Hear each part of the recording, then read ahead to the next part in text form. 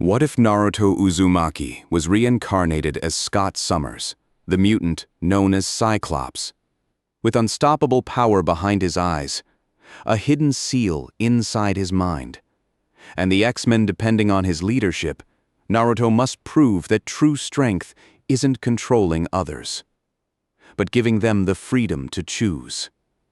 And when Jean Grey becomes the Phoenix, he'll face the one decision that could either save the world or repeat the cycle that defined both his lives.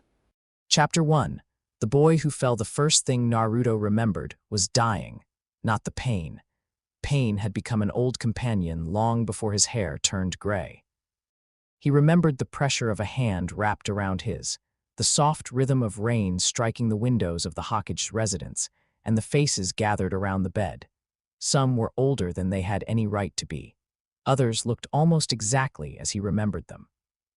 He remembered smiling because everyone else was crying. He remembered telling them that he was tired. Then there had been warmth. A golden field beneath an endless orange sky, someone laughing beside him, and after that, nothing, until the world began screaming. Metal groaned around him. Wind tore through a broken cabin. A warning bell rang in short, desperate bursts while the aircraft plunged through a storm.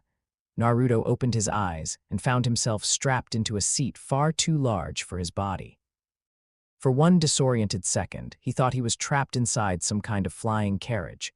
There were no seals carved into the walls, no pilot shaping wind chakra, no great summoning beast carrying the passengers across the sky, only machinery, wires, blinking lights.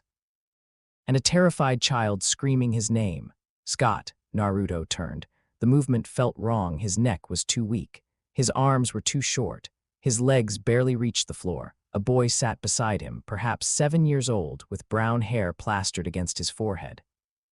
Tears streamed down his face as he fought with the straps around his chest. Scott. What do we do? Scott. The name struck Naruto with the force of a memory that did not belong to him. Scott Summers, 9 years old, born in Anchorage, Alaska, older brother to Alexander Summers. Son of Christopher and Catherine Summers. Naruto gasped as another lifetime crashed into his own. There was a house with snow gathering against the windows, a father in a military uniform lifting him into the air, a mother reading beside a fireplace, a little brother who followed him everywhere. Memories blurred together.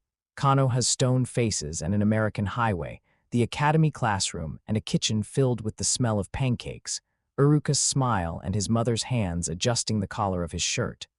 Naruto tried to grab hold of one identity. Both slipped through his fingers.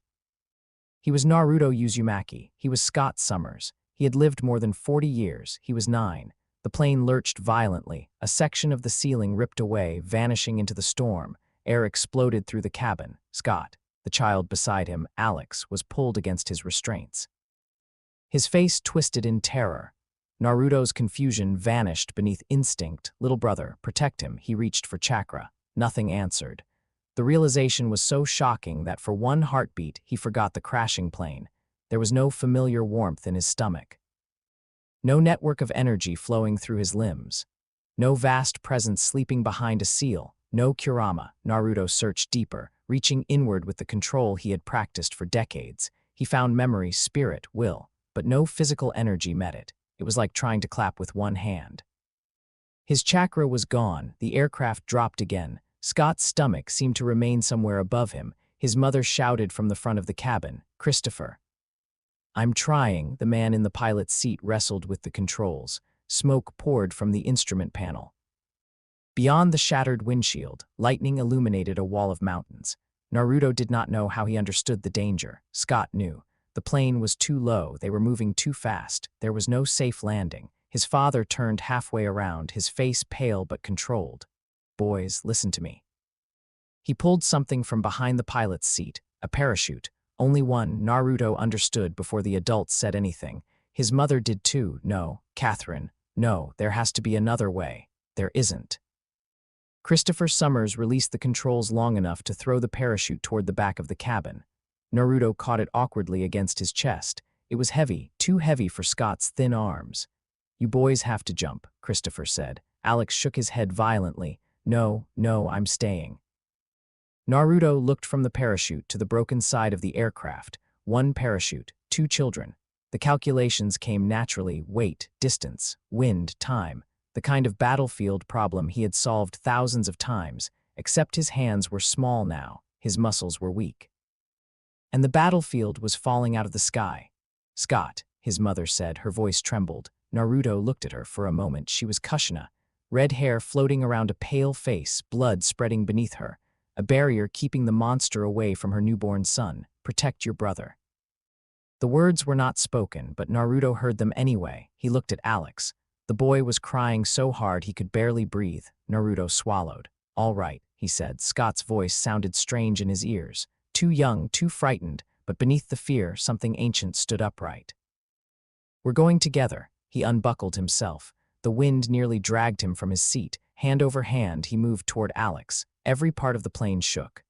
Luggage flew through the cabin. A metal case struck Naruto's shoulder hard enough to make his arm numb. He ignored it. He reached Alex and wrapped the parachute harness around both of them. The straps were not designed for two children. That did not matter. Naruto tied them together. Not with rope, not with wire. With torn seat belts, knots remembered from survival training, and the stubborn belief that no rule mattered if it required him to abandon someone.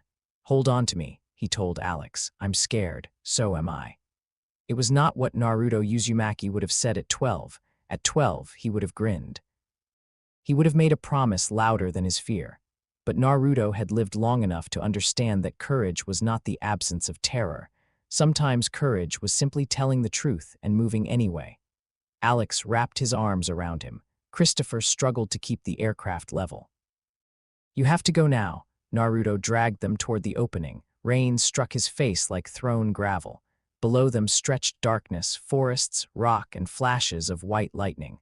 There was no village waiting beneath him, no Hokage monument, no one who knew his name. His mother screamed something he could not hear. His father looked back. For the briefest moment, their eyes met. Naruto had buried parents twice, once before he knew them, once before he understood that he had them. He wanted to say something meaningful, something worthy of a final moment. "Thank you, I love you, I'll protect him," but the aircraft tilted and the world threw the boys into the storm. They fell. Alex screamed into Naruto's chest. Naruto pulled the parachute cord. Nothing happened. He pulled again. The pack shuddered. A white canopy exploded above them. Their fall slowed so suddenly that pain ripped through Naruto's shoulders. The plane continued downward. He watched it pass through the rain, one wing burning, carrying Christopher and Catherine Summers toward the mountains. Then lightning flashed. The aircraft vanished behind a ridge. A distant explosion rolled through the storm. Alex stopped screaming. "Mom," Naruto closed his eyes. For 1 second, he was beneath the shadow of the Ninetales again. For 1 second, he was an infant with a death seal burning across his stomach. For 1 second, he was the Hokage staring at names carved into a memorial stone. Then the wind spun the parachute. The mountains rushed closer. Naruto forced his eyes open. "Alex, listen to me." No answer. "Alex," his brother looked up. "When we hit, bend your knees. Keep your head against me." "What about Mom and Dad?" Naruto's throat tightened. "We have to survive first." Branches tore through the parachute. The canopy collapsed. The boys dropped through the trees, striking limbs on the way down. Naruto twisted in the harness, placing his body between Alex and the ground. It was instinctive. A lifetime ago, he had thrown himself in front of blades, claws, flames, and gods. This time, his body was 9 years old. The back of Scott Summers' skull struck a thick branch. The world flashed white. Then everything ended again. He awoke in darkness. There was no pain at first, only voices. "Pulse is weak." "Younger one, can't find him." Storm washed out the trail. Naruto tried to open his eyes. Light exploded behind them, not around him, behind them. A red-white pressure built inside his skull, hot without heat, bright without color. It felt as though someone had driven a metal rod through both temples and was slowly prying them apart. He groaned. A hand touched his shoulder. "Easy, son, don't move." Naruto opened his eyes. The world broke. A beam of crimson force erupted from his face. The ceiling vanished. Wood, plaster, and metal blasted upward into the night. People screamed. Naruto saw nothing except red, not light, not fire. A solid river of pressure poured from his eyes, shaking the room and everything inside it. He turned his head toward the voices. The beam followed. A wall exploded. "Get down," Naruto squeezed his eyes shut. The force stopped instantly, silence followed. Then pieces of the building began falling. Someone dragged him from the bed. Naruto did not resist. He could not. Pain filled his skull, his face, his neck. "What did I do?" he whispered. No one answered. He heard frightened breathing, rain falling through the hole in the ceiling, the crackle of a fire somewhere nearby, a woman crying. Naruto lifted one trembling hand toward his face. There was no blood around his eyes, no wound, no seal. He tried to look again. The instant his eyelids parted, pressure surged forward. He closed them before the beam fully emerged, but something shattered across the room. "Keep his eyes shut," someone shouted. Naruto obeyed. He did not need to be told twice. "What happened to Alex?" No answer. "Where is my brother?" A man hesitated. "We found you alone." The words entered him slowly. "That's not possible. The parachute harness was torn. The storm, he was attached to me. We're searching." Naruto gripped the blanket beneath him. Scott's memories screamed that Alex was small, frightened, and missing. Naruto's memories whispered other names: Sasuke, Gaara, Abaito, people who had fallen into darkness while others assumed they could not be saved. "I have to find him." "You can't even open your eyes." Naruto tried to sit. The room tilted despite the darkness. He collapsed. A hand kept him from falling from the bed. "You suffered a severe head injury," the man said. "You're lucky to be alive." Lucky. Naruto almost laughed. He had heard that word many times. Lucky to survive, lucky to have power, lucky to be chosen. People often called survival luck when they did not want to discuss the price. "Where am I?" "A clinic outside Omaha." "Omaha," Naruto repeated. The name felt familiar to Scott. Nebraska, United States, Earth. The memories fit together in uneven pieces. This world had no shinobi villages, no chakra nations, no tailed beasts. There had been wars, but they were fought with guns, aircraft, machines, and weapons powerful enough to erase cities. People watched moving pictures inside boxes. Humans had traveled beyond the sky, and hidden among ordinary people were others. Mutants, children born with impossible traits written into their bodies. Naruto had been taught the word, but Scott had never met one, not knowingly. Now he understood. He was one of them. The door opened. Footsteps entered, slow, confident, too confident for someone walking into a room with a child who could destroy walls by looking at them. "How is he?" a new voice asked. "Awake," the doctor answered. "Confused, dangerous." Naruto heard the last word clearly: dangerous. He had been called worse. He had also learned that once adults decided a child was dangerous, they could justify almost anything they did to him. The stranger came closer. "Scott," Naruto remained still. "My name is Jack Winters." Something in Scott's memory reacted, not recognition, instinct. The same feeling Naruto used to get when a smiling diplomat entered his office with hidden guards nearby. The footsteps stopped beside the bed. "I'm here to help you." Naruto almost smiled. Of course he was. The most dangerous adults always arrived offering help. The orphanage smelled like boiled vegetables, floor cleaner, and old wood. Naruto hated it immediately, not because it was cruel. Cruelty would have been easier to understand. The staff spoke gently. The beds were clean. The children were fed. No one struck him or shouted when he woke from nightmares. But the building had the same quiet distance as the apartment where Naruto had grown up. Adults cared for him because it was their responsibility. Children watched him because rumors moved faster than kindness. They knew something was wrong with his eyes. They knew sections of the clinic had been destroyed. They knew he wore thick bandages around his head even though there was no visible injury beneath them. They knew Jack Winters visited him. That alone was enough to keep most of them away. Naruto sat on his bed with his face turned toward the window. He could feel sunlight warming the bandages. He could not see it. 3 weeks had passed since the crash. Alex had not been found. The authorities said there was little chance he had survived. Naruto refused to believe them. He had seen people survive worse. He had survived worse, but every search ended the same way: no body, no blood, no brother. Only a torn section of harness caught high in the branches. Naruto replayed the fall constantly, the branch striking his skull, the harness tearing. Alex's weight disappearing. Had Naruto failed to hold him? Had he blacked out before they hit the ground? Had someone taken him? The last possibility would not leave him alone. A missing child should have left evidence. Naruto's instincts had been sharpened through war, politics, and years of listening to people hide the truth behind careful language. Something was wrong. But he was blind, weak, and trapped in the body of a child. He had tried to control the beam. At night, when no one watched, he faced the concrete wall of the basement and opened one eye by the smallest amount possible.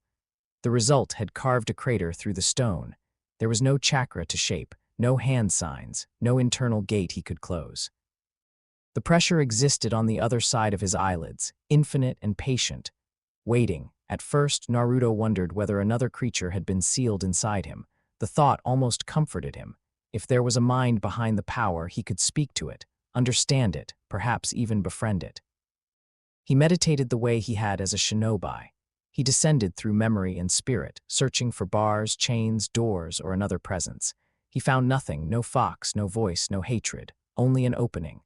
The realization frightened him more than Kurama ever had. Kurama had wanted things, freedom. Revenge, recognition. Naruto's eyes wanted nothing. The force behind them did not hate him. It did not love him. It simply existed, a door in his skull opening into a storm that would pour forever. A knock sounded. Naruto recognized the rhythm. 3 taps, pause, 2 taps, Jack Winters. Come in. Naruto said. The door opened. Jack entered without greeting. He carried the faint scent of tobacco and cold air. He visited every few days, always bringing questions disguised as conversation. How strong was the blast? Did Scott feel tired afterward? Could he control the direction? Did emotions make it stronger? Naruto had answered as little as possible. Today, Jack placed something on the bed. Naruto reached for it. His fingers found a pair of glasses. The frames were heavy. The lenses felt unusually thick. Try them, Jack said. Naruto's hand stopped. What are they? Protection. For who? Jack laughed softly. You're a clever kid. So people keep telling me when they want something. The laughter stopped. Naruto held the glasses in both hands. What are the lenses made of? Ruby quartz. Scott's scientific knowledge was limited, but the phrase meant enough. A mineral, specially cut, possibly capable of filtering the energy released by his mutation. How did you know it might work? I have contacts. That's not an answer. It's the only one you need. Naruto considered throwing the glasses back, but blindness was its own prison. He placed them over the bandages. Jack helped unwrap the cloth. Cool air touched Naruto's eyelids. His pulse quickened. What happens if these fail? They won't. You don't know that. Open your eyes, Scott. Naruto heard the command hidden beneath the encouragement. He turned his face toward the empty wall, then he slowly opened one eye. Red entered the world. For a breathless second, Naruto thought the beam had returned. He flinched and closed his eye. Nothing broke. No explosion followed. He opened it again. The bedroom appeared through a crimson haze. Beds. A dresser. A window. Jack Winters standing near the door, watching him with a hungry stillness that Naruto had seen in men staring at weapons. Naruto opened both eyes. The pressure remained. He could feel it pushing against the lenses, but it did not escape. The glasses held. He could see. Relief struck him so hard that his knees weakened. Jack smiled. There you are. Naruto looked at his own hands, small fingers, pale skin, no scars across the knuckles. He crossed the room and stared into the mirror. A stranger looked back, brown hair, narrow face. Red glasses covering frightened eyes. For the first time, Naruto truly saw Scott Summers. He touched the mirror. This was not a transformation, not a genjutsu, not a second chance inside a familiar world. Naruto Uzumaki was gone. The people he loved were beyond reach. His children, friends, village, and history existed somewhere behind a death he could not reverse. The grief had been waiting beneath the emergency. Now it rose. Naruto pressed his forehead against the glass. He wanted to cry, but he was afraid of closing his eyes, afraid of opening them again. Jack stepped behind him. You're special, Scott. Naruto saw his reflection smile, not kindly, possessively. You have no idea what you can become. Naruto straightened. Why are you helping me? Because I understand what it means to be different. Are you a mutant? A pause. Then Jack held out his hand. The skin changed, flesh hardened into something dark and crystalline, diamond. The transformation moved across his fingers and stopped at the wrist. Naruto studied it. So that's how you knew. I know what it's like to have power people fear. And what do you want? To teach you how to survive. Jack's hand returned to normal. Naruto watched carefully. A mutation that altered his body, useful in a fight, possibly durable. Jack had shown it to build trust, but also to establish superiority. A demonstration. A threat wrapped in companionship. Naruto understood men like him. They appeared in every world, missing nin who recruited orphans, commanders who called children soldiers, leaders who offered belonging in exchange for obedience. You said the police stopped searching for Alex, Naruto said. They did. You didn't. Jack's expression remained neutral. I have people looking. Why? Because he matters to you. Naruto turned fully toward him. No, that's why he matters to me. Jack's eyes narrowed slightly. You think too much. I've been told that too. By who? Naruto almost answered. Iruka Kakashi. Sakura, Hinata, Shikamaru, more times than he could count. Instead, he said, people who aren't here anymore. Jack placed a hand on his shoulder. The touch was gentle. Naruto hated it. You're alone now, Scott. There it was, not cruelty, not yet. First came the wound, then the promise to fill it. But you don't have to stay alone. Naruto looked at the hand on his shoulder. He remembered an old man placing a hawkage hat on his head. He remembered another old man watching a lonely child from a distance, while telling himself that distance was necessary. Love and control often wore similar faces. You can help me find Alex, Naruto asked. Yes. What do I have to do? Jack smiled again. Learn. Jack's training began in an abandoned warehouse outside the city. He told the orphanage staff that Scott needed private medical appointments. The staff believed him, or they were paid to pretend they did. Naruto counted turns during every car ride.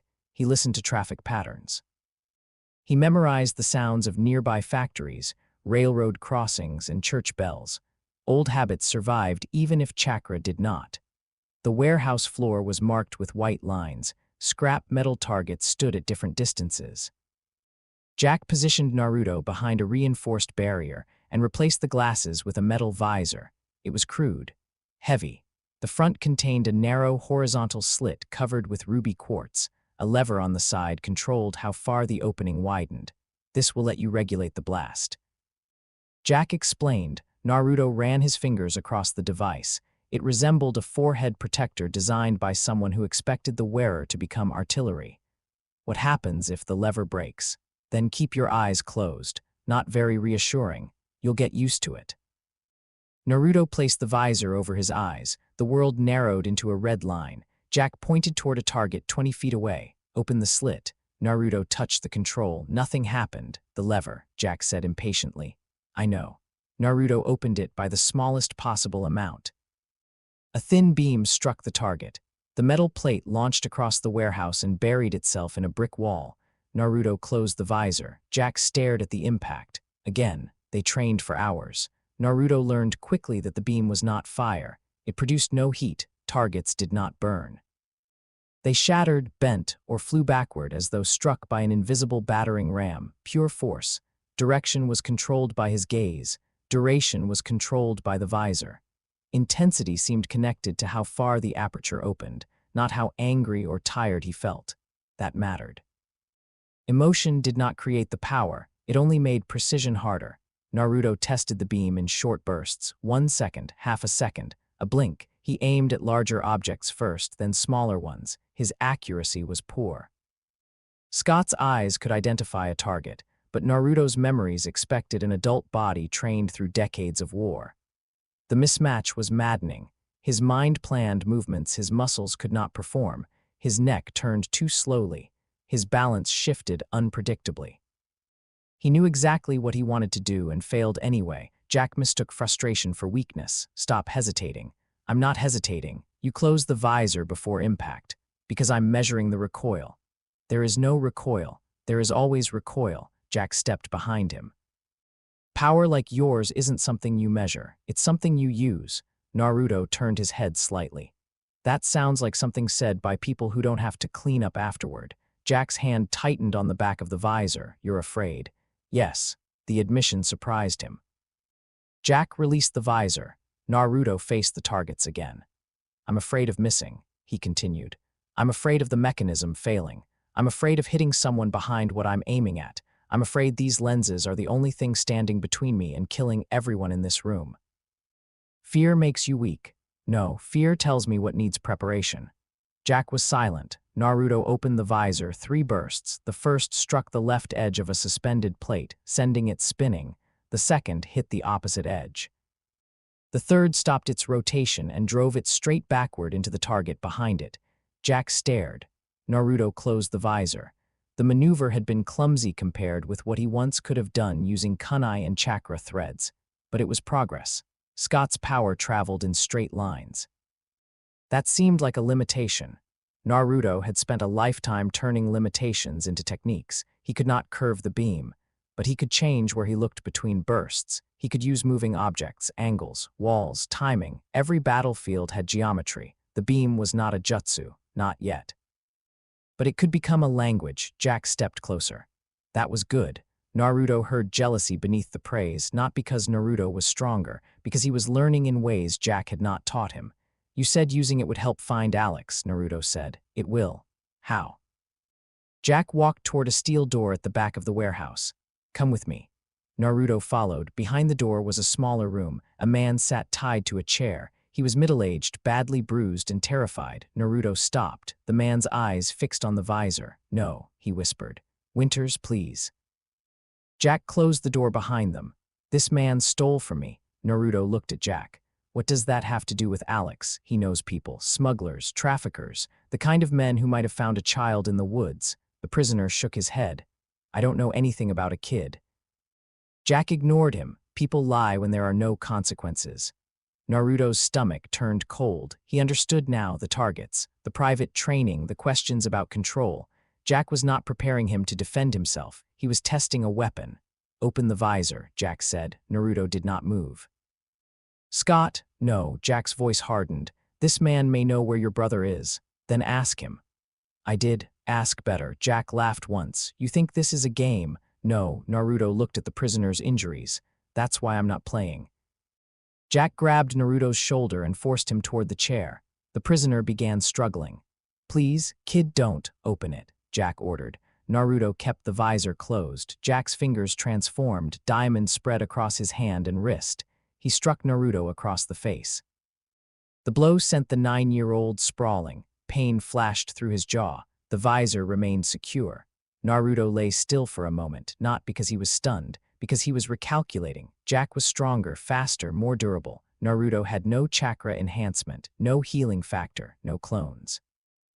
No allies. The prisoner could not help him. The warehouse was isolated. A direct fight would end quickly. Jack approached. You're going to learn something, he said. Everyone belongs to someone. The smart ones choose who. Naruto pushed himself upright. Blood filled his mouth. A familiar anger stirred, not Kurama's, his own. It was quiet, older than this body. I've heard speeches like that before, Naruto said. Jack grabbed the front of his shirt. From who? Men who thought hurting children made them powerful. Jack lifted him from the floor. Naruto's feet dangled. And where are those men now? Naruto smiled faintly. Dead. Jack's diamond fist drew back. Naruto reached for the visor lever. He opened it for less than a heartbeat. The blast struck the concrete floor between them. The explosion of force threw Jack backward. His body smashed through the steel door. Naruto hit the floor and rolled. The prisoner screamed. Dust filled the room. Naruto closed the visor before his head stopped moving. He rose unsteadily. Jack emerged from the wreckage. Diamond covered half his body now. Cracks ran through the crystalline surface, but he was alive. Angry, very angry, you little monster. The word reached across lifetimes. Monster, demon, weapon, container. Naruto stood between Jack and the prisoner. His knees trembled, his jaw ached, his body wanted to run. But somewhere in the ruins of a different life, a lonely boy still stood beneath a village's hatred and refused to become what they called him. My name is Scott, he said. Jack charged. Naruto opened the visor. The beam hit Jack squarely in the chest. Jack's diamond form resisted the first impact. His feet carved lines through the concrete. Naruto widened the slit. Pressure thundered through the warehouse. Windows burst outward. Jack slid backward, roaring as fractures spread across his hardened skin. Naruto could not stop shaking, not from effort, from fear. The beam did not weaken. It poured through his eyes as though the source were endless. He began closing the visor.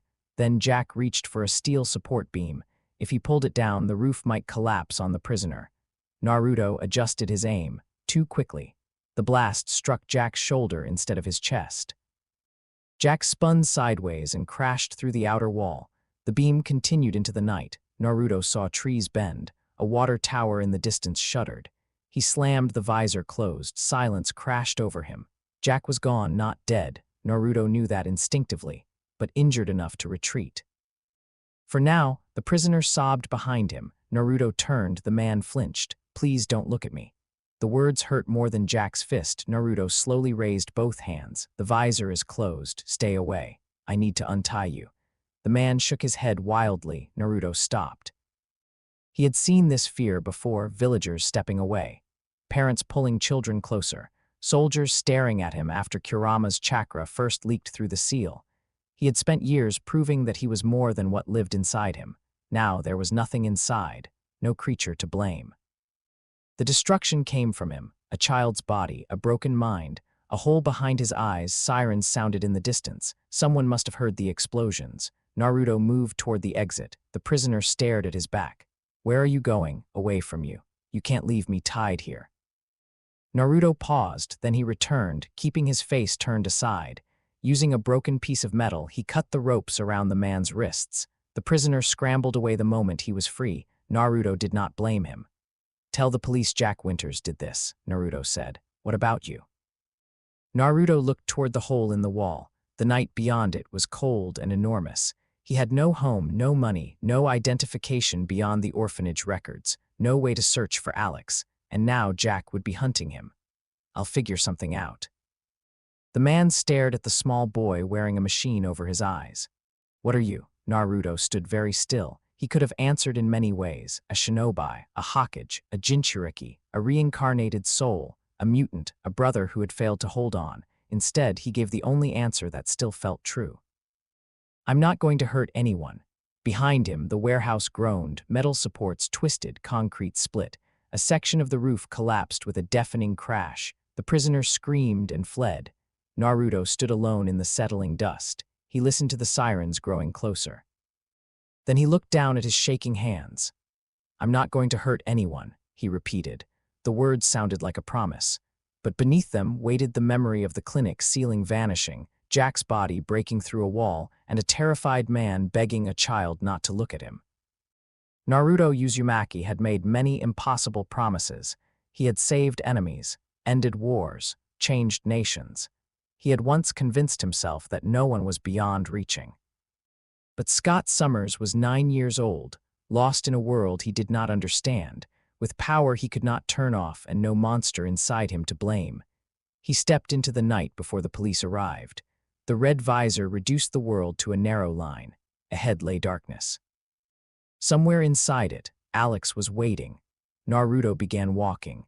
He did not yet understand that Jack Winters was not the greatest danger hunting him. He did not know that other minds had already felt the blast. A telepath in New York had turned toward the west. A scientist had begun studying reports from the ruined clinic. And far away, in a room built to watch unusual children, a light had appeared beside the name Scott Summers. The boy who had survived the fall was no longer invisible. The world had seen what was behind his eyes. Soon, it would begin deciding who should control it. Chapter 2. Ruby Quartz Scott Summers made it 3 miles before his legs gave out. The abandoned warehouse remained behind him, hidden by darkness and the low industrial buildings outside Omaha. Sirens continued to echo across the city, sometimes growing louder, sometimes fading as police vehicles turned down the wrong roads. Scott stayed away from the streets. He crossed drainage ditches, empty lots, and a stretch of railroad track that cut through the edge of the city. He kept one hand on the metal visor, terrified that it might slip loose if he stumbled. The world remained trapped inside a narrow red line. Everything beyond that line was darkness. He could see the ground directly ahead of him, but not the stones near his feet. He could see the path, but not the branches reaching from either side.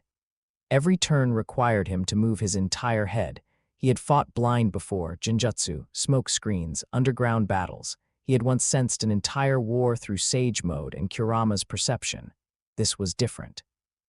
There was no chakra, no natural energy. No second pair of eyes watching through his own. Only the visor, only the slit, only the endless pressure waiting behind two pieces of ruby quartz. Scott stumbled over a broken section of concrete and fell to one knee. Pain shot through his leg. His body refused to stand again. Naruto remembered running for days without rest. Scott Summers had eaten half a bowl of soup that morning.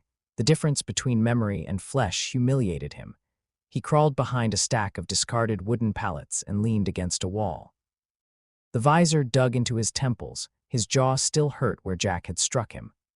Blood had dried beneath his nose. Every breath made his ribs ache. He needed shelter, food, information. He needed to find Alex. Scott closed his eyes behind the visor. It made no difference to what he saw. For the first time since the crash, exhaustion overcame fear. His head lowered. The last thing he heard before sleep claimed him was the soft roll of wheels against gravel. Scott awoke to the sound of a man humming. It was an old song, something gentle and slow. The kind of melody someone might play in a quiet room to convince frightened children that nothing bad was going to happen. Scott did not move. He was lying on a padded surface. A blanket covered him. The vehicle beneath him moved smoothly, almost silently. He listened. One driver. No obvious passenger. The engine sounded different from the cars he had heard near the orphanage. Expensive, perhaps modified. The air smelled of leather, rain, and tea. His visor remained in place. That meant whoever had found him understood enough not to remove it. Scott's right hand shifted beneath the blanket. No restraints. His shoes were missing. His ribs had been bandaged. The man stopped humming. "You are awake." The voice was calm, cultured.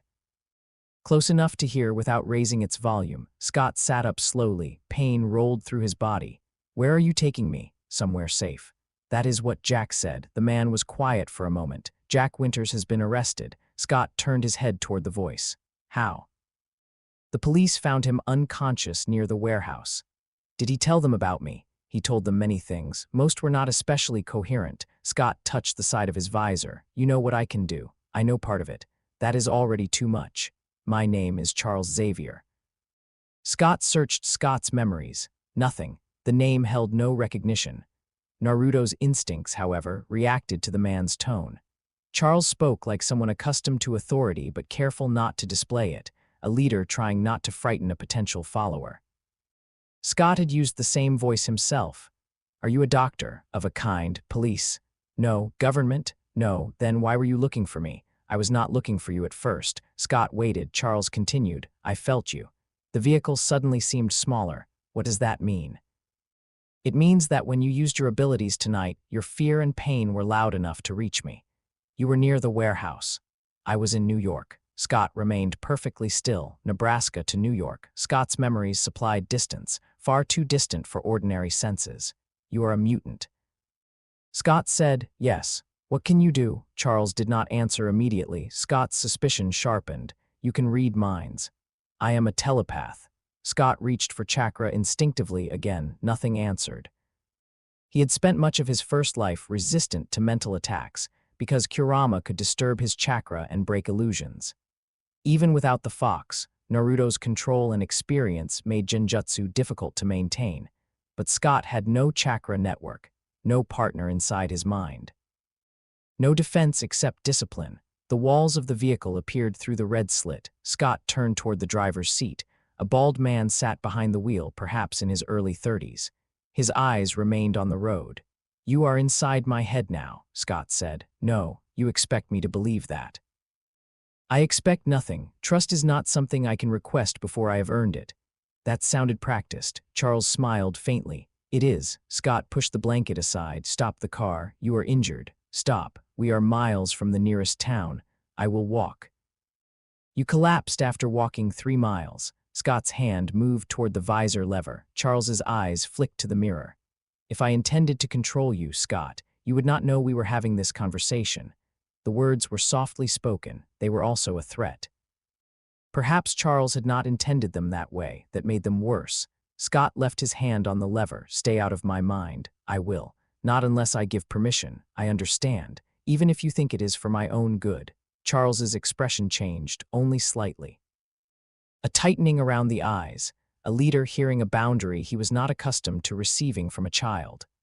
Even then, Charles said, Scott memorized the promise. He had learned long ago that promises mattered most when people later decided they had good reasons to break them. Where are we going? My home. Why? Because I have equipment that may help you, because you require medical care that ordinary doctors cannot safely provide, and because there are other young mutants there. Scott looked toward the windshield. Children, some are older than you. Do their families know where they are? Charles's hands tightened almost imperceptibly around the steering wheel. Yes. Do mine. I am sorry. Scott looked down. The question had been tactical. The answer still hurt. Alex is alive, he said. Charles did not give him false hope. I do not know. You can find people with your mind. Sometimes. Find him. I will try. Scott turned sharply toward him. Not try. Find him. Charles did not respond like an adult offended by a child's demand. He responded like a commander receiving an impossible order from another commander. I will do everything I can. Naruto had once hated those words. He had spoken them many times as Hokage. Now he understood both sides of them. Scott leaned back against the seat. I am not joining anything. I have not asked you to. You will. Charles's mouth curved into a restrained smile. You are remarkably certain. Men with schools always want students. What makes you think I have a school? You said there are other young mutants in your home. You have specialized equipment. You found me because you were watching for people like me. Either you run a school or a prison. Charles's smile disappeared. I hope you will find it is the former. So do I. Xavier's mansion did not look like a prison. That meant very little. The estate stood in Westchester County, surrounded by trees, open lawns, and stone walls that appeared decorative rather than defensive. The building was enormous, with tall windows and dark roofs rising into the morning mist. Scott saw only fragments through the visor, a column, a section of garden, the curve of the driveway. He could not take in the whole structure without turning his head from side to side. Charles parked near the front steps. Before Scott could open the door, someone rushed from the mansion. A girl's voice called out, "Professor." She stopped when she saw Scott. Scott stepped from the car carefully. The girl was perhaps 13. Red hair fell past her shoulders. Her expression moved from concern to curiosity, then to sympathy when she noticed the damaged visor and bruises. Scott disliked the sympathy immediately. "Jean," Charles said, "this is Scott Summers." The name struck the girl harder than it should have. She stared at him. Scott felt something brush the edge of his thoughts, not a voice, a touch, light as a fingertip against a closed door. His body reacted before his mind. He reached for the visor lever. Jean recoiled. "I'm sorry." Charles stepped between them. "Scott, she did not mean to, you promised." The words came out cold. Charles's face tightened. "I am not responsible for Jean's actions. You brought me into a house with another telepath and did not warn me." Jean looked from Scott to Charles. "I wasn't reading him. I just felt." "Stay out," Scott said. Her face fell. She was a child, a frightened one. Scott knew that. He also knew boundaries became meaningless if they were abandoned, whenever enforcing them hurt someone's feelings. Jean folded her arms over her chest. "I said I was sorry." Scott breathed slowly. The pressure behind his eyes remained constant. His anger did not strengthen it, but anger made opening the visor feel easier. That alone was dangerous. "I believe you," he said. "Do not do it again." Jean looked surprised, then she nodded. Charles watched the exchange closely, too closely. Scott recognized the expression, fascination. The same way Jack had watched him learn to aim. "Let us get you inside," Charles said. A tall, blue-furred figure appeared in the doorway. Scott's hand moved toward the lever again. The figure raised both hands. "A reasonable reaction," he said. "Though I assure you my appearance is considerably more alarming than my intentions." He was broad-shouldered, covered in blue fur, and wore glasses balanced carefully over an animal-like face. Scott stared. The stranger smiled. "Henry McCoy. Hank, if you prefer. You are a doctor." "I am several academic titles pretending to be one person." Scott relaxed his hand. Hank examined the visor from a distance. "Good heavens. Did someone construct that from industrial welding equipment?" Jack Winters. "That explains both the effectiveness and the complete absence of concern for comfort." Hank gestured toward the mansion. "Come along. Before that mechanism leaves permanent grooves in your skull."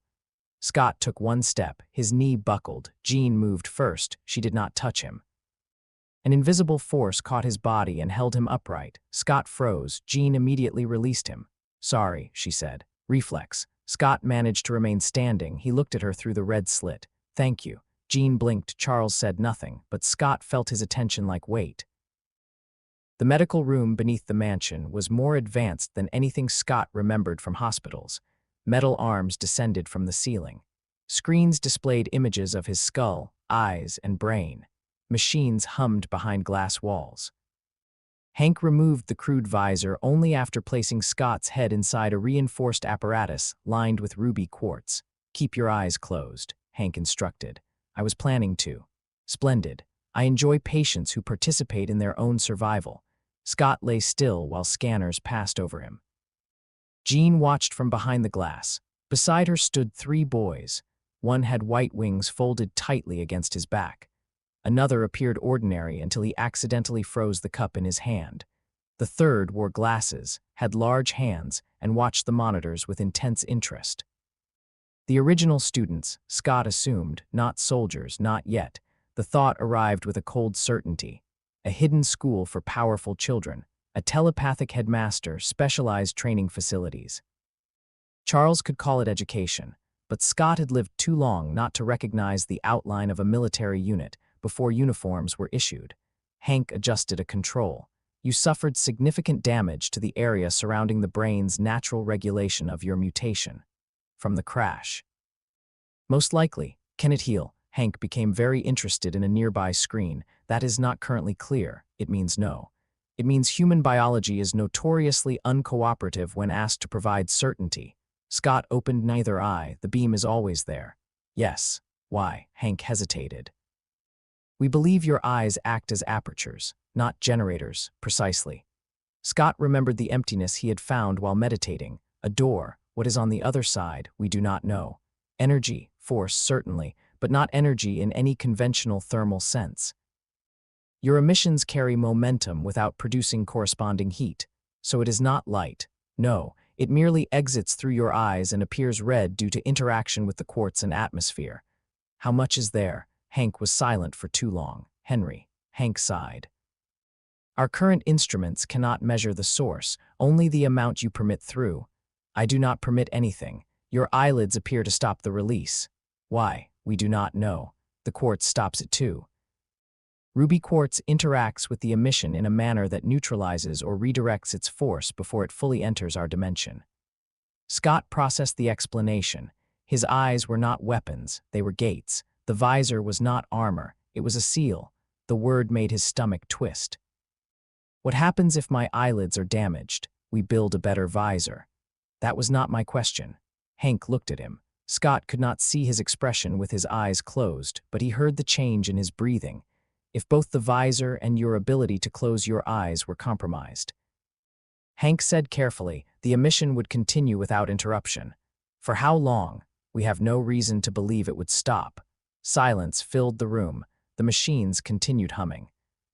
Scott imagined an endless beam cutting across the world while his body was carried backward by people unable to approach him. A permanent disaster wearing a child's face. He thought of Kurama's attack on Konoha.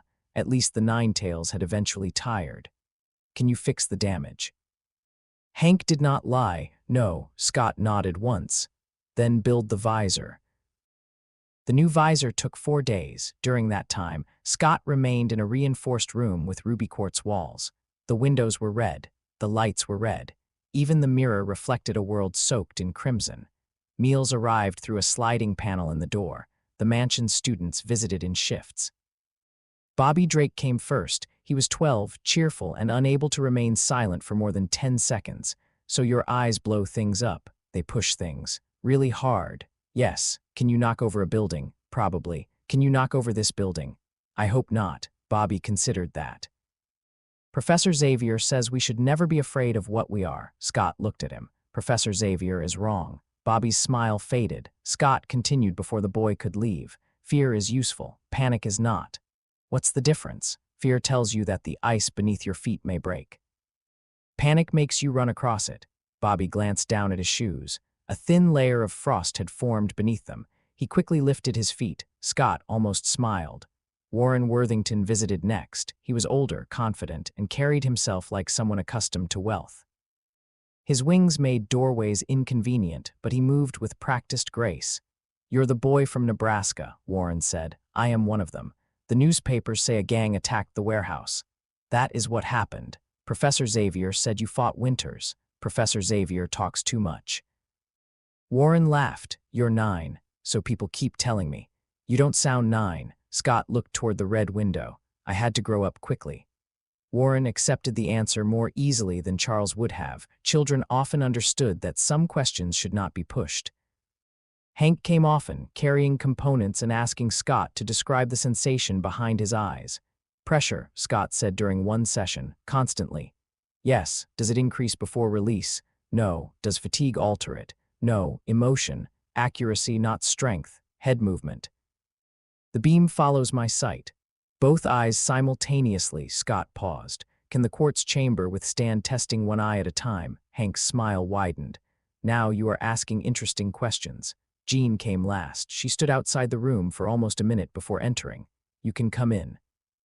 Scott said, "How did you know I was there?" "You stopped outside the door. You heard me." "Yes." Jean sat in the chair near his bed. Scott wore a temporary pair of ruby quartz glasses. They permitted wider vision than Jack's visor but had no controlled opening. Removing them would release the beam. Jean folded her hands in her lap. "I didn't read your mind. I know." "How?" "Because you are telling me." "That means you believe me." "It means I am choosing to." Jean studied him. "That sounds different." "It is." She looked toward the observation window. "Professor Xavier says trust is important. Trust is dangerous. So is walking downstairs. We still do it." Scott turned toward her. "That was almost wise." "Almost. You are 13. Jean threw a cushion at him. Scott caught it badly, nearly dropping it. His adult mind expected better reflexes. Jean laughed for a moment. Scott forgot the visor, forgot Alex, forgot the dead. He was simply a boy sitting in a red room while another child teased him. The feeling was so unfamiliar that grief followed immediately. Jean's expression softened. She had not touched his mind. She did not need to. "Who do you miss?" she asked. Scott looked away. "Too many people. Your parents?" "Yes." "And Alex?" "Yes. There are others." It was not a question. Scott said nothing. Jean leaned back.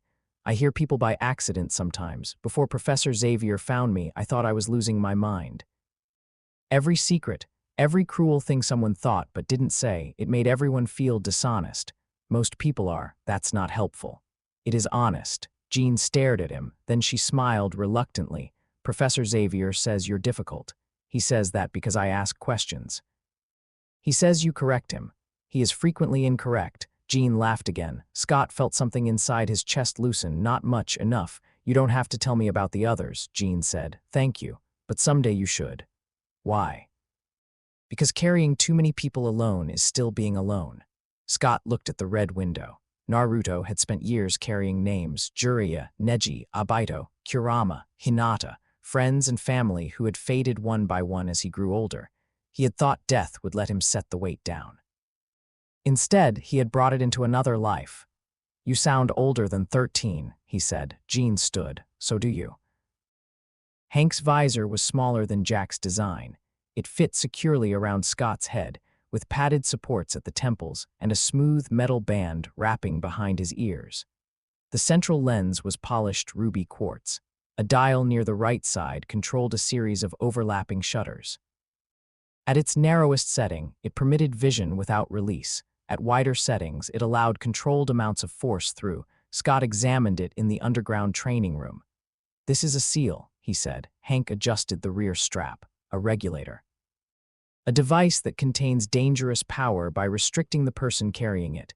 Hank's hands paused. "When phrased that way, yes." "Who controls it?" "You do." Scott touched the dial. "Can someone else lock it?" "Not without physically modifying the mechanism." "Can Charles?" Hank looked toward the observation window. Xavier stood behind the glass. "I designed it," Hank said. "Not Charles." "That was not my question. No, he cannot lock it telepathically." Scott placed the visor over his eyes. The room became red, but for the first time he could see everything at once. The training floor, targets, raised platforms, Jean, Warren, Bobby, and Hank behind the barrier. Charles seated near the control panel. Scott turned his head slowly. The world moved with him, no narrow slit, no blindness at the edges. He had not realized how much tension he carried until some of it vanished. "How does it feel?" Hank asked through the speaker. "Like seeing." "That is generally considered a positive outcome." Scott touched the dial. "Begin at the lowest release setting," Hank instructed. A circular target rose from the floor. Scott opened the first shutter. A thin beam struck the center and pushed the target backward along its track. He closed the shutter. "Again," Charles said. Scott fired, then again. Each burst lasted less than half a second. "Longer," Charles instructed. "No." "Scott, the target is moving backward. The wall behind it has a steel reinforcement joint approximately 8 inches left of center. A sustained strike could drive the target assembly into that joint and damage the lifting mechanism." Charles looked at Hank. Hank checked a screen. "He is correct." Charles's expression became unreadable. Scott knew that expression too. A teacher realizing the student had entered the classroom with knowledge the teacher did not provide. "Change the target," Scott said. Charles did not move. Scott waited. Then Charles pressed a control. 3 smaller targets rose at different distances. "Strike them in order," Charles said. "Which order?" "Nearest to farthest." "That is tactically inefficient. It is a test of obedience, of accuracy." Scott fired 3 red bursts, 3 impacts. The nearest target spun. The second tipped sideways. The third was struck near the edge and flew from its track. Poor performance. Scott clenched his jaw. His mind had predicted the movement perfectly. His body had failed. Charles noticed. "You are pushing yourself too quickly. I know where to aim." "Knowing is not the same as doing. I am aware." Scott fired again, missed again. The beam clipped the second target. His frustration increased. The visor dial creaked beneath his fingers. Jean approached the glass. "Scott, slow down." He ignored her. Naruto remembered throwing kunai while running through forests. Scott's shoulder tightened when he turned. Naruto remembered tracking enemies too fast for ordinary eyes. Scott's neck muscles were underdeveloped. Naruto remembered coordinating thousands of clones. Scott could not hit 3 metal circles. He widened the shutter. The beam struck too hard. One target tore free and crashed into the wall.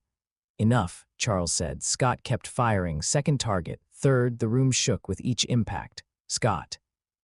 Charles's voice came through the speaker with telepathic authority behind it, not entering Scott's mind, pressing against the room. Scott closed the visor. His breathing was uneven. Blood ran from one nostril. Hank entered the chamber. "You have strained the tissue around the aperture." "I can continue." "You can also collapse. I do not recommend either." Scott wiped the blood away. "I know how to do this." Hank crouched in front of him. "No, someone else knew how to do something similar." Scott went still. Hank's yellow eyes studied him. "You move as though expecting a different body," Hank said. "You plan beyond your physical reach. Your frustration is not that of a child learning. It is that of an expert deprived of his tools." Behind the glass, Charles watched. Scott weighed his answer carefully. "Does it matter to me?" "Scientifically, enormously." "Personally," Hank considered. "No, you are still the one bleeding." Scott looked at the damaged targets. "I need a different method. Practice is generally effective. Practice will make the body catch up. It will not change the beam. What change do you propose?" Scott stared at the nearest target. The emission traveled straight. It could not curve. But the target had spun when struck off-center. Force transferred according to angle. Material mattered. Surfaces mattered. The beam did not need to curve if the battlefield could bend it. "Mirrors," Scott said. Hank blinked. "Ruby quartz reflects the emission, in part. Then build angled plates." Charles entered the chamber. "Scott, you need rest. I need geometry. You are injured." "I have spent 3 weeks treating the beam like a projectile." "It is a projectile." "No, it is a line." Scott stepped toward the targets. "A projectile has travel time, weight, and a limited source. This does not. It appears wherever I look and continues as long as the aperture remains open." Hank's interest overcame his concern. "You want to redirect it." "I want to know whether it obeys reflection." "The quartz absorbs part of the force. Part is enough." Charles folded his hands behind his back. "To accomplish what?" Scott looked toward him. "To stop aiming only where the enemy is." They installed the first angled quartz plate that evening. Hank protested the schedule. Charles protested the risk. Scott ignored both. The plate stood near the center of the training room, tilted toward a target positioned behind a reinforced barrier. From Scott's starting position, the target was completely hidden. Bobby, Warren, and Jean watched from the observation booth. Hank monitored the plate. "Open only the first shutter," he instructed. Scott planted his feet. His stance was not a shinobi stance. Those required balance built through years of training. Instead, he kept his knees slightly bent and his neck relaxed. He looked at the center of the quartz plate, opened the visor. A thin red beam struck the plate. Most of the force dispersed harmlessly into the containment system. A smaller beam reflected at an angle. It struck the hidden target. The metal disc jumped backward. Bobby cheered. Warren stared. Jean smiled. Hank immediately began calculating. Charles watched Scott, not the target. Scott closed the visor. "Again," he said. They altered the angle. Second strike. Success! They moved the target farther behind the barrier. Third strike. The beam clipped the edge. Scott adjusted. Fourth strike. Center. Hank's hands flew across the control board. The reflective coefficient changes according to the angle of incidence. We can predict the reduction in force. "Add a second plate," Scott said. "Tomorrow." "Now, Scott, please." Hank stopped. The words sounded strange coming from him. He had commanded armies more easily than he asked for help. Hank sighed dramatically. "Your manners require significant improvement, but they do technically exist." A second plate rose from the floor. Scott calculated first angle, second angle, target. He had once filled battlefields with shadow clones and coordinated them through shared memory. Compared with that, two reflections should have been simple, but he possessed only one beam, one body, one attempt. He opened the visor. The beam struck the first plate, reflected toward the second, then changed direction again and hit a target Scott could not see. The impact was weaker than a direct strike, but it landed. Scott closed the shutter. For several seconds, no one spoke. Then Charles entered the room. "What do you call that?" Bobby asked through the speaker. Scott stared at the two plates. A basic ricochet, the first step, nothing worthy of a jutsu name. Yet something had changed. Until now, the visor had decided whether Scott was harmless or destructive, closed or open, blind or dangerous. A wall, but geometry created a third choice: direction, control not through suppression but understanding. "Tier 2, Scott said. Hank raised an eyebrow. There was a Tier 1, the direct beam. And Tier 0, Scott touched the closed visor, sealed. Charles's gaze sharpened at the word. Scott continued. "Tier 1 is release. Tier 2 is geometry." "Why create categories?" Warren asked. "So we know the cost before using them." "What cost?" Bobby said. "You just bounced a beam. Every reflection reduces strength but increases complexity. More calculations mean more time. More time means more strain. If I lose track of one angle, I hit something I did not intend to hit." Jean looked at the hidden target. "You're turning it into a technique." "No," Scott said. He looked at the ruby quartz plates. "I'm turning it into a choice." Charles called Scott into his office the next morning. The room was warm, lined with books, and positioned so sunlight reached nearly every corner. Scott stood rather than sat. Charles remained behind his desk. "You have changed the training schedule," Charles said. "It was inefficient. You corrected Warren's flight path during his aerial exercise. He was exposing his left side during turns. You instructed Bobby to stop freezing the ground beneath his own teammates. He nearly injured Jean. You rewrote Hank's target placement system. The targets were arranged for marksmanship, not combat." Charles leaned back. "You have been here less than a week." Scott waited. "I am trying to understand you," Charles said. "That is a dangerous sentence from a telepath. I am honoring my promise." For now, Charles's expression tightened. "Do you truly believe I mean to harm you?" "No." The answer surprised him. Scott continued. "I think you mean to help me. Yet you do not trust me. Those are different things. How? People cause the most damage when they are convinced their intentions make their choices right." Charles became very still. Scott saw the words land somewhere deeper than expected. "You speak as though you have experienced such damage," Charles said. Scott looked toward the window. "I have. Jack Winters, others. Your parents, others." Charles could have entered his mind. Could have searched for the truth. He did not. That mattered. Not enough, but it mattered. "You are 9 years old," Charles said softly. "This body is." The room went silent. Scott had not intended to say it. Charles rose. "What does that mean?" Scott considered lying. A child with memories from another world would become a subject of fascination. A telepath might view those memories as evidence of trauma, fantasy, or something worth investigating without consent. But fragments were already escaping. Hank had noticed, Jean had noticed, Charles certainly had. It means I remember things I cannot explain, from before the crash. Yes, how far before? Farther than my birth. Charles moved around the desk. May I look? No, the answer came instantly. Charles stopped. I might be able to help you understand. No, Scott, you asked, I answered. Charles's jaw tightened for a moment. The gentle headmaster vanished. In his place stood a man powerful enough to enter almost any mind on earth and unaccustomed to doors remaining closed. Then Charles stepped back. You are right. Scott watched him carefully. Charles returned to his chair. I will not ask again. You will. Charles looked up. Perhaps. At least that was honest. A faint smile appeared. Your tactical understanding exceeds that of every student in this house. I had good teachers. You challenge every instruction. I had bad teachers too. You are impatient with your physical limitations. Yes. You are frightened of your power. Yes. And you have already begun constructing a system to ensure you are the only person who decides how it is used. Scott touched the visor. Wouldn't you? Charles did not answer. That was an answer. I want you to remain at the mansion, Charles said. As a student, yes. And later, Charles folded his hands. When you are older, perhaps you can help others like you. Scott looked toward the training grounds beyond the window. Jean practiced lifting objects without touching them. Warren crossed the sky. Bobby covered a fountain in ice while Hank attempted to stop the pipes from freezing. Young mutants, powerful, afraid, waiting for someone to teach them what their abilities meant. Naruto understood the temptation. A lonely child sees other lonely children and immediately imagines a family. A leader sees frightened power and imagines discipline. A protector sees danger and imagines walls. Scott looked back at Charles. What happens when the world finds out about us? Charles's gaze drifted toward the window. I hope we can teach humanity not to fear what it does not understand. And if teaching fails, it must not. Scott remembered a village that had feared a child for carrying a monster. He remembered hatred softened by years of sacrifice. He also remembered nations that signed peace agreements only after losing enough people to become tired of war.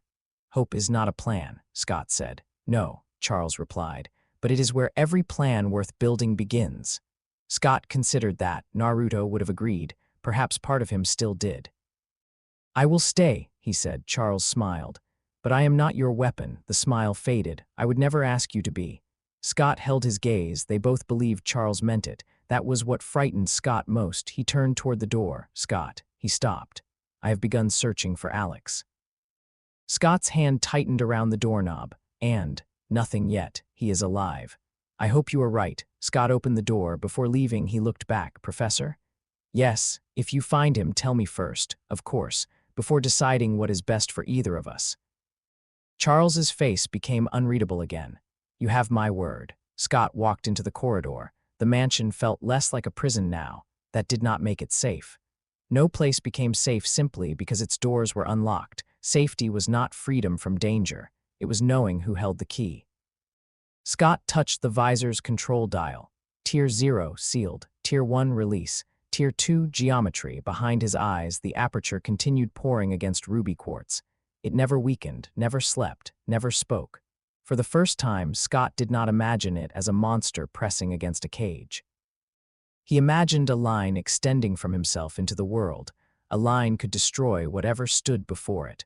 Or, with the right angle, it could become something else. He entered the training room. Hank had arranged 5 quartz plates in a staggered pattern. Bobby stood behind the barrier, nearly shaking with excitement. You think you can hit all 5? Scott studied the angles. No. Bobby's face fell. Scott placed one hand on the visor dial. Not yet. He opened the first shutter. Red light crossed the room, one reflection, then another. The beam changed direction twice and struck the center of a target hidden behind 3 walls. The students cheered. Scott closed the visor before the headache could deepen. Charles watched from the observation deck. Pride showed in his expression. So did concern. He had brought Scott Summers into the mansion believing he had rescued a frightened boy.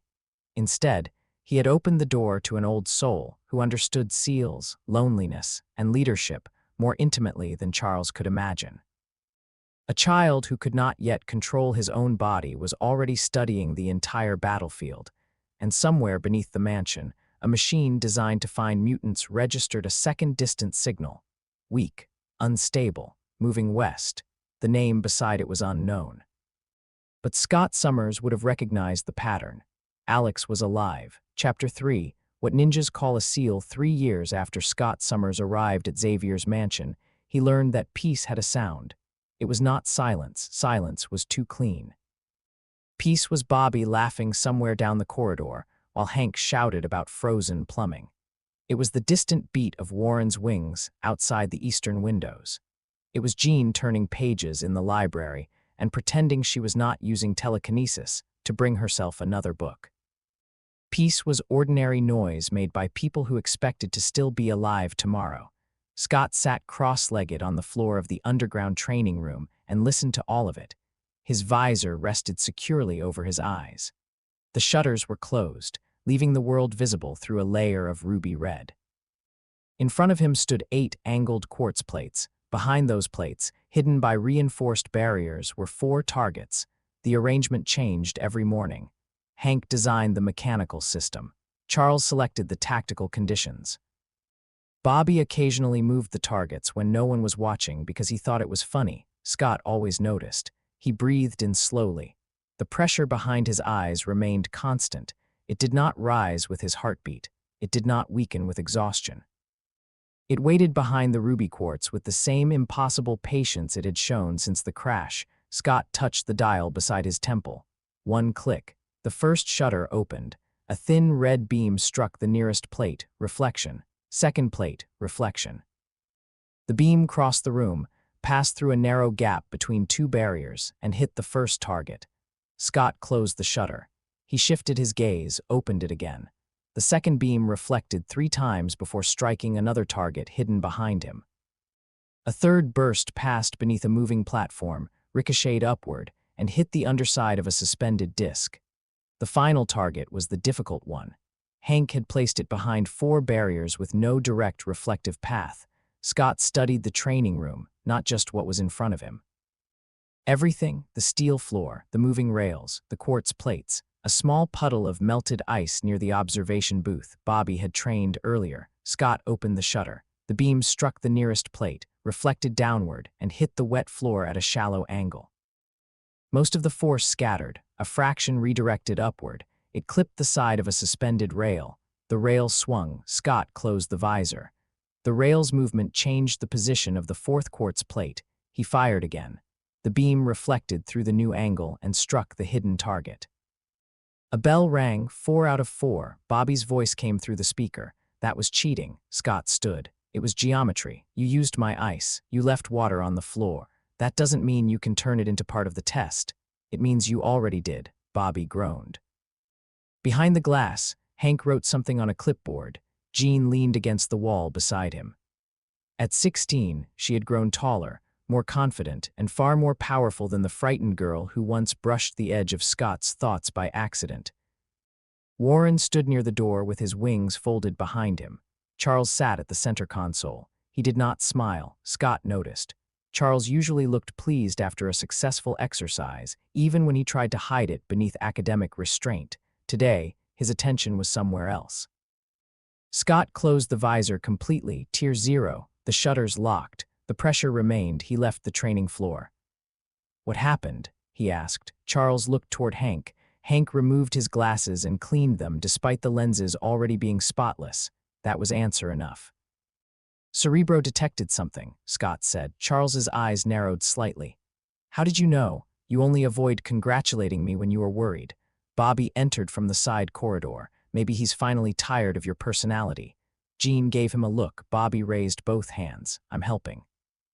Charles stood. Cerebro detected several new mutant signatures near Cape Citadel. Warren frowned. The military facility.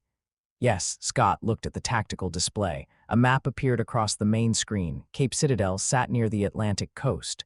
Naval infrastructure, missile systems. Radar equipment, restricted airspace. What kind of signatures? Scott asked. Powerful ones. How many? At least 4. Movement, converging on the base. Scott stepped closer to the display. Military response, already mobilizing. Hank tapped the controls. News reports appeared beside the map. Emergency vehicles, helicopters, soldiers establishing roadblocks. A reporter stood near the coast, speaking too quickly into a microphone. Charles muted the broadcast. "There is more," he said. A photograph appeared. A man wearing a red helmet and dark armor stood above a crowd in a city street, metal signs twisting in the air around him. Scott had seen the image before. Eric Laneshare, Magneto. For the past 2 years, his name had moved through intelligence circles, classified reports, and whispered conversations in the mansion. A mutant who could manipulate magnetic fields, a survivor of human cruelty, a man who believed peace between mutants and humanity was impossible. Charles called him an old friend, the newspapers called him a terrorist, Scott called him a battlefield problem they had not yet survived. "Magneto," Jean said. Charles nodded. He announced his intention to seize the facility 20 minutes ago. "Why announce it?" Warren asked. "Because he wants the world watching," Scott said. Charles looked at him. Scott enlarged the map. "Cape Citadel is not the real objective." Bobby stared at the display. "It has missiles." "It has attention," Scott replied. If he wanted the missiles, he would have taken them before anyone knew he was there. Publicly announcing the attack guarantees military resistance, news coverage, and panic. Hank folded his arms. "A demonstration." Scott nodded. "He wants humans to fire first." Jean looked toward Charles. "Then what do we do?" Charles took a slow breath. "We prevent a war." Scott studied him. "Not stop Magneto, not protect the base, prevent a war." Charles still believed the right action could preserve every possibility. Naruto had once believed that too. Sometimes he still wanted to. How much time? Scott asked. "Less than an hour." Scott turned toward the equipment room. "Then we should move." Charles did not follow. "Scott," he stopped. "This will be your first field mission." "Our first public field mission," Scott corrected. 3 years of rescue training, covert evacuations, and controlled interventions did not count in Charles's mind because no one had fired missiles at them. Charles came closer. "You are 12 years old. This morning I was old enough to plan everyone's combat exercises." "That is not the same as standing in a battlefield." Scott almost laughed. It would have sounded bitter. "No," he said. "It isn't." Charles did not know how many battlefields Scott remembered. He did not know what rain smelled like when mixed with blood. He did not know the sound of a tailed beast bomb crossing the sky or how quickly a battlefield became quiet after an army disappeared. To Charles, Scott was a brilliant child. To Scott, the child was the problem. He knew what needed to be done. His body might not survive doing it. Jean is 16. Charles said, "Warren is 17. Hank is an adult. They can go without you." Scott looked through the observation glass. Bobby stood near the lockers, trying to appear unafraid. He was 15. He made jokes when terrified. Jean hid fear beneath compassion. Warren hid it beneath pride. Hank hid it behind vocabulary. They were powerful. None of them had commanded people under fire. "You can send them," Scott said, "but they will still look to me when the plan fails." Charles's expression hardened. "That confidence will get someone killed." "No. Pretending they won't look to me will." Silence settled between them. Jean approached. "Professor, he's right." Charles looked at her. Jean continued, "We already follow him." Scott said nothing. Warren entered behind her. "He's annoying," Warren said, "controlling. Completely incapable of admitting when a plan might not work." Bobby nodded. "Really terrible speeches too." Warren ignored him. "But he sees things before we do." Hank placed his clipboard aside, "And he is the most qualified tactical mind available." Charles looked at the 4 of them. Something changed in his face. Pride, fear, perhaps regret. The school he built to protect children had begun producing a team, or perhaps the team had formed while he was still deciding whether it should exist. Charles turned to Scott. "You do not engage Magneto directly." "Agreed." "You do not use more than Tier 2. Scott hesitated. The tier system had evolved in the years since the first ricochet. Tier 0 was sealed. Tier 1 was a direct release. Tier 2 was geometry, reflections, controlled angles, widening and narrowing the beam. Tier 3 existed only as theory. Scott and Hank had begun experimenting with compression, rotation, and controlled dispersal. Every attempt caused retinal damage, severe headaches, and bleeding. No Tier 3 technique was ready. "Agreed," Scott said. "You follow my instructions." Scott looked at him. Charles waited. Scott understood the request, not tactical coordination. Authority. Charles needed to know that when the situation turned chaotic, Scott would remain a student. Naruto remembered giving similar orders to younger shinobi. He remembered disobeying nearly every adult who told him not to save someone. "I will listen," Scott said. Charles's mouth tightened. "That is not what I said. It is what I can promise." For several seconds, neither moved. Then Charles nodded. "Suit up." The aircraft beneath the mansion was faster than anything Scott had flown in either lifetime. The Blackbird rose from the underground hangar and crossed the landscape at impossible speed. Hank piloted. Warren sat beside him, studying air currents and military flight patterns. Bobby tapped one foot against the floor. Jean sat across from Scott. Charles remained at the mansion, connected through a secure communication system. The uniforms were simple: dark material, reinforced sections, an X-shaped insignia at the belt. Scott had argued against the symbol. Charles insisted. "A symbol gives frightened people something to recognize," he had said. "So does a target," Scott replied. He had lost the argument. Scott studied the tactical display attached to his wrist. Cape Citadel appeared ahead. Military aircraft circled the base. Ships moved into defensive positions. Cerebro's mutant signatures remained concentrated near the central launch complex. 5 minutes, Hank announced. Scott looked at each member of the team. "Objectives," he said. Bobby groaned. "We went over them 3 times. Then say them." Bobby sighed. "Prevent the military from launching anything. Stop Magneto from taking control of the base. Avoid civilian casualties." Warren, "Air support and extraction." Hank, "Disable launch systems without causing accidental detonation." Jean, "Locate personnel and maintain communications if conventional systems fail." Jean looked at Scott. "And you, keep all of you alive." Bobby stopped tapping his foot. Warren looked back from the cockpit. "That isn't an objective. It is mine." The aircraft shook. A metallic shriek passed along the outer hull. Warning lights flashed. Hank gripped the controls. "We have lost stabilization." Scott looked at the external cameras. Several sections of the wing were bending upward, not damaged, pulled. "Magneto knows we're here," Jean said. "Warren," Scott ordered. Warren unfastened his restraints before Scott finished speaking. The rear hatch opened. Wind tore through the cabin. Warren jumped. His wings spread. Scott turned to Bobby. "Freeze the left wing supports. While we're flying, the metal is being bent. Reinforce the joints." Bobby placed both hands against the inner wall. Ice spread across the aircraft's frame. The bending slowed. "Hank, dive. We are already losing altitude. Not fast enough." Hank pushed the controls forward. The Blackbird dropped. Scott's stomach rose into his throat. Metal screamed above them. Magneto's grip shifted as the aircraft changed direction. "Now roll right," Scott said. Hank obeyed. A section of outer plating tore away, but the wing returned to position. Jean gripped the seat. "You knew that would work." "No." Bobby stared at him. "That is not comforting." "It worked."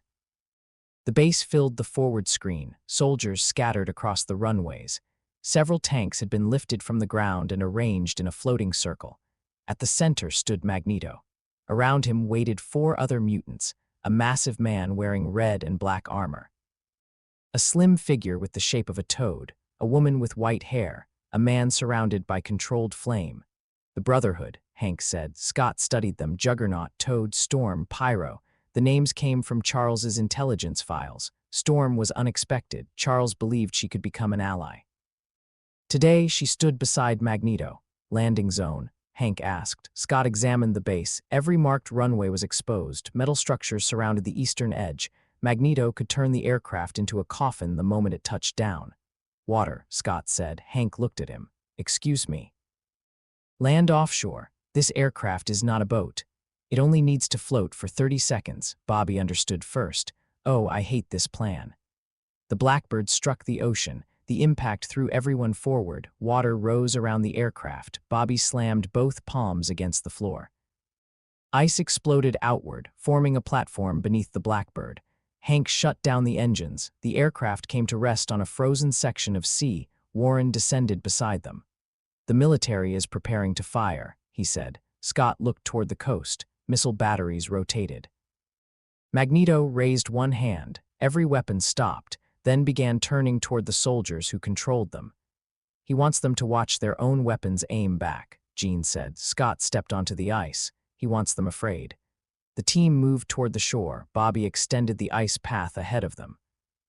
Warren took to the air. Jean lifted Hank and herself with telekinesis. Scott ran. His 12-year-old legs were stronger than they had been 3 years earlier, still too short, still too slow. His memories expected more. He ignored them. Gunfire erupted across the base, not at the X-Men. At Magneto, bullets stopped in the air, hundreds of them. They hung around him like silver rain. Magneto turned his hand. The bullets dropped harmlessly, a demonstration, not mercy. He was showing the soldiers that their violence existed only because he permitted it. Scott reached the shore. Jean minds, she closed her eyes. Most soldiers are evacuating. Some are trapped in the underground launch control room. Magneto's people have not entered it. So he doesn't want the missiles, Scott said. What does he want? Bobby asked. The broadcast tower. Scott pointed toward a communications structure near the center of the base. Cameras had been positioned around it. Magneto wanted the world to hear him. A tank rose into the air. Its cannon rotated toward the tower, not under Magneto's control. A soldier inside had managed to override the system. Warren, Scott shouted. Warren folded his wings and dived. The tank fired. Scott opened his visor, Tier 1. The beam struck the shell mid-flight. The explosion occurred above the runway. Force hammered the ground. Warren was thrown sideways but remained in the air. The visor closed. Pain pulsed behind Scott's eyes. Military line is collapsing, Jean said. Scott saw it. Soldiers were retreating toward reinforced positions. Juggernaut charged through one of them. Concrete barriers broke around him. No one could stop him directly, not Scott, not Hank. Perhaps not anyone on the field. Bobby removed the ground beneath him. Bobby extended both hands. Ice spread across the runway. Juggernaut stepped onto it. He slipped. For half a second, the unstoppable man lost balance. Hank leaped from the side and struck his shoulder at an angle.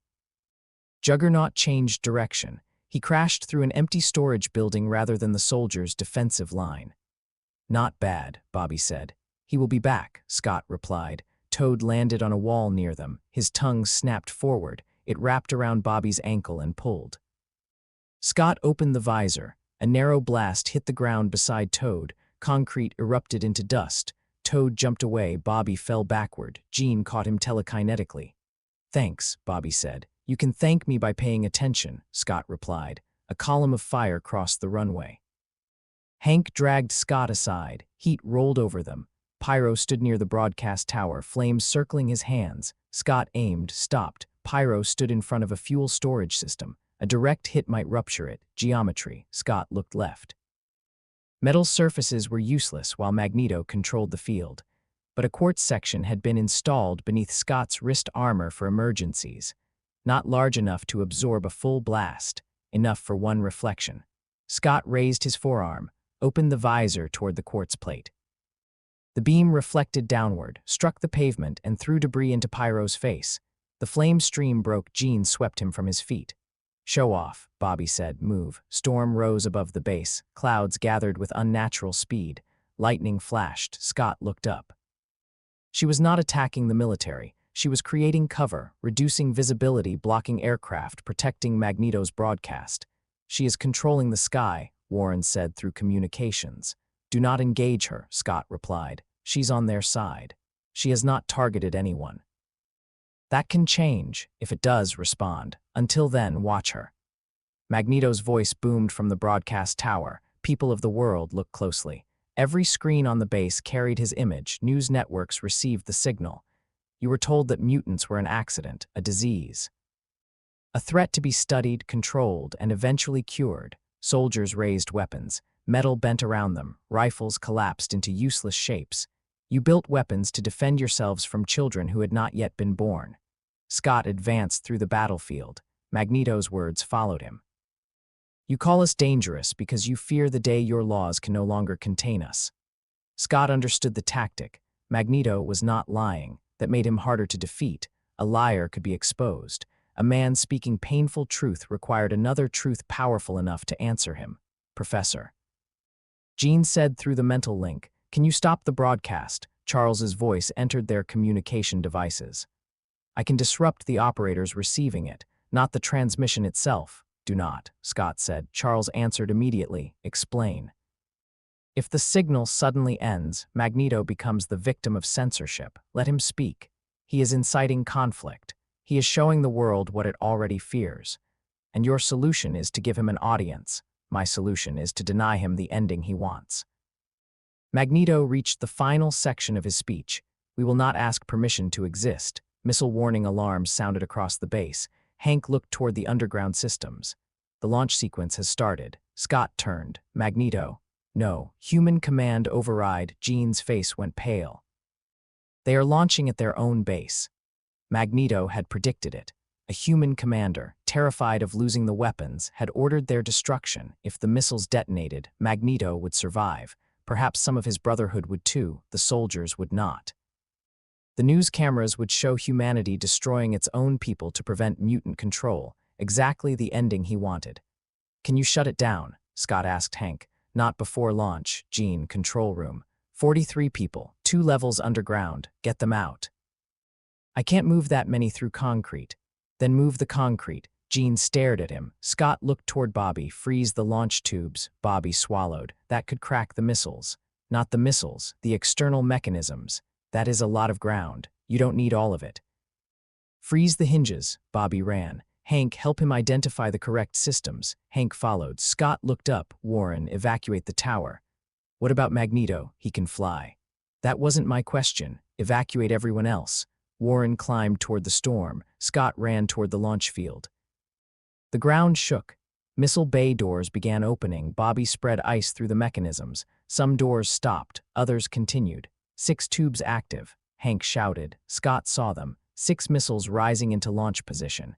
He could destroy them before they cleared the ground. The explosions would kill everyone nearby. Tier 2 angles, force, not heat. He studied the tubes. The missiles needed stable guidance during initial launch if pushed sideways before ignition. Everyone down, Scott shouted. He opened the visor wider than he ever had in combat. The first beam struck the side of a missile tube. The structure bent. He closed the shutter, turned. Second burst, third, each impact deformed a launch rail. Blood ran from Scott's nose.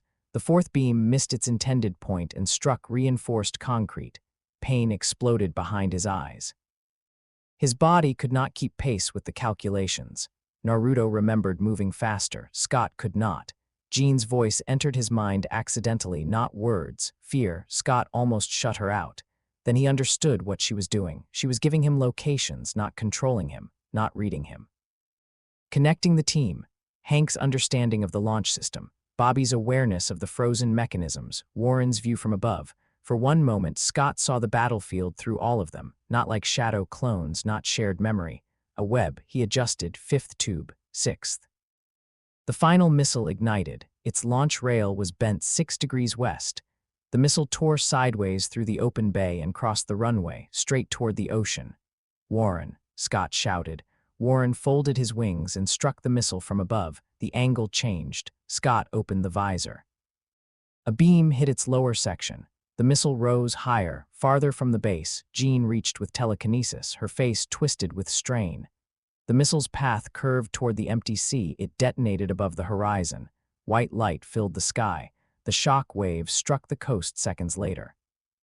Scott was thrown to the ground. His visor remained closed. When he looked up, smoke covered the ocean. The base was still standing. The soldiers were alive. Magneto hovered above the broadcast tower. His speech had stopped. He looked directly at Scott. Even across the distance, Scott felt the weight of his attention, not anger, interest. Magneto had planned every human reaction. He had not planned for a child to refuse the role assigned to him. The villain, the weapon, the frightened mutant. Scott stood. Magneto raised one hand. Metal around Scott's visor vibrated. The device pulled forward. Scott grabbed it with both hands. The straps tightened painfully. If Magneto removed it, the entire base would be in the path of Scott's eyes. Jean seized the visor telekinetically. The two forces struggled. Scott felt the frame beginning to crack. "Do not fight him for the metal," Scott said. "What? Hold my head." Jean understood. Her telekinesis wrapped around Scott's face, not the visor. She kept his eyelids closed beneath it. Scott released the device. Magneto tore the visor away. Darkness covered Scott. The The pressure behind his eyelids felt enormous, unfiltered, one mistake away from catastrophe. Magneto descended, boots touched the runway several meters away. "You trust her," he said. Scott recognized the voice from the broadcast. "She earned it." Magneto looked toward Jean. "She could close your eyes forever with a thought. So could you with a piece of metal." Magneto smiled faintly. "You are Charles's student, I am my own. Not while you wear his uniform." Scott remained blind. He listened to Magneto's position, 3 steps ahead, slightly left. Metal moving around him, storm above, Juggernaut returning from the destroyed building. The team exhausted, military forces regrouping. No victory remained on the field, only exits. Magneto held the visor in front of him. "You prevented their missiles from killing them," he said. "Do you believe they will thank you?" "No, you saved men who would build cages for you." "Yes." Why? Scott thought of Konoha, a village that had ignored a lonely child, a village he later protected with his life. Naruto's old answer rose automatically. "Because they are my people, it no longer fit." These soldiers were not his village. Many would fear him tomorrow. Some might help create the machines that hunted mutants. "I did not save what they may become," Scott said. "I saved what they are now. And what are they now? Alive." Magneto studied him. "You have Charles's weakness." "No." Scott raised his face toward the voice. "Charles thinks everyone can be taught not to fear us. I don't." "Then you understand me." "I understand why you're wrong." Metal tightened around the runway. Scott continued. "You wanted them to attack. You wanted the missiles launched. I exposed their hatred. You arranged the stage. And they performed exactly as expected." "Yes." Magneto's voice hardened. "Then what have I misunderstood? You gave them only one choice and called their answer proof." For the first time, Magneto became silent. Scott heard Jean breathing beside him. The mental link remained open. Bobby and Hank had joined them. Warren circled above. Scott did not need sight to know the team had gathered around him. Magneto spoke softly.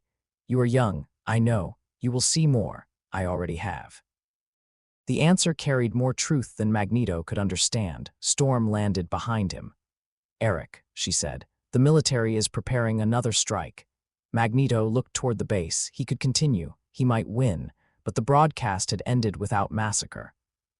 His demonstration had failed to become martyrdom. He released the visor. Jean caught it before it struck the ground. Metal across the base fell still. "This is not over," Magneto said. "No," Scott replied. "It isn't." Magneto rose. Storm followed. Juggernaut dragged Toad from the wreckage.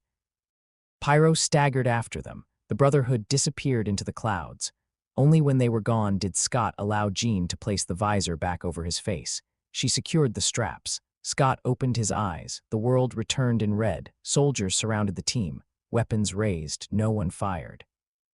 A commander stepped forward. He looked at the destroyed launch field, the damaged base, and the children who had prevented its annihilation. Then he looked at Scott's visor. Fear entered his expression. Magneto had been right about that. The man was afraid. "Who are you?" the commander asked.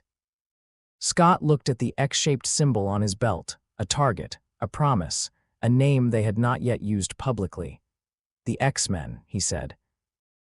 The mansion celebrated when they returned. Bobby told the story 3 times, changing details with each version. By the final telling, he had frozen half the Atlantic and personally wrestled Juggernaut. Warren threatened to drop him from the roof. Hank examined the damaged visor. Jean remained near Scott. Charles waited in his office. Scott entered alone. The door closed behind him. "You disobeyed me," Charles said. "I used only Tier 2. You challenged me during the mission. You were wrong. You allowed Magneto's broadcast to continue and prevented him from ending it with a massacre." Charles stood. "You risked your life. So did everyone. You are 12. You knew that when you sent us." Charles looked away. For a moment, the professor disappeared. Only a frightened man remained. A man who had watched children enter a battlefield because his dream required defenders. "I should not have allowed you to go," he said. Scott's anger softened, not vanished, softened. "If we had stayed, the base would be gone. That does not make the decision right. No, it makes it necessary." Charles looked back at him. Scott recognized the conflict in his face. Love, control, responsibility, fear, the same pieces rearranged in every leader. "You acted as commander," Charles said. "They needed one. And if one of them had died," Scott did not answer immediately. "The old Naruto would have said he would never allow it, The Hokage Naruto had learned that certainty was a lie leaders told before funerals. "I would remember it forever," Scott said. Charles's expression tightened. "That is not enough." "No, then why lead?" "Because someone who understands the cost should make the decision." Charles sat slowly. Scott turned toward the door. "Scott," he stopped. "You did well today." Praise and grief occupied the same sentence. Scott nodded. So did they. He left the office. The corridor was empty. The mansion had quieted. Scott should have gone to the medical room. His eyes ached. A headache pulsed behind his temples. Instead, he walked deeper underground, past the training room, past the hangar, toward Cerebro. The door was locked. Scott entered the access code he had watched Hank use 2 months earlier. The lock opened. The chamber beyond was enormous and cold. A metal bridge extended toward the machine at its center. Charles used Cerebro to amplify his telepathy across the world, to find mutants. To locate children before people like Jack Winters did, to search for Alex. Scott approached the central platform. He did not touch the helmet. He sat beneath it, cross-legged, hands resting on his knees, breathing slow. Meditation had been difficult in this body at first. There was no chakra to follow, no seal in his stomach, no second presence waiting in the darkness, but spiritual energy remained, memory remained, the shape of discipline remained. Scott closed his eyes. He descended, not into a sewer beneath Konoha, not toward iron bars and red hatred. Into himself. He passed Scott's memories, the plane, the orphanage, the mansion, the mission. Beneath them lay Naruto's life, a child on a swing, a bridge beneath the mist, a teacher dying with a smile, a friend leaving the village, a war, a wife's hand, a Hokage hat, death. Scott moved deeper. He did not search for Kurama. He knew the fox was gone. He searched for the part of himself that had reacted when Charles raised his voice, the instinct that tightened whenever Jean's mind approached, the sense that something in him had been arranged. At first, he found nothing. Then he noticed the absence. A section of memory with edges too clean, not forgotten, contained. Scott approached it. A wall stood inside his mind, smooth, dark, without a door. He stopped. The pressure behind his physical eyes continued beyond meditation, distant but constant. Scott studied the wall. He had not built it. Scott Summers did not possess the knowledge. Naruto Uzumaki would have remembered creating it. Someone else had placed it there. Someone capable of entering minds, someone who believed dangerous things should be contained for their own good. Scott did not attack the wall, did not shout, did not run to confront Charles. A seal revealed itself in 2 ways: through weakness, or through the confidence of the person who believed it would never be discovered. Naruto had carried a seal from infancy. He had spent years learning its structure before he ever touched the key. Patience had saved him from Kurama. Patience would serve him again. Scott opened his eyes. Cerebro's chamber returned in red. He stood. He left everything exactly as he had found it. The door locked behind him. Far above, Charles Xavier slept peacefully, believing the children in his home were safe. Scott walked toward his room. His expression remained calm, no anger, no accusation, not yet. He had been a sealed container before. And he knew better than anyone that when a wall existed inside a child, the most important question was never what it held back. It was who possessed the key. Chapter 4. Talk no Jutsu fails by 16. Scott Summers had learned that people feared uniforms less than masks. A uniform suggested rules. A mask suggested that the person wearing it had stopped asking permission. That was why Charles had changed the X-Men's appearance after Cape Citadel. The original dark training suits were replaced with brighter colors: blue, yellow, visible insignias, uncovered faces whenever possible. Charles wanted the public to see young people rather than an invading force. Scott understood the logic. He also understood that no choice of fabric could make a frightened man forget the beam behind his eyes. He stood in front of the mansion's main television as footage from a small town in Pennsylvania played across the screen. A machine walked through the center of the street. It was nearly 3 stories tall. Purple and gray armor covered a broad humanoid frame. Its head turned in sharp mechanical movements, scanning buildings with a single glowing sensor. People ran beneath it. A voice repeated through speakers mounted in its chest: "Remain calm. This is a federally authorized public safety demonstration." The machine stepped over an abandoned car. Its foot crushed the roof. Remain calm. Scott folded his arms. That is always reassuring. Bobby sat backward on a chair, chin resting on his hands. Maybe it would be more convincing if it wasn't flattening everything. It has avoided inhabited structures, Hank said. He stood beside the television with a stack of reports. His fur had grown darker over the years, and his shoulders had become broader, but he still adjusted his glasses whenever he was uncomfortable. Today, he had adjusted them 11 times. Jean stood near the window. At 19, her telepathy had become powerful enough to hear the emotional noise of a town from miles away if she concentrated. She kept her arms wrapped around herself. "They are terrified," she said. Warren looked at the screen, of the robot, of everything. The report changed. A man in a dark suit stood before a line of microphones. Behind him, engineers and military personnel moved around temporary command vehicles. The caption identified him as Director Daniel Haskins, head of the Sentinel Field Testing Program. "The Sentinel Initiative exists to protect all American citizens," Haskins said, "mutant and non-mutant alike." Scott watched his eyes. The director looked exhausted, not excited, not proud. He did not speak like a fanatic. He spoke like a man repeating words he had accepted, because the alternative required admitting he had helped build something dangerous. The screen showed the Sentinel again. Metal restraints unfolded from its arms. A teenage boy was pinned against a brick wall. Blue scales covered the boy's face and hands. He struggled. The machine tightened its grip. "Unregistered genetic anomaly contained," the Sentinel announced. Bobby stood so quickly the chair fell backward. "He's a kid." "He is 15, Charles said from the doorway. Everyone turned. Charles entered the room in his wheelchair. Age had not weakened the authority in his voice. If anything, it had refined it. He no longer needed to raise his volume. The room arranged itself around him automatically. Scott noticed that and disliked it, not because Charles had not earned respect. Because no authority should become invisible. "What is his name?" Jean asked. "Michael Crawford," Charles replied. "His mutation manifested publicly 2 days ago. His skin altered during an altercation at school. Did he hurt anyone?" Warren asked. "No." Scott looked back at the screen. "Then why is he restrained?" Charles's expression darkened. The Sentinel identified him as a possible threat.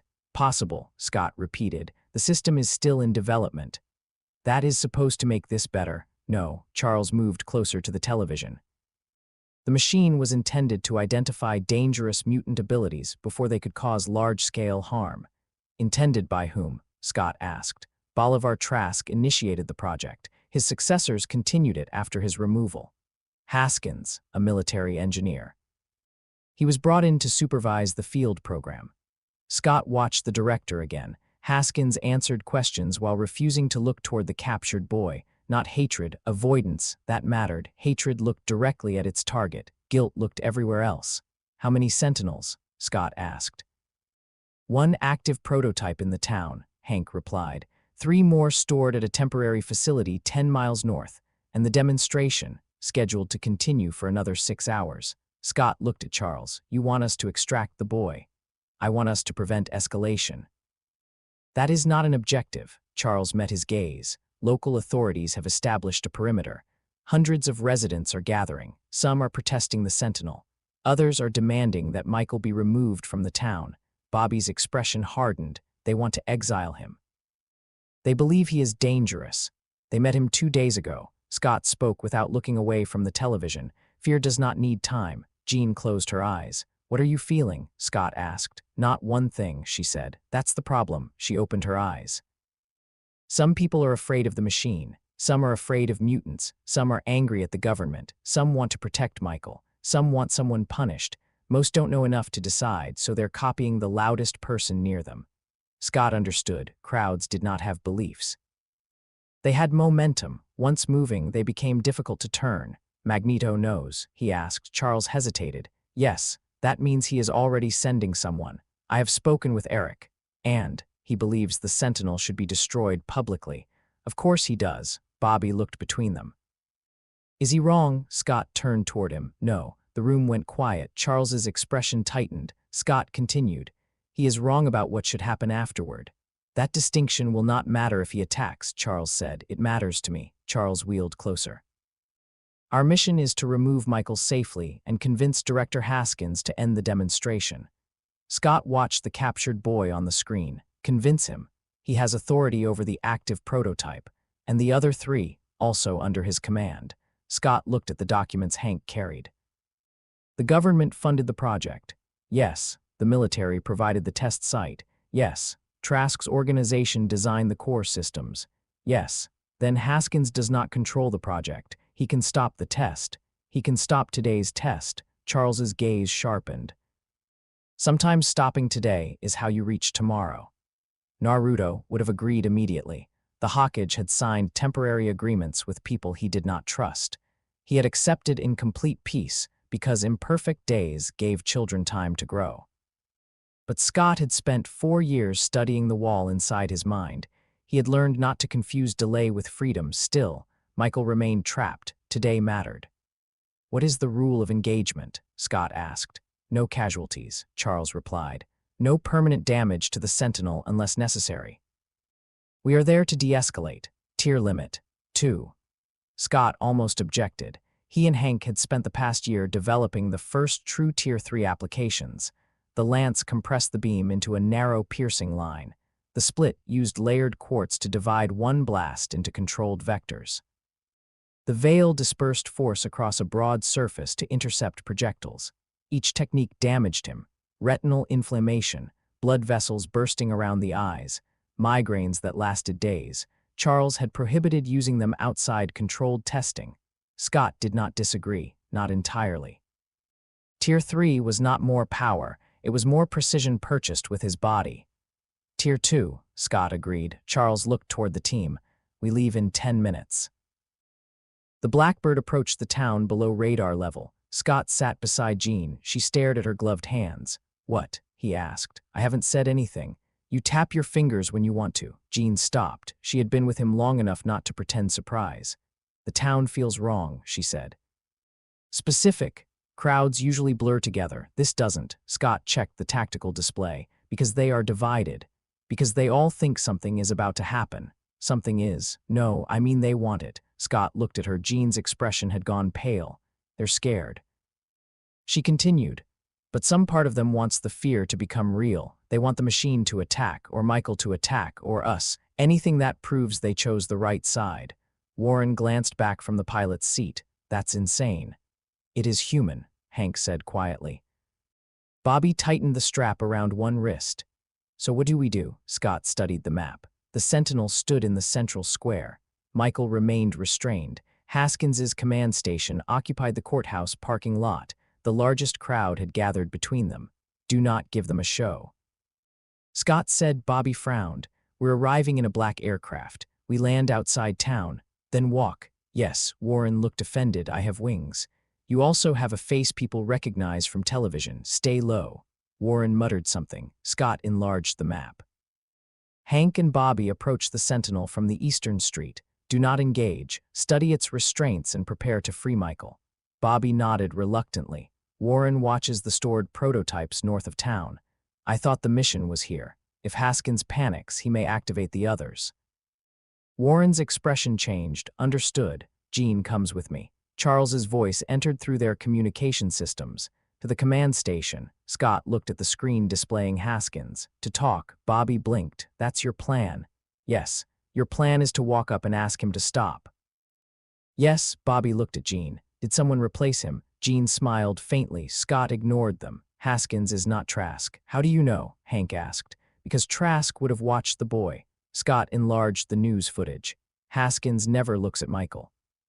He looks at the machine, the soldiers, the cameras. He knows the boy does not deserve this." Jean studied the image. "You think guilt will make him listen?" "No." Scott closed the display. "I think being seen might." They landed 2 miles from town. Scott and Jean walked the rest of the way. People recognized them before they reached the first roadblock. Some shouted for help. Others shouted at them to leave. A woman held a sign reading "Mutants are not weapons." Beside her, a man carried another reading "Protect our children." They glared at each other while standing behind the same barricade. Scott passed between them. The ruby visor drew every eye. Phones and cameras followed his movement. A reporter pushed toward him. "Cyclops, is Magneto coming?" The name still felt strange, Cyclops. A title invented by newspapers after Cape Citadel, One Eye, One Beam, a monster from myth. Scott had disliked it until he realized the public needed a name they could shout without remembering he had once been a missing child. No comment, Jean said. The reporter moved in front of Scott. Do you support the Sentinel program? Scott stopped. Every nearby camera turned toward him. No. Do you intend to destroy the prototype? No. Then what are you doing here? Scott looked toward the square. The Sentinel towered above the buildings. Michael hung in its restraints. I'm here for him. The reporter glanced at the boy. Authorities say he may pose a public safety risk. Authorities built a machine that stepped on a car while telling people to remain calm. A few people laughed nervously. The reporter pressed harder. Is Michael Crawford dangerous? Scott looked directly into the camera. Yes, Jean turned toward him. The crowd quieted. Scott continued. So am I. So is the soldier carrying a rifle behind you. So is the person driving a car while tired. Danger is not guilt. The soldier near the barricade shifted uncomfortably. Scott walked on. Jean caught up. You enjoy making simple answers impossible. Simple answers built that machine.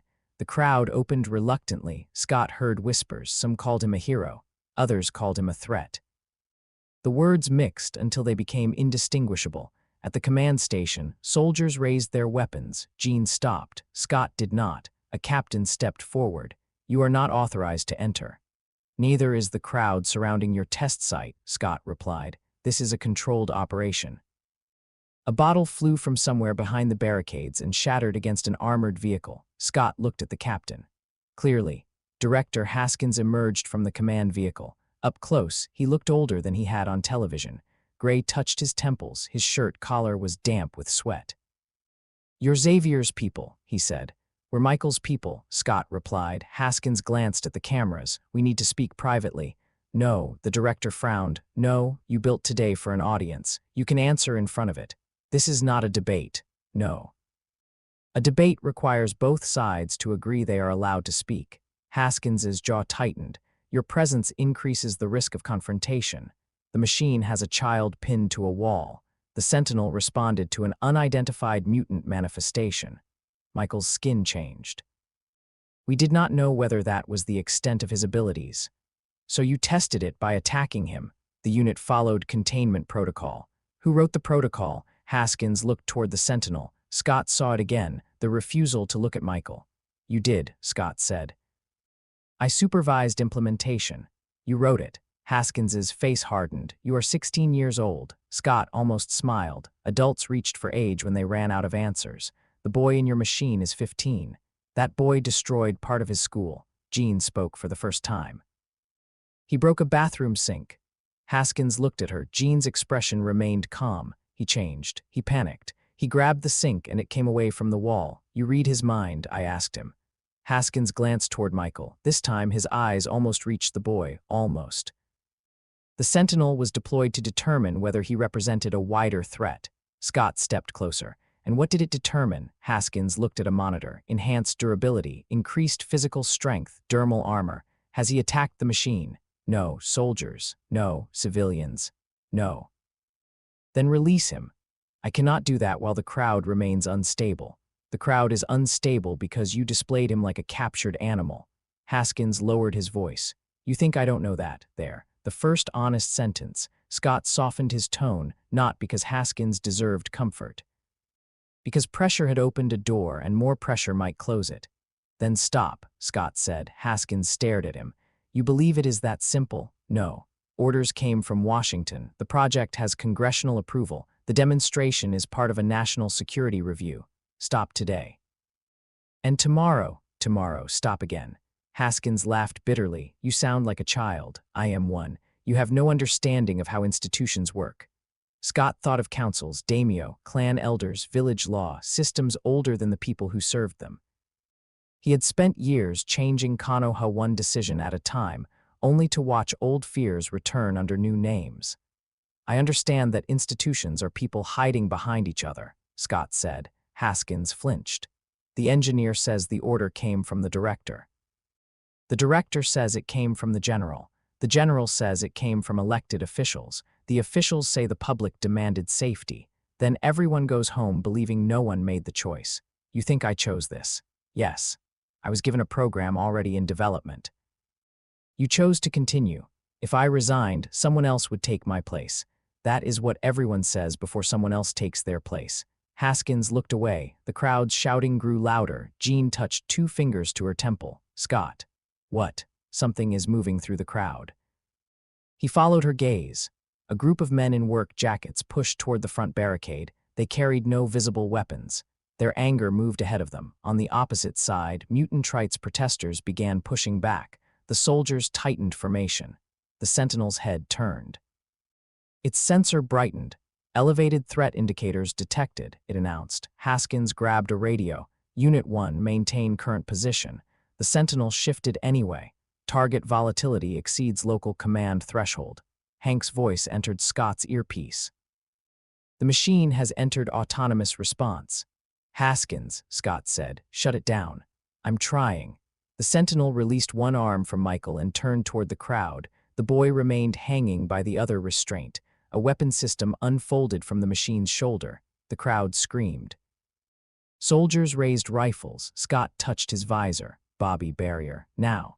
Ice erupted across the street. A thick wall rose between the Sentinel and the crowd. The machine fired. A pulse of energy struck the ice. The barrier exploded into fragments. Jean raised both hands. The debris stopped in the air. Thousands of pieces hung above the crowd. For one impossible second, the street became silent. Then Jean lowered them gently. Warren's voice came through communications. The stored units are activating. Scott looked at Haskins. Did you order that? No. Can you stop them? Central control has been overridden. By whom? I don't know. Scott believed him. That was the problem. The system no longer required a villain. It had procedures, backups, threat calculations. Once fear had been converted into machinery, no single person needed to hate anyone. The Sentinel advanced. Michael shouted as the machine dragged him from the wall. Hank leaped onto its arm. The machine swung. Hank held on. Restraint release is integrated into the wrist assembly, he shouted. Can you open it? With time, you have 10 seconds. That is not time. Scott studied the Sentinel, metal armor, internal systems, people behind it. Tier 2 only. Direct destruction might cause the machine to fall into the crowd. Geometry. The courthouse windows reflected sunlight. Not ruby quartz, useless for his beam. But the command vehicles contained reinforced satellite dishes, concave surfaces. Scott opened his visor. A narrow beam struck the edge of one dish. The force changed its angle, less cleanly than quartz, but enough. The redirected blast hit the pavement behind the Sentinel's right foot. Concrete erupted. The machine lost balance. Hank tore open the wrist panel. Bobby froze the exposed mechanism. Metal contracted. The restraint released. Michael fell. Jean caught him. The Sentinel turned its sensor toward Scott. High-output mutant threat identified. Finally noticed me, Scott muttered. The machine fired. Scott dropped. Energy passed over his head and struck the command vehicle. Haskins was thrown to the ground. Scott rolled behind a concrete divider. Jean, get Michael out. I can help you. Help him. Jean hesitated for one heartbeat, then obeyed. Scott looked toward Haskins. The director was bleeding from his forehead but conscious. Your machine is trying to kill the people it was built to protect. Haskins pushed himself upright. It was built to protect them from you. The honesty shocked both of them. Haskins stared at the Sentinel, then his face changed. He finally saw it, not the project, not the funding, not the orders. A machine hunting a child while hundreds of civilians ran beneath it. What do you need? Haskins asked. Scott pointed toward the control vehicle. Manual shutdown. The autonomous system locked us out. Then unlock it. I need access to the main processor. Where? Inside the chest. Scott looked at the machine. Of course. The Sentinel moved toward Bobby. Its hand closed around him. Bobby covered the fingers in ice, slowing them before they crushed inward. Hank attacked the elbow joint. The machine struck him away. Scott opened the visor. 2 quick blasts hit the Sentinel's shoulder, not enough to break it. Enough to turn it. Bobby slipped free. Hank, Scott said. Open the chest. With what? Scott widened the beam. Move. Hank jumped aside. Scott fired at the seam beneath the Sentinel's chest plate. The first blast dented it. The second drove the armor inward. Pain flashed behind Scott's eyes. Blood warmed his upper lip. Tier 2 was not supposed to cost this much, but the machine's armor had been designed specifically to survive mutant attacks. He adjusted the angle. A third blast struck the same seam from below. The plate tore loose. Hank climbed into the opening. Processor located. Haskins ran toward the sentinel. A soldier grabbed his arm. "Sir, you can't. I can shut it down. It will identify you as an obstruction." Haskins looked at the machine he had helped create. So be it. He pulled free. Scott saw the crowd watching, cameras recording. Haskins climbed onto a damaged vehicle, then onto the sentinel's leg. Hank reached down and pulled him into the open chest cavity. Inside, sparks flashed. "Manual controls are encrypted," Hank said. "I wrote the encryption." Haskins placed both hands on the internal panel. The sentinel raised one arm, its weapon aimed toward the crowd again. Scott stepped into the open. "Look at me." The machine's sensor rotated. Primary threat required. Scott opened the visor. He did not fire. The sentinel locked onto the energy signature behind his eyes.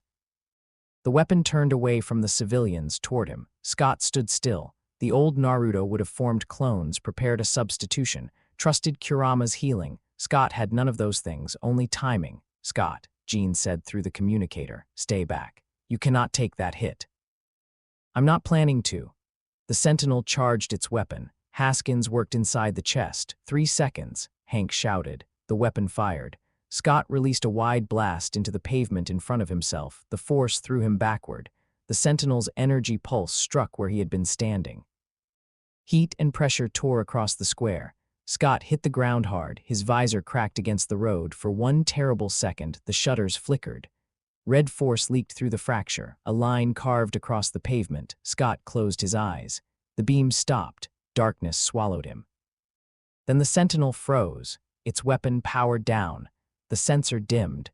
The machine stood motionless in the center of the ruined square. Haskins's voice came through its external speaker.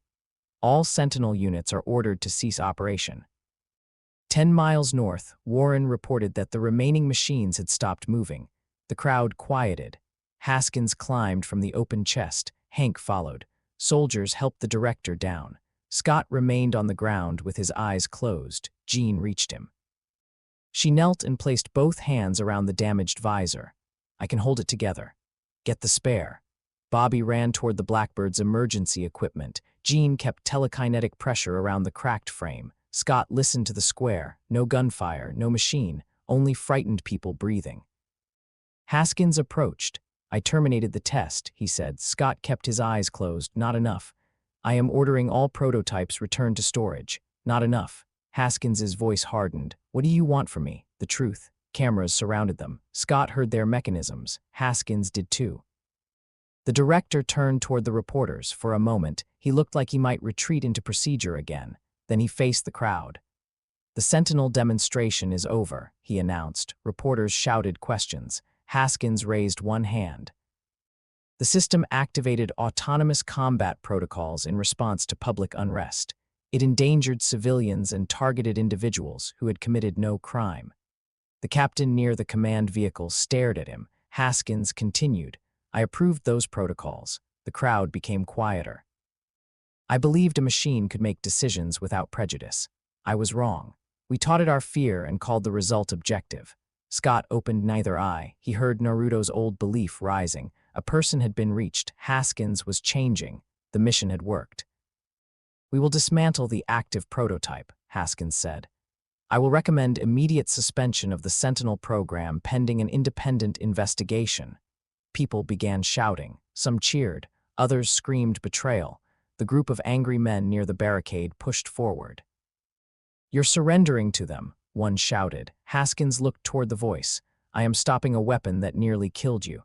"They made it attack." "No," Haskins replied. "We did." That was the moment Scott believed him, not trusted, not forgave, believed. Haskins had seen the harm and chosen to name it. One person reached, one day saved, tomorrow possible. Bobby returned with the spare visor. Jean replaced the damaged one carefully. Ruby quartz settled over Scott's closed eyes. The shutters locked. Scott opened them. The world returned in red. Haskins stood several yards away, surrounded by reporters. Behind him, Michael sat beside his mother. She held his scaled face between her hands. The boy was crying. Scott felt something almost like hope. Then a stone flew from the crowd. It struck Haskins in the shoulder. Soldiers moved forward. Another object followed, a bottle, then another. People surged against the barricades. "Traitor, you sold us out." "He's one of them." Haskins raised his hands.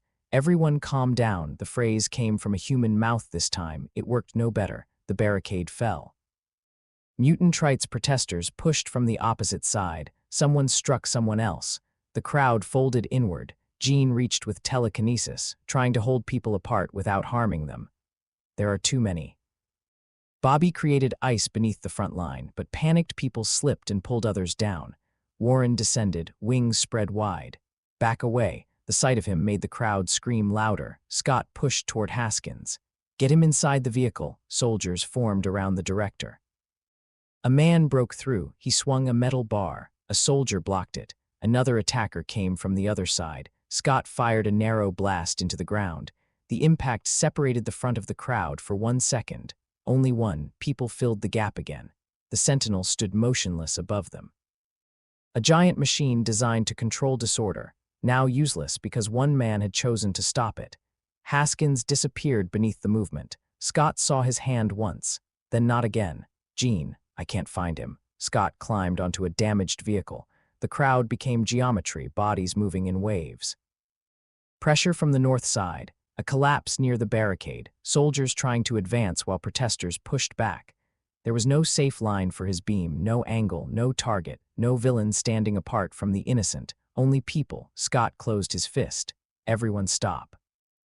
His voice vanished beneath the noise. He had spoken to armies, he had faced gods, he had changed enemies with words, but he had always spoken to someone, a person, a mind, a wound with a name.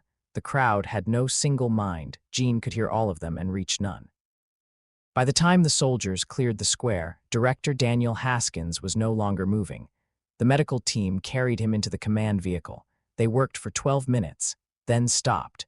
No one celebrated. The people who had rushed him looked around as though waking from sleep. Some fled. Some cried, some insisted they had never touched him. The sentinel remained standing over the square, its sensor dark, its hands open, a monument to a program one man had stopped and an institution that did not need him alive to continue. Scott stood beside the ambulance. Blood had dried beneath his visor. Jean approached. "I felt him at the end," she whispered. Scott said nothing. He wasn't angry. "Don't." He thought stopping the program might still matter. "Jean, he wanted you to know." Scott turned toward her. "Do not make his death meaningful because we cannot bear it being useless." Jean flinched. Scott immediately regretted the cruelty, but he could not take it back. Hank joined them.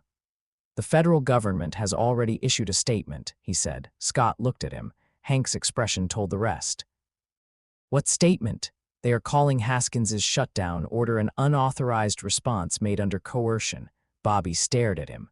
"We didn't coerce him." "The official statement claims mutant interference may have compromised his judgment." Warren landed nearby, "so they're continuing the program." Hank adjusted his glasses. "The remaining prototypes have been transferred to federal custody."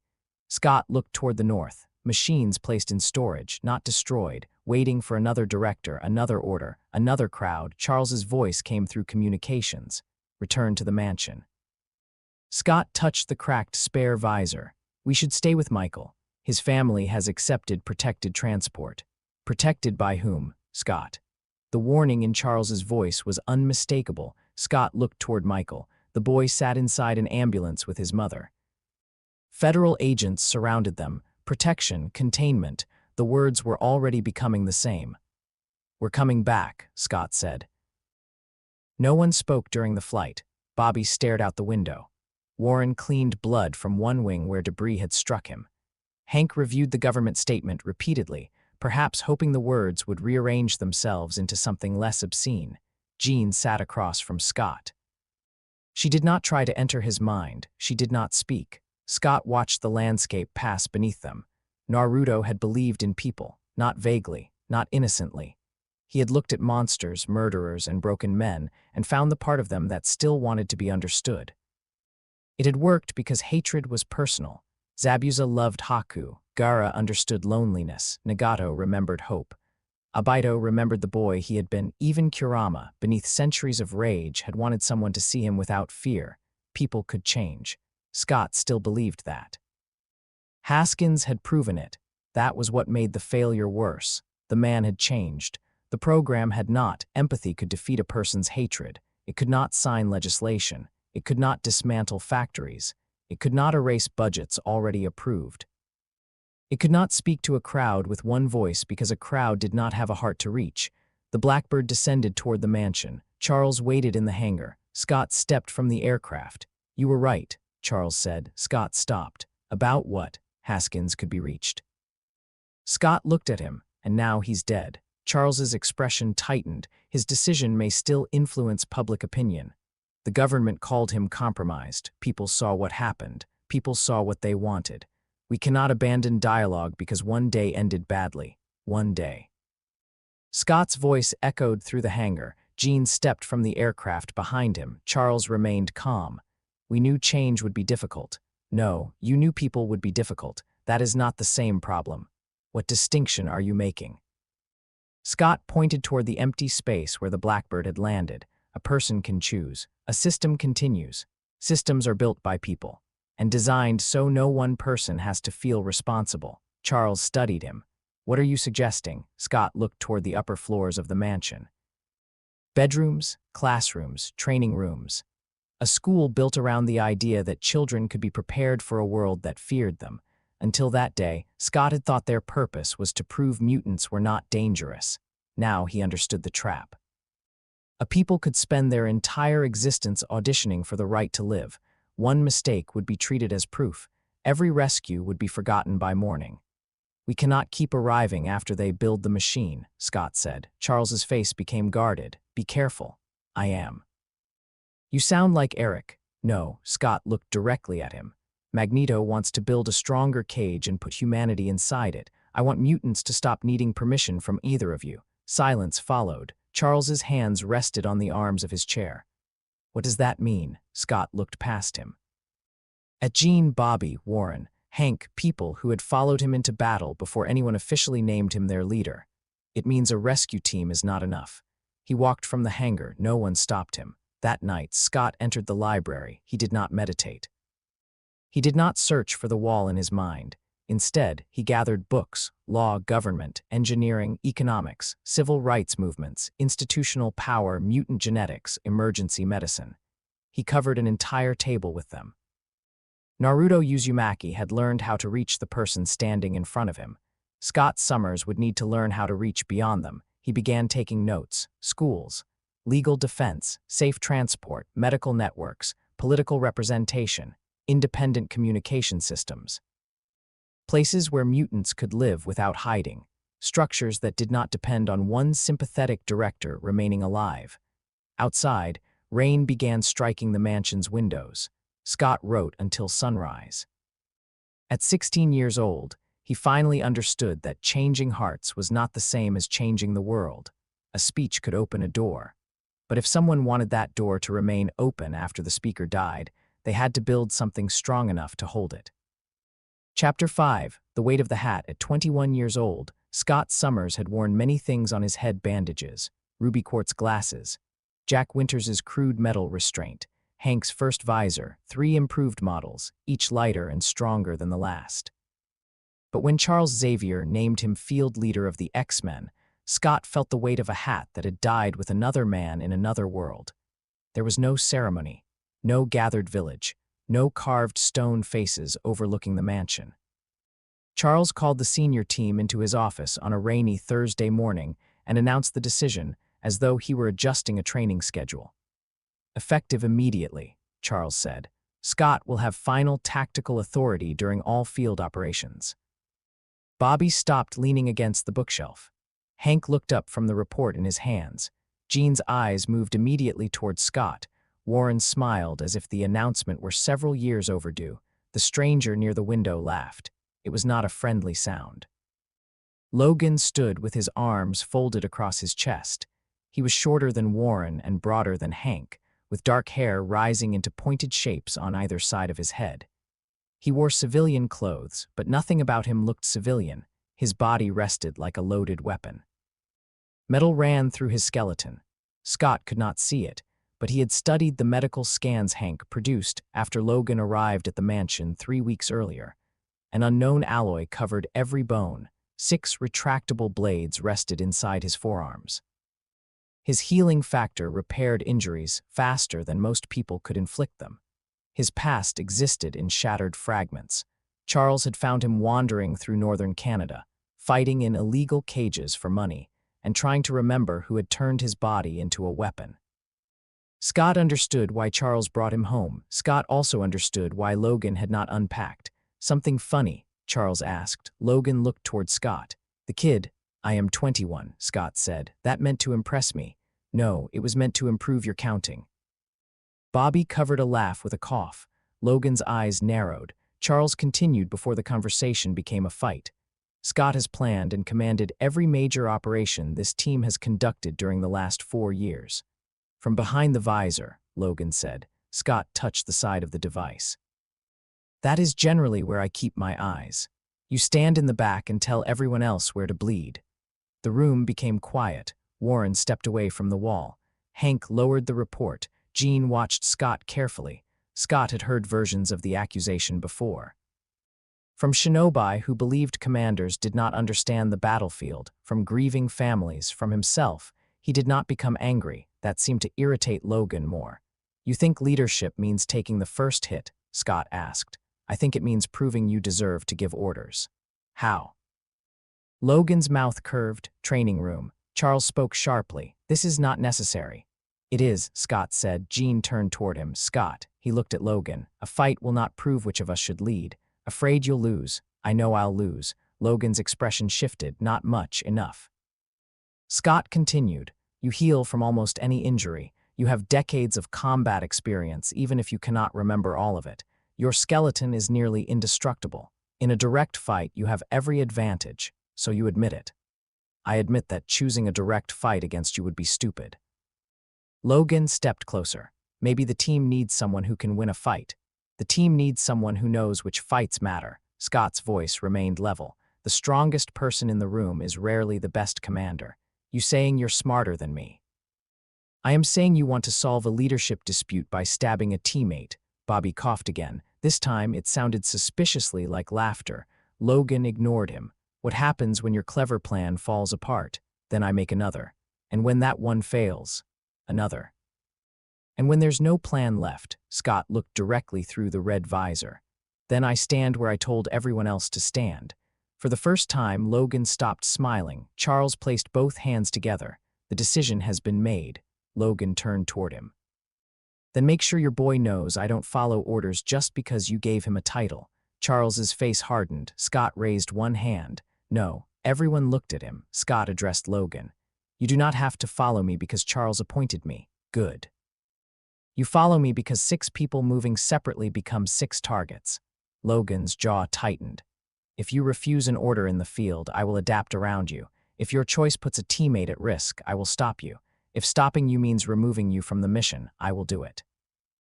"You and what army?" Scott looked around the office. "This one."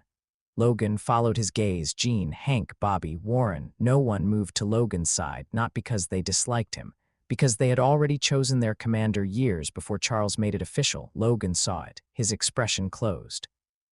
"We'll see," he said. He walked from the office. The door slammed behind him. Charles exhaled. That could have gone better. "He didn't stab anyone," Bobby said. "I'd call that progress." Warren looked at Scott. "You knew he would challenge you." "Yes." "Why accept the position in front of him?" Scott glanced at Charles. "Because refusing would only make him think the title mattered more than the work." Charles studied him. "What does it mean to you?" Scott did not answer immediately. In another life, a white cloak had rested across his shoulders. Red flames had climbed along its lower edge. The title on his back had announced him as the 7th Hokage. As a child, Naruto had thought becoming Hokage meant everyone would finally acknowledge him. As an adult, he learned that leadership mostly meant choosing which pain would arrive first. "It means I am responsible," Scott said. "For the team?" Jean asked. "For what my decisions do to them." Charles's expression softened. "That burden does not belong to one person." "Yes," Scott replied. "It does." The room became quiet again. Charles looked as if he wanted to argue. A warning tone sounded from the computer on his desk before he could. Hank moved first. What is it? Charles activated the display. A map of northern New York appeared. A red signal pulsed near a large reservoir surrounded by forest. Cerebro has detected multiple mutant signatures beneath the Blackstone hydroelectric station, Charles said. Scott moved toward the screen. How many? 17. Bobby's expression lost all humor. 17 mutants are living under a dam. They are not living there, Jean whispered. Her telepathy had already reached toward the signal. Her face went pale. They are prisoners. The Blackstone hydroelectric station had officially closed 2 years earlier. The government report blamed structural instability and declining output. A private contractor purchased the facility 6 months later. The company existed only on paper. Its listed address belonged to an empty office in Albany. Satellite images showed regular supply deliveries, new security fencing, and enough electrical consumption to power a small town. The Sentinel program had not ended after Daniel Haskins died. It had changed names, departments, contractors. Budget categories. The machines no longer walked through public streets. They operated underground. Scott studied the information in the Blackbird's command cabin while the team prepared behind him. 17 mutant signatures, 5 adults, 12 children. The youngest was 6. Cerebro detected suppression fields around the facility, which meant the prisoners' abilities were being artificially restrained. Hank believed the hydroelectric turbines powered the system. Charles wanted a rescue. Scott saw a trap. Why keep them under an abandoned dam? Logan asked. He stood behind Scott's chair, arms folded. Power supply, Hank replied. Isolation, Jean added. Scott enlarged the facility plans. And water, Bobby looked at him. What about it? If the facility is exposed, they can destroy the lower structure. The reservoir erases the evidence. Warren moved closer to the display. That would flood 3 towns. 2,700 people live in the projected path, Hank said. Logan grunted. Then we go in fast. No, Scott said. Logan's eyes narrowed. There it is. There what is? The speech before you make a simple job complicated. Scott ignored him. The lower facility has 1 primary access tunnel and 2 maintenance routes. The main tunnel will be monitored. The eastern maintenance route passes beside the turbine chamber. Hank studied the map. The western route ends at an intake shaft. Warren can enter through it. Warren examined the dimensions, barely. You fold your wings and descend until you reach the lower service platform. And if the plans are wrong, they are. Warren smiled faintly. At least you're honest. Scott marked team positions. Warren enters from the west and locates the prisoners. Jean maintains telepathic contact and determines their condition. From outside, Jean asked. The suppression field may interfere. You enter after Warren confirms the route. Jean nodded. Hank and Bobby take the eastern maintenance tunnel. Disable the turbines without flooding the lower levels. Bobby looked toward Logan. What does he do? Logan comes with me through the primary entrance. Logan smiled. Finally, we are the distraction. The smile vanished. You brought me to get shot at. I brought you because you recover from being shot. Bobby covered his mouth. Logan pointed at Scott. You keep making jokes. I'm starting to think you like me. I am adapting to a hostile environment. Hank enlarged the structural diagram. The facility contains automated defenses constructed from non-magnetic composite material. Several systems appear based on Sentinel technology. Can we disable them remotely? Jean asked. No, Scott said. The network is isolated. Charles's voice came through the aircraft communication system. The priority is the prisoners. Scott looked at the screen, we know. Do not engage facility personnel unless necessary. Logan rolled his eyes. Charles continued. And preserve any records you find. Evidence could expose the operation. Scott turned toward the camera. The evidence is secondary. It may prevent other facilities from being built. 17 people are inside this one. I am not disputing that. Then we agree. Charles studied Scott through the display. Scott could feel the unspoken disagreement. Charles wanted a rescue that could become reform. Scott wanted everyone alive before the institution found another way to erase them. Bring them home, Charles said. The connection ended. Logan leaned toward Scott. You always talk to him like that. Yes. And he lets you? Scott locked the tactical display around his wrist. He has not found a way to stop me. Logan laughed. This time, it was almost genuine. The Blackbird landed in a forest clearing 6 miles from the dam. They traveled the remaining distance on foot. Rain moved through the trees.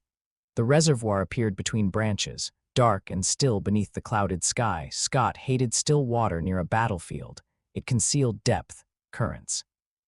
Bodies? He touched the side of his visor. The newest model was built with very little metal, reducing Magneto's ability to remove it. Layered ruby quartz covered the front. An emergency lock could seal the shutters even if the external controls were destroyed. Hank had also added 2 small reflective plates along Scott's gloves, Tier 2 tools. Tier 3 remained an emergency. Scott felt the techniques waiting in memory and muscle. The lance, the split, the veil, none increased the aperture itself. They shaped what emerged. That distinction mattered less to his damaged eyes. Warren separated from the team near the western ridge. "I'll contact you from inside," he said. Scott looked at his wings. The intake shaft would be narrow. "If the route is blocked, withdraw," Warren smiled. "You say that every time. One day you might listen. One day you might give an order worth ignoring."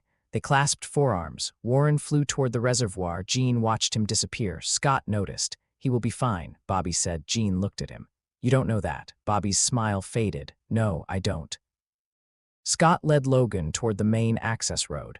Hank and Bobby moved east. Jean remained at the tree line, extending her mind toward the facility. Scott and Logan reached the security fence. A camera rotated toward them. Scott did not hide. The alarm began immediately. Metal barriers rose from the ground. Automated turrets unfolded from concrete housings.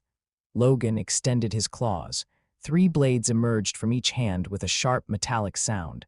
Scott opened his visor, Tier 1. A narrow blast struck the first turret and ripped it from its base. Gunfire filled the road. Logan charged. Bullets tore through his clothes and body. He did not slow. Scott moved behind him, firing controlled bursts past his shoulders. 1 turret. 2nd. A camera. A power junction. Logan reached the main gate and cut through its locking mechanism.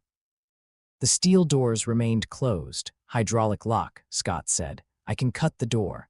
You'll be there all day." "You got a better idea." Scott examined the hinges. Composite armor covered the outer structure, but the internal pressure mechanisms remained beneath the road.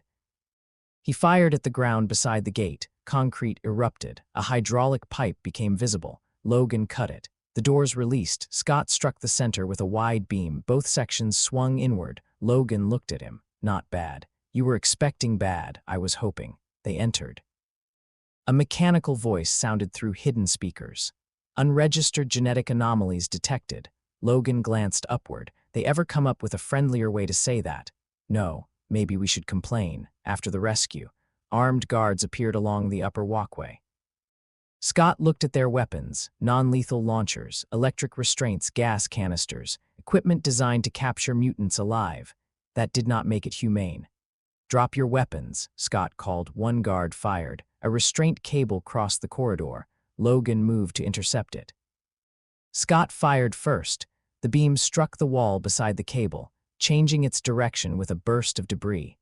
The restraint wrapped around a support beam. More guards fired. Logan leaped onto the walkway. Scott aimed at the floor ahead of him, blasting cover apart without striking the people behind it. Logan reached the first guard. 1 punch. The man collapsed. Second guard. Logan's claws stopped at the soldier's throat. Scott watched. "Don't," he said. Logan looked down from the walkway. "He shot at us. He's no longer a threat. He knows where the other cages are. Then keep him conscious." Logan withdrew the claws. He struck the guard with the metal-covered back of his hand instead. The man dropped. "Conscious enough," Logan said. Scott continued deeper. The floor vibrated.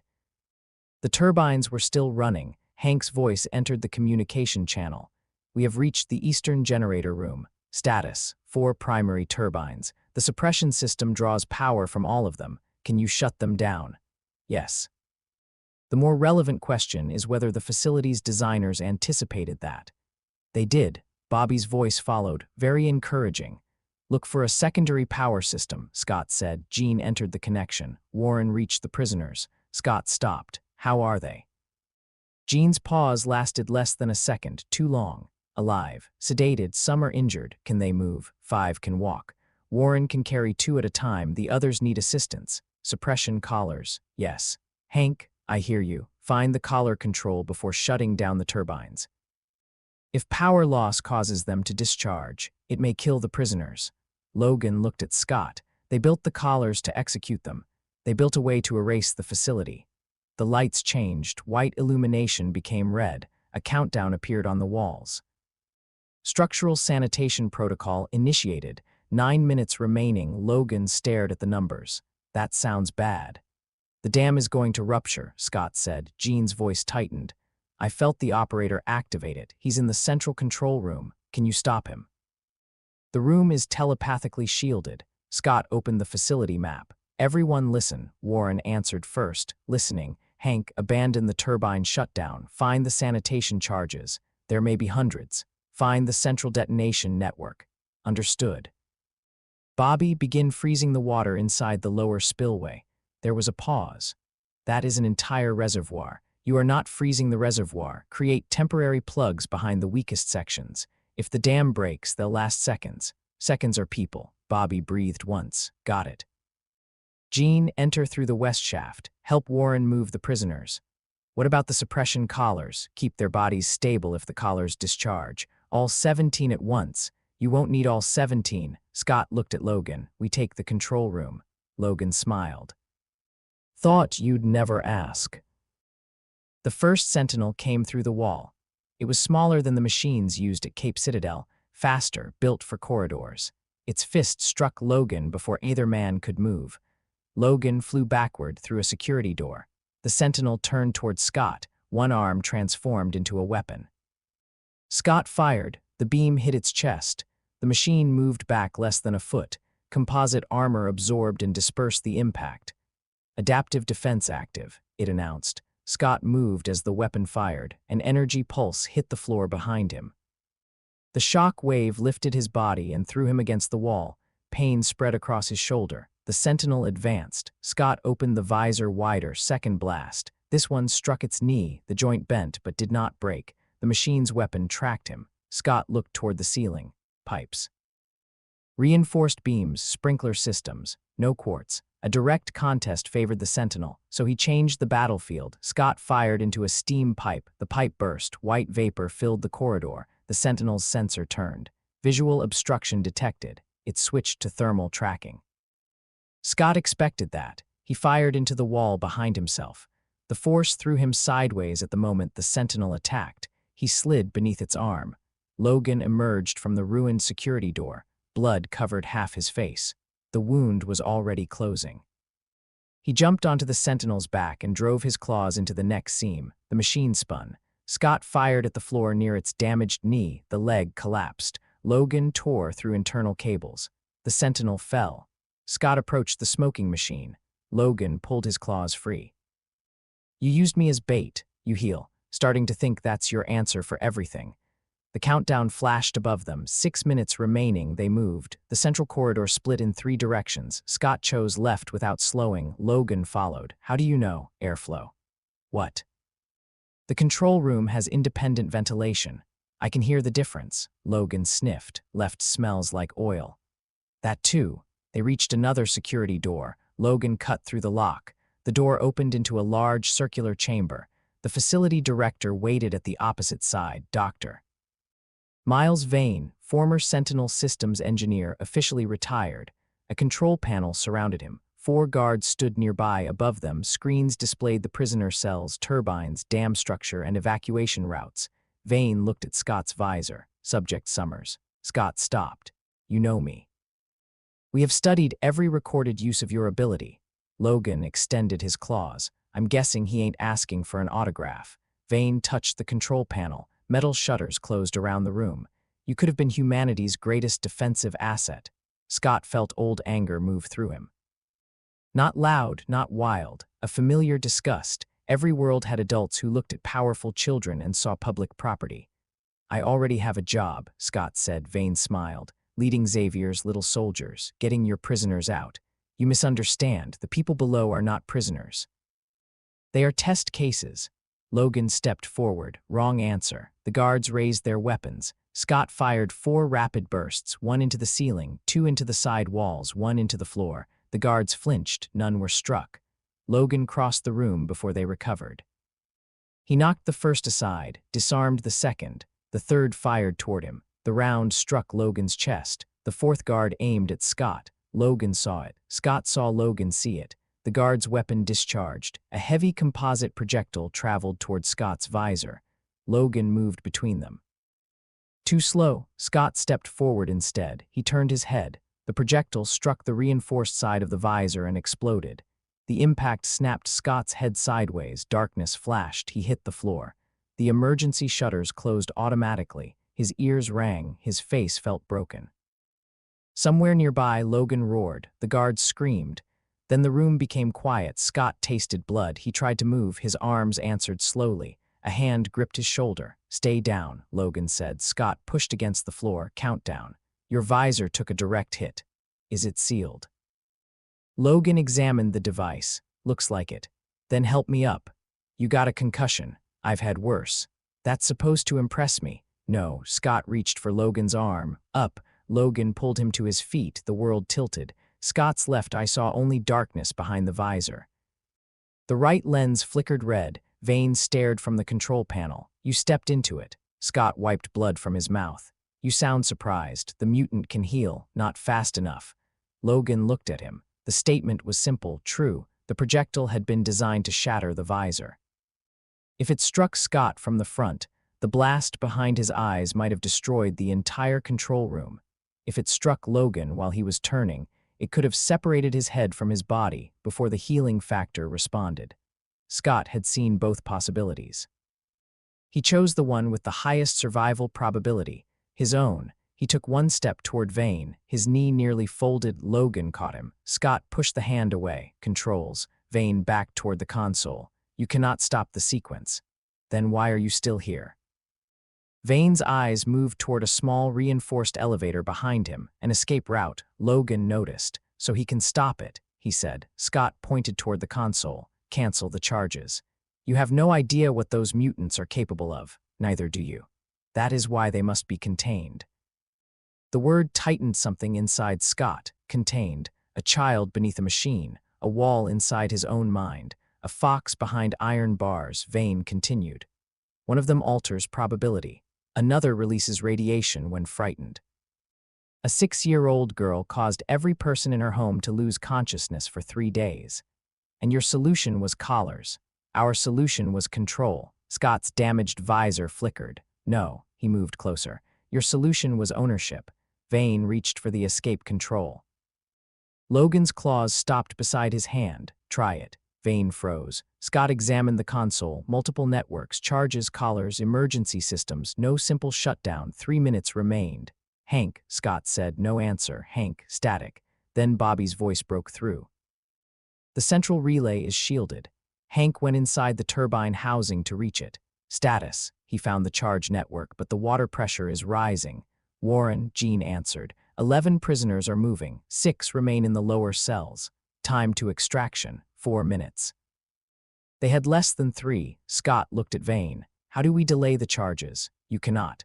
Logan pressed one claw through the console beside Vane's hand. The metal hissed. Vane flinched. "Maybe think harder." "The system requires continuous turbine output." "If the turbines stop, backup capacitors trigger immediate detonation." Scott understood. Shutting down power would not help, but changing its distribution might. "Hank," he said again. Static. Then Hank answered breathlessly. "I am in position. Can you reverse the turbines?" There was silence. Scott, reversing them under current load, would destroy the lower generator assembly. How long before total failure? Approximately 90 seconds. Would the reversal overload the detonation capacitors? Hank understood. It could force the sanitation system to reset. How long? Possibly 2 minutes. Do it. Jean entered the channel. "Scott, the generator assembly is beneath the western cells." He closed his eyes behind the visor. He knew the reversal would destabilize the structure. The western evacuation platform might collapse. Warren was using that platform to move prisoners. The charges would kill everyone if they detonated. Reversing the turbines would buy enough time to save them. It could also destroy the route Warren needed, Correct decision, terrible decision. Warren, Scott said, I heard. Get off the western platform. I have 2 children on it. How long? 40 seconds. We don't have 40. Then find them. Scott looked at the map. The children were 6 and 8, sedated, unable to move, no alternative route. Jean could lift them, but she was holding the remaining prisoners' bodies stable against the suppression collars. If she released that support, someone might die. Bobby was inside the spillway. Hank was at the turbines. Logan could not cross the facility in time. Scott had no answer. The countdown reached 2 minutes. Naruto's old voice rose inside him. There is always a way. He searched angles, distances, abilities, bodies, time, nothing, only costs. Warren, Scott said, carry them and fly through the intake shaft. The shaft gates are closing. You can clear them. Not with both children. Scott stared at the map. You can. Warren became quiet. He understood what Scott was asking. Fold the right wing to protect the children. Use the left wing for lift and control. Enter a closing metal shaft at high speed. If his timing was perfect, all 3 escaped. If not, Scott, Jean whispered. She had seen the same calculation through his mind's surface, not entered, understood. Warren spoke. That's the call. Scott's throat tightened. Yes, then make it. Scott forced the words out. Hank reversed the turbines. The entire facility shook. Lights exploded. The countdown vanished from the screens for 1 second. Everything stopped. Then alarms screamed. Water pressure surged through the dam. The western platform collapsed. Warren launched himself into the intake shaft with 1 child beneath each arm. The gate closed ahead of him. He folded his right wing around the children. His left beat once, twice. The opening narrowed. Warren, Jean screamed. The communication channel filled with metal tearing, then silence. Scott stopped breathing. The sanitation countdown returned. 2 minutes, 7 seconds remaining. The reset had worked. Scott stared at the blank signal where Warren's communicator had been. Jean, she closed her eyes, her face twisted. He's alive. Scott's knees nearly gave out. The children, alive. Condition, Jean did not answer. Jean. His wing, Scott knew before she said it. The gate caught his left wing. Logan looked at him. Jean's voice broke. It tore it off. The room seemed to shrink. Scott saw Warren smiling before entering the intake shaft. One day you might give an order worth ignoring. Scott had given the order, Warren had followed it, and the plan had worked. Hank, Scott said, his voice no longer sounded like his own, complete the reset and evacuate. We still need to disable the charges. Scott looked at Vane. Override code. Vane shook his head. You made your choice. Logan grabbed him by the throat. Scott raised one hand. Wait. Logan looked at him. Scott turned toward the screens. The sanitation system had restarted from the beginning. 2 minutes, enough for extraction. Not enough to safely dismantle every charge, but the central relay controlled signal timing. If destroyed after the prisoners escaped, the charges might detonate separately rather than together. The dam could survive partial damage, could, not would. Hank, disconnect the central timing relay and leave. Scott, that may cause random detonation. It prevents synchronized failure. What about the surrounding towns? Bobby's ice plugs redirect the first surge. Emergency services have already been warned. How? Scott looked at Vane. He planned an evacuation route for himself. The private elevator led upward, likely to a surface communication station. Logan, take Vane and access the elevator. Logan's grip tightened. He stays here. We need his authorization to open it. I can cut it. Not in time. Logan stared at Vane, then released him. You heard the kid. Scott almost corrected the word. He did not. Vane entered the code. The elevator opened. Scott contacted the team. All units evacuate through the central shaft. Bobby answered. Warren needs medical help. Jean has him. He lost. I know. Scott's voice cracked. Only once. Move. The first explosion occurred as the elevator reached the surface. The ground rose beneath them. Concrete split. The hydroelectric station's windows blew outward. Logan threw Vane ahead and grabbed Scott before the collapsing doorway struck him. They ran. Scott's injured body resisted every step. The right side of his visor still functioned. Through the flickering red lens, he saw Jean carrying Warren above the ground with telekinesis. Warren's right wing remained wrapped around 2 unconscious children. The left side of his back ended in blood. Bobby had frozen the wound. Hank ran beside them, carrying another prisoner. The other rescued mutants followed. 17, all 17. The dam cracked behind them, water burst through the lower wall. Bobby turned, he raised both hands, ice spread across the breach. The first layer shattered, a second formed behind it. Then a third. Scott looked toward the slope leading away from the reservoir, higher ground. The team moved, another explosion struck the facility. A section of the dam collapsed, water surged forward, the ice barriers slowed it. Seconds, only seconds, enough for people. The X-Men reached the ridge. Water swept through the abandoned station and flooded the valley below. Emergency channels had warned the towns. Sirens sounded in the distance. Evacuation routes activated. No populated area took the full force. The operation succeeded. The prisoners survived. The evidence was partially recovered. The facility was destroyed. The dam did not completely fail. The towns remained standing. Every objective that mattered had been achieved. Scott knelt beside Warren. Jean lowered him onto the wet grass. Hank examined the wound. His expression said everything. "Can you reattach it?" Scott asked. Hank did not answer. "Hank, the tissue is destroyed. His mutation, his wings do not regenerate like Logan's body." Scott looked toward Logan. For the first time, he hated the healing factor, not Logan, the unfairness of it. Logan had been shot, crushed, and thrown through a steel door. His wounds were already closing. Warren had followed one order. He would never fly the same way again. Warren opened his eyes. His face was gray with pain. "Children," he whispered. "Alive," Jean said. Warren breathed out. Then he looked at Scott. Scott could not hide behind the visor. Warren had known him too long. "You made the right call," Warren said. Scott said nothing. "You hear me?" "Yes." "Then stop looking like that." "Like what?" "Like you're trying to find another answer." Scott looked toward the destroyed facility. "There should have been one. There wasn't. I sent you into the shaft. You sent me to get them out.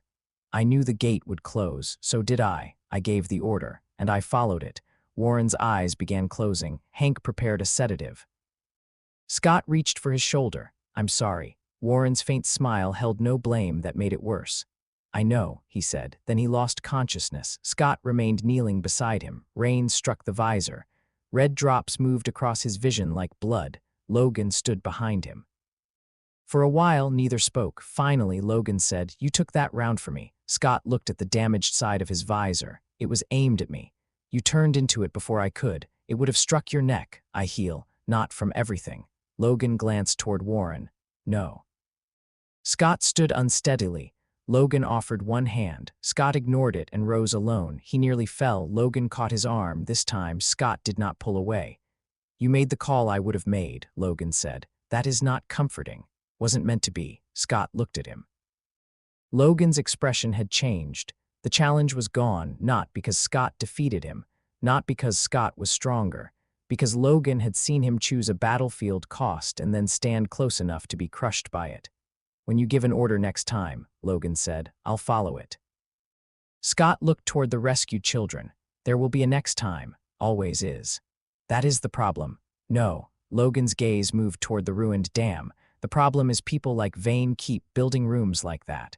Scott watched federal emergency vehicles arriving in the distance.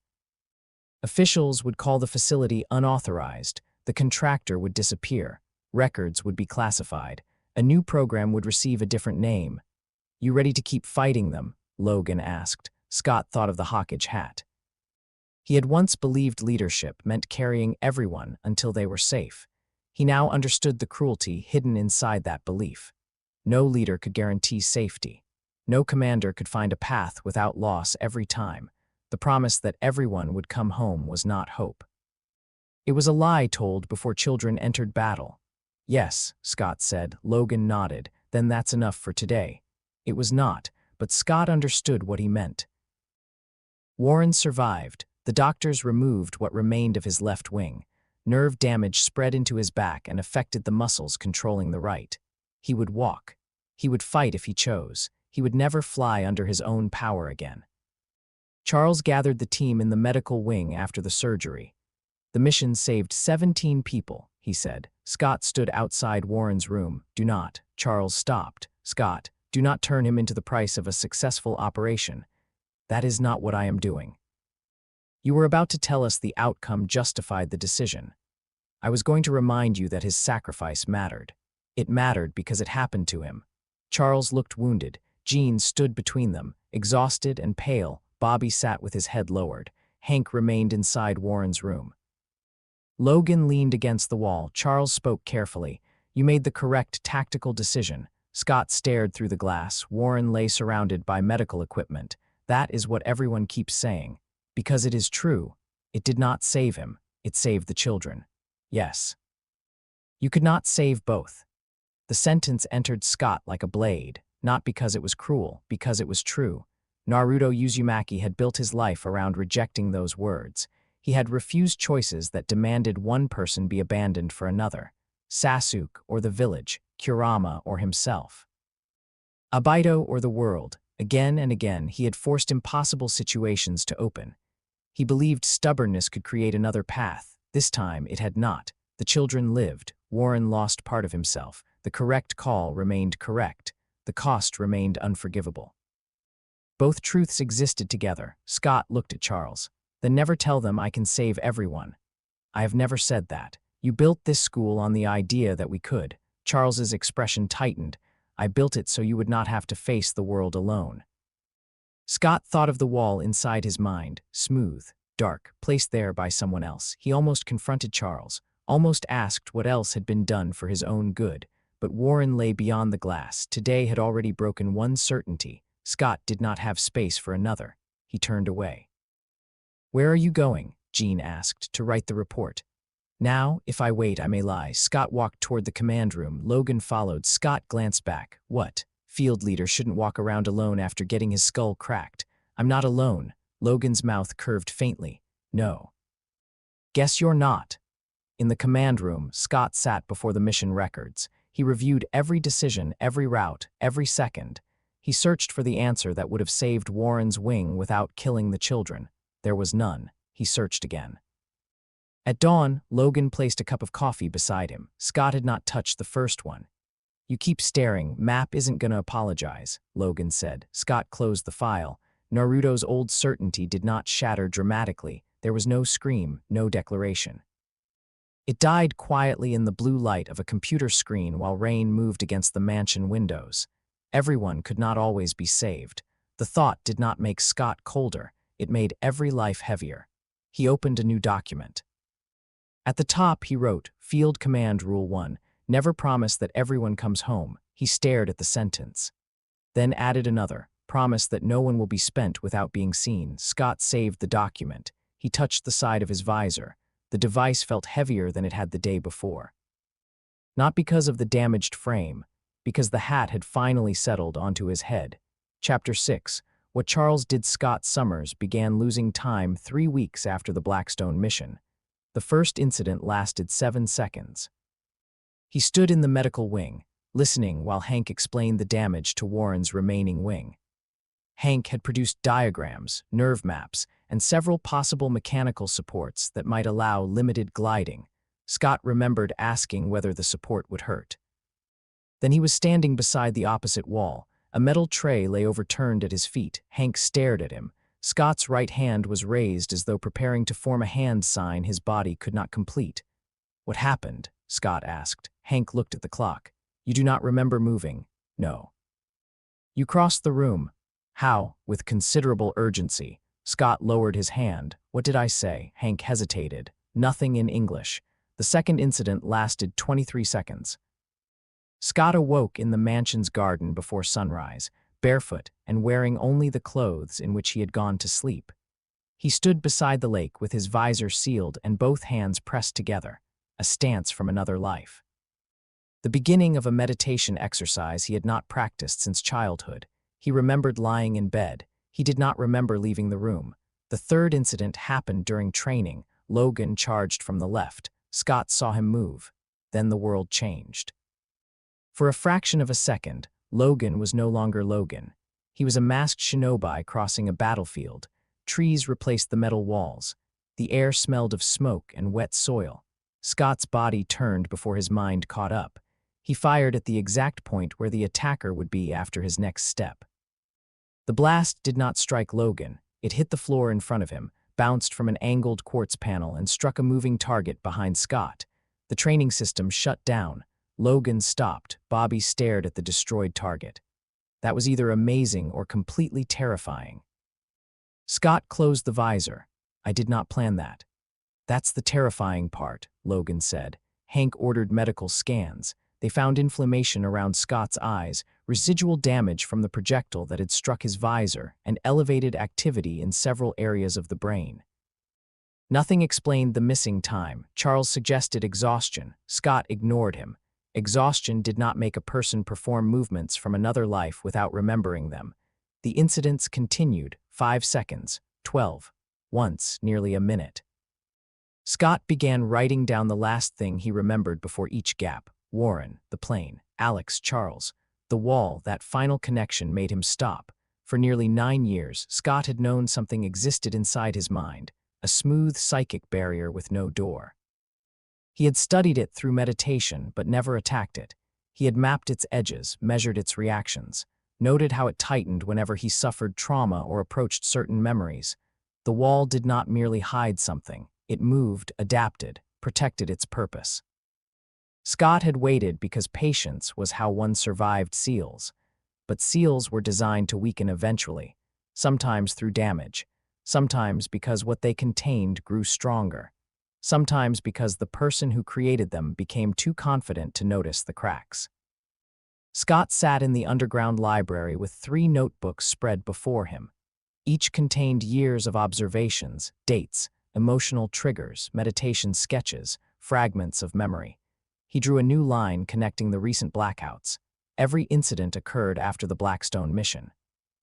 After Warren's injury, after Scott had been forced to accept that the correct decision could still destroy someone he loved, the wall had reacted to that acceptance. Not by weakening, by tightening. Something inside Scott's mind was attempting to protect him from a conclusion he had already reached.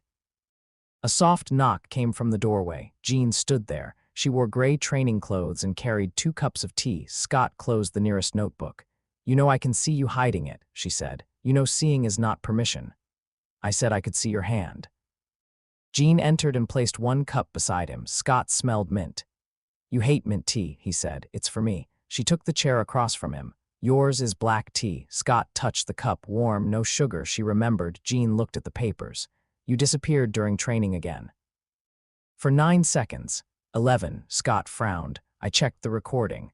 "What did I do?" "You stood still." "That is not useful. You looked at me." Scott waited. Jean wrapped both hands around her tea. "Not like you normally do. Specific. Like you knew me and didn't." Scott's fingers tightened around the cup. "What did you feel?" "I wasn't inside your mind." "I know." The answer came immediately. Jean studied him. Scott continued. "You've become quieter when you use telepathy.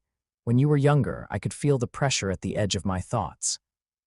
Now there is nothing unless you want me to notice. You make that sound threatening. It is impressive." Jean smiled faintly. Praise from Scott often sounded like a tactical assessment. She had learned to recognize it anyway. "I felt fear," she said. "Not yours. Whose? I don't know." Scott looked down at the notebooks. Jean leaned forward. "You need to let me examine you." "Hank already did." "I'm not Hank. That is one of your better qualities." "I mean your mind." "No." Jean's jaw tightened. "You're blacking out." "Yes." "You could open your visor during one of these episodes. The shutters have an automatic lock. Machines fail." "I know. You could hurt someone." Scott raised his face toward her. "I know." Jean lowered her voice. "Then let me help." For years, Scott had permitted Jean limited contact during missions, locations, emotions, warnings. A temporary network between teammates. He had never allowed her to search his memories, never allowed anyone. A person's mind was the last territory that belonged only to them. Scott had lost ownership of his body twice, first as a Jinchuriki, then as a mutant whose eyes could never be safely uncovered. He would not surrender his mind, but the missing time was already taking it from him. "Conditions," Scott said. Jean nodded immediately. "You examine only the areas active during the blackouts." "Yes." "You do not follow unrelated memories." "I won't." "You tell me before touching anything." "Yes." "If I say stop, you leave." "Yes." "Even if you believe leaving is dangerous." Jean's answer came without hesitation. "Yes." Scott believed her. That was why he agreed. They used a small telepathic training chamber beneath the mansion. The walls contained layers of psychic dampening material designed by Hank and Charles. If Jean lost control, the room would prevent her power from reaching the rest of the school. Hank monitored Scott's brain activity from the observation booth. Logan stood outside the door. Scott had not invited him. Logan had arrived anyway. In case one of the mind readers decides to get creative, he explained. Jean rolled her eyes. Charles was absent. Scott had not told him about the examination. He sat in a padded chair with his visor mechanically locked. Jean took the seat opposite him. "No dramatic speeches?" she asked. "No, you usually have at least one. They are not dramatic." Bobby calls them battlefield lectures.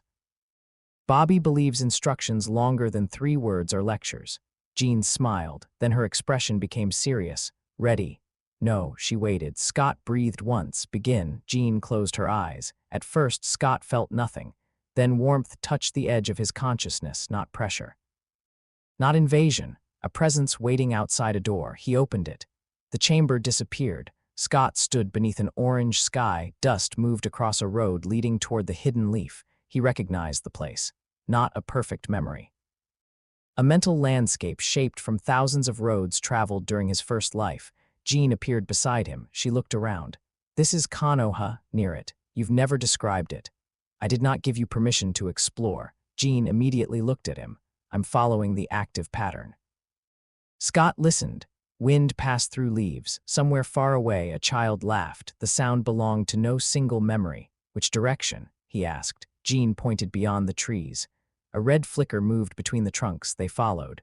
The road changed as they walked. Forest became snow.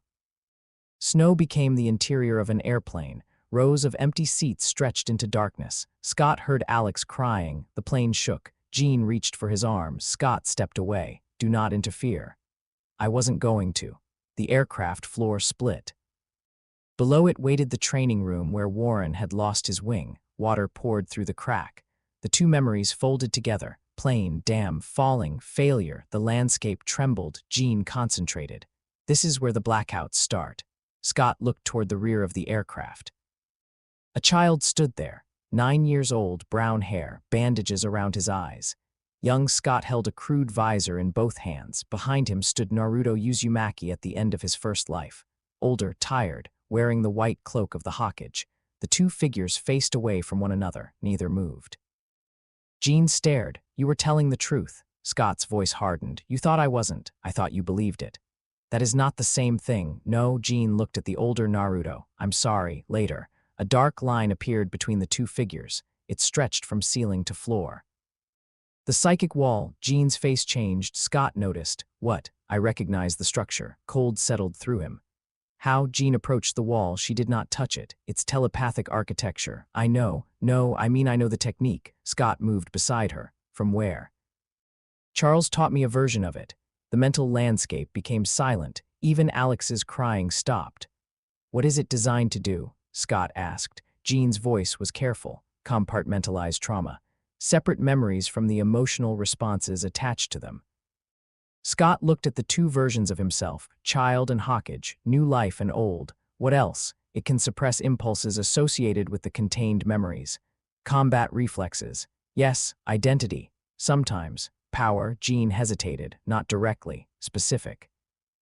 A telepathic barrier cannot physically close your aperture, but it can alter how your brain responds to the pressure. It may be dampening the panic signals connected to your eyes.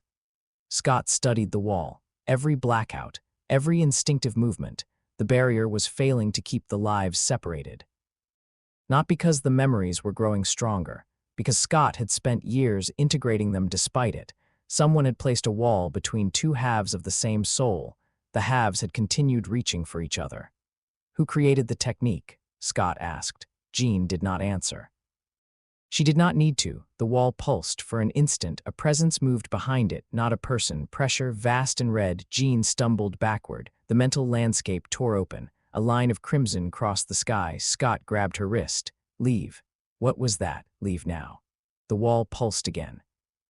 Jean's telepathic connection began stretching toward it, drawn by something with no mind and no intention. The aperture, not physically open, psychically represented. A door without a room behind it. Jean looked terrified. "I can't disconnect." Scott understood. The wall had recognized an outside telepath. It was doing what seals did when threatened, redirecting pressure. Using Jean's connection as an escape route, Scott stepped between her and the wall. He pressed both hands against the dark surface. It was cold, familiar. I said leave. The wall opened one narrow crack. Beyond it was not darkness. It was endless red-white force moving outward. No landscape, no creature, no voice. Only motion without beginning. Jean screamed. Scott closed the crack with both hands. The pressure nearly tore the mental world apart. Jean. Her eyes found his. Follow my voice. This isn't real. It is real enough. He pulled her backward. The plane dissolved. The forest vanished. The orange sky collapsed into a single red point. Scott threw Jean through it. She disappeared. Then he released the wall. The mental landscape exploded. Scott awoke on the floor of the chamber. Hank knelt over him. Logan held Jean against the far wall while she fought for air.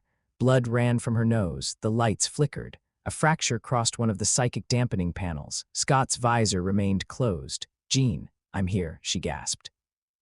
Scott forced himself upright. Hank pushed him back. You experienced a synchronized neural event. English. You both had seizures. Scott looked toward Jean. What did you see after leaving? Nothing. Are you sure? She nodded. The connection broke. Logan released her carefully. Jean slid to the floor. She looked at Scott. The fear in her expression was not directed at him. That made it worse. What was behind the wall? She asked. Not behind. Scott touched his visor through. Hank checked the readings. Your aperture showed no measurable increase in output. It wasn't physical. Then what caused this? Scott looked toward the observation window. The answer stood behind the glass. Charles Xavier had arrived during the seizure. His face was pale. His hands rested motionless on the arms of his chair. Scott rose. Hank tried to stop him. Scott removed the medical sensors and walked toward the door. Charles did not move. Logan watched both men. You want me here? He asked Scott. No, you sure? Yes. Logan looked toward Charles. I'll be outside. Hank helped Jean from the room. She resisted. Scott, please. The word convinced her. Jean left with Hank. The door closed. Scott and Charles remained alone for years. Scott had imagined this confrontation. He had prepared questions, accusations, evidence. He expected anger. Instead, he felt tired. When? Scott asked. Charles looked through the glass at the damaged chamber. The night I found you. The answer came too easily. No denial, no delay. Scott's hands curled into fists in the car after you fell asleep. You entered my mind. Yes, I told you not to. You had not yet made me promise. Scott stared at him. Charles closed his eyes briefly. That was not a defense. No, I know. Then explain. Charles wheeled away from the glass. Scott followed him into the empty observation room. Monitors still displayed the seizure. 2 brain patterns overlapping, one belonging to Scott. One to Jean. Between them, a vertical line of unknown activity. Charles stopped beside the console. When I found you, you were not merely injured, he said. Your mind was collapsing. I was grieving. You possessed 2 complete identities. I possess 1 soul. I did not know that. So you decided for me. You were 9 years old. The sentence struck with unbearable familiarity. A child cannot understand. A village must be protected. The burden is necessary. One day he will be told. One day he will forgive us. Scott heard Hiruzen in every pause. Not the old man's exact voice, the reasoning. The gentle certainty of adults who believed love gave them the right to choose what a child was allowed to know about himself. Charles continued. You were carrying memories from a life that should not have been possible. Decades of war, loss, violence, leadership, death. Those memories were merging with the mind of a traumatized child whose mutation had just activated. They were mine. They were destroying you. You did not ask. You could barely speak. You could have told me afterward. Charles's face tightened. Yes, but you didn't. No, why? Charles looked toward the monitor. Because the barrier worked. Scott laughed once. There was no humor in it. Charles flinched. Say the rest. You stabilized. The optic events decreased. You began sleeping. You formed relationships. You learned to control your mutation. So you decided the violation was justified. I decided removing the barrier might undo everything you had built. You decided. Yes, Scott walked closer. Every adult who seals something into a child says the same thing. Charles met his gaze. I did not place your power inside you. No. You placed a lock inside my mind. To protect you. There it is. Scott, the village elders said the fox had to be sealed to protect everyone. The third Hawkage hid the truth to protect me. Every council, commander, and frightened parent chooses that word because it makes control sound like kindness. I loved you. The words stopped Scott. Charles's voice broke slightly. Not enough to become a plea, enough to become honest. I loved you, he repeated. You were a child in agony. I had the ability to lessen that agony, and I used it. Scott looked away. This would have been easier if Charles were cruel, if he wanted ownership, if he were Jack Winters, if he smiled while tightening a leash. But Charles had sat beside Scott during nightmares. He had searched for Alex for years. He had built a school where frightened children became a family. He had celebrated Scott's victories and mourned his wounds. He had loved him, and he had violated him. Both truths existed. That was the hardest kind of betrayal. You saw my life, Scott said. Fragments, how much? Enough to understand that you had lived before. Did you see their faces? Charles lowered his eyes. Some, my wife. Yes, my children. Yes, my village. Yes, and you never said anything. I feared encouraging the memories would weaken the partition. Scott's voice became dangerously quiet. You let me believe I was alone with them. I thought distance would allow you to become Scott Summers. I am Scott Summers. I know. No, you decided Naruto Uzumaki was an illness Scott needed to survive.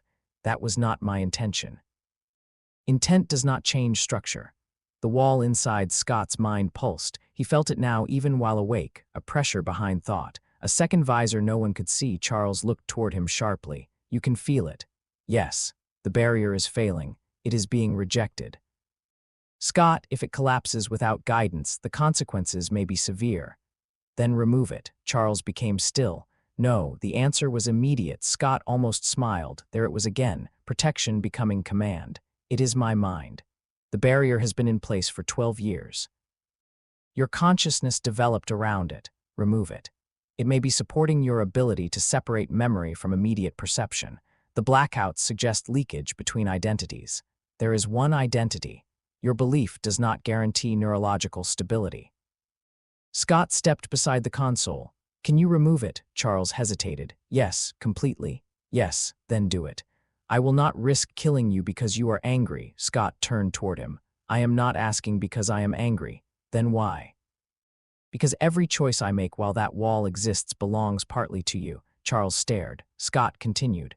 Every emotion it dampens, every memory it redirects, every instinct it suppresses. I cannot know where I end and your decision begins.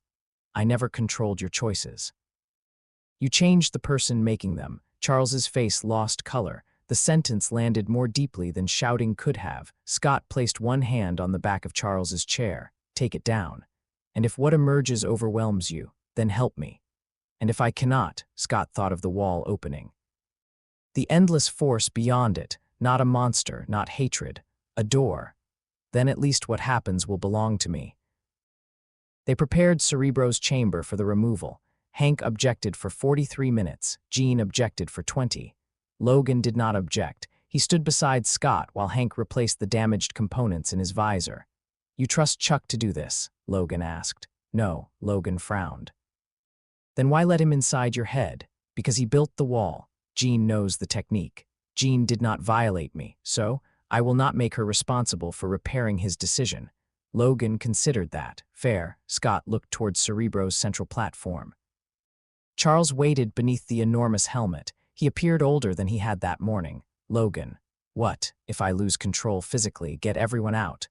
What about you? Seal the chamber. Logan's jaw tightened. You asking me to bury you down here? I am ordering you to protect the school.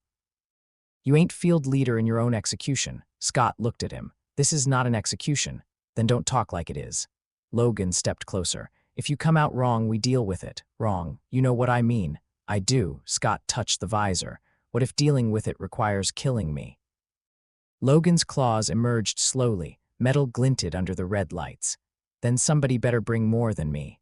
The claws retracted. Logan walked toward the chamber wall. Scott understood. It was not a promise of mercy. It was a refusal to give up early.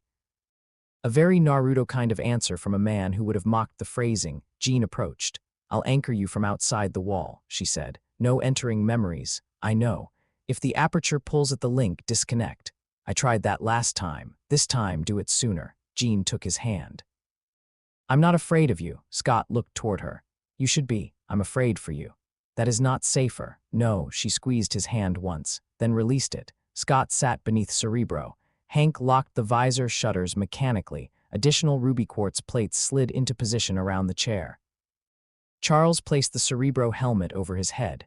Once we begin, he said, I may not be able to rebuild the barrier exactly as it was.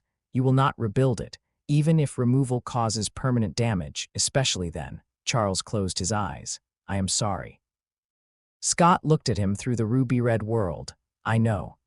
It was not forgiveness. Charles understood. They began. Scott stood before the wall. This time, the mental landscape contained no forest, no plain, no mansion.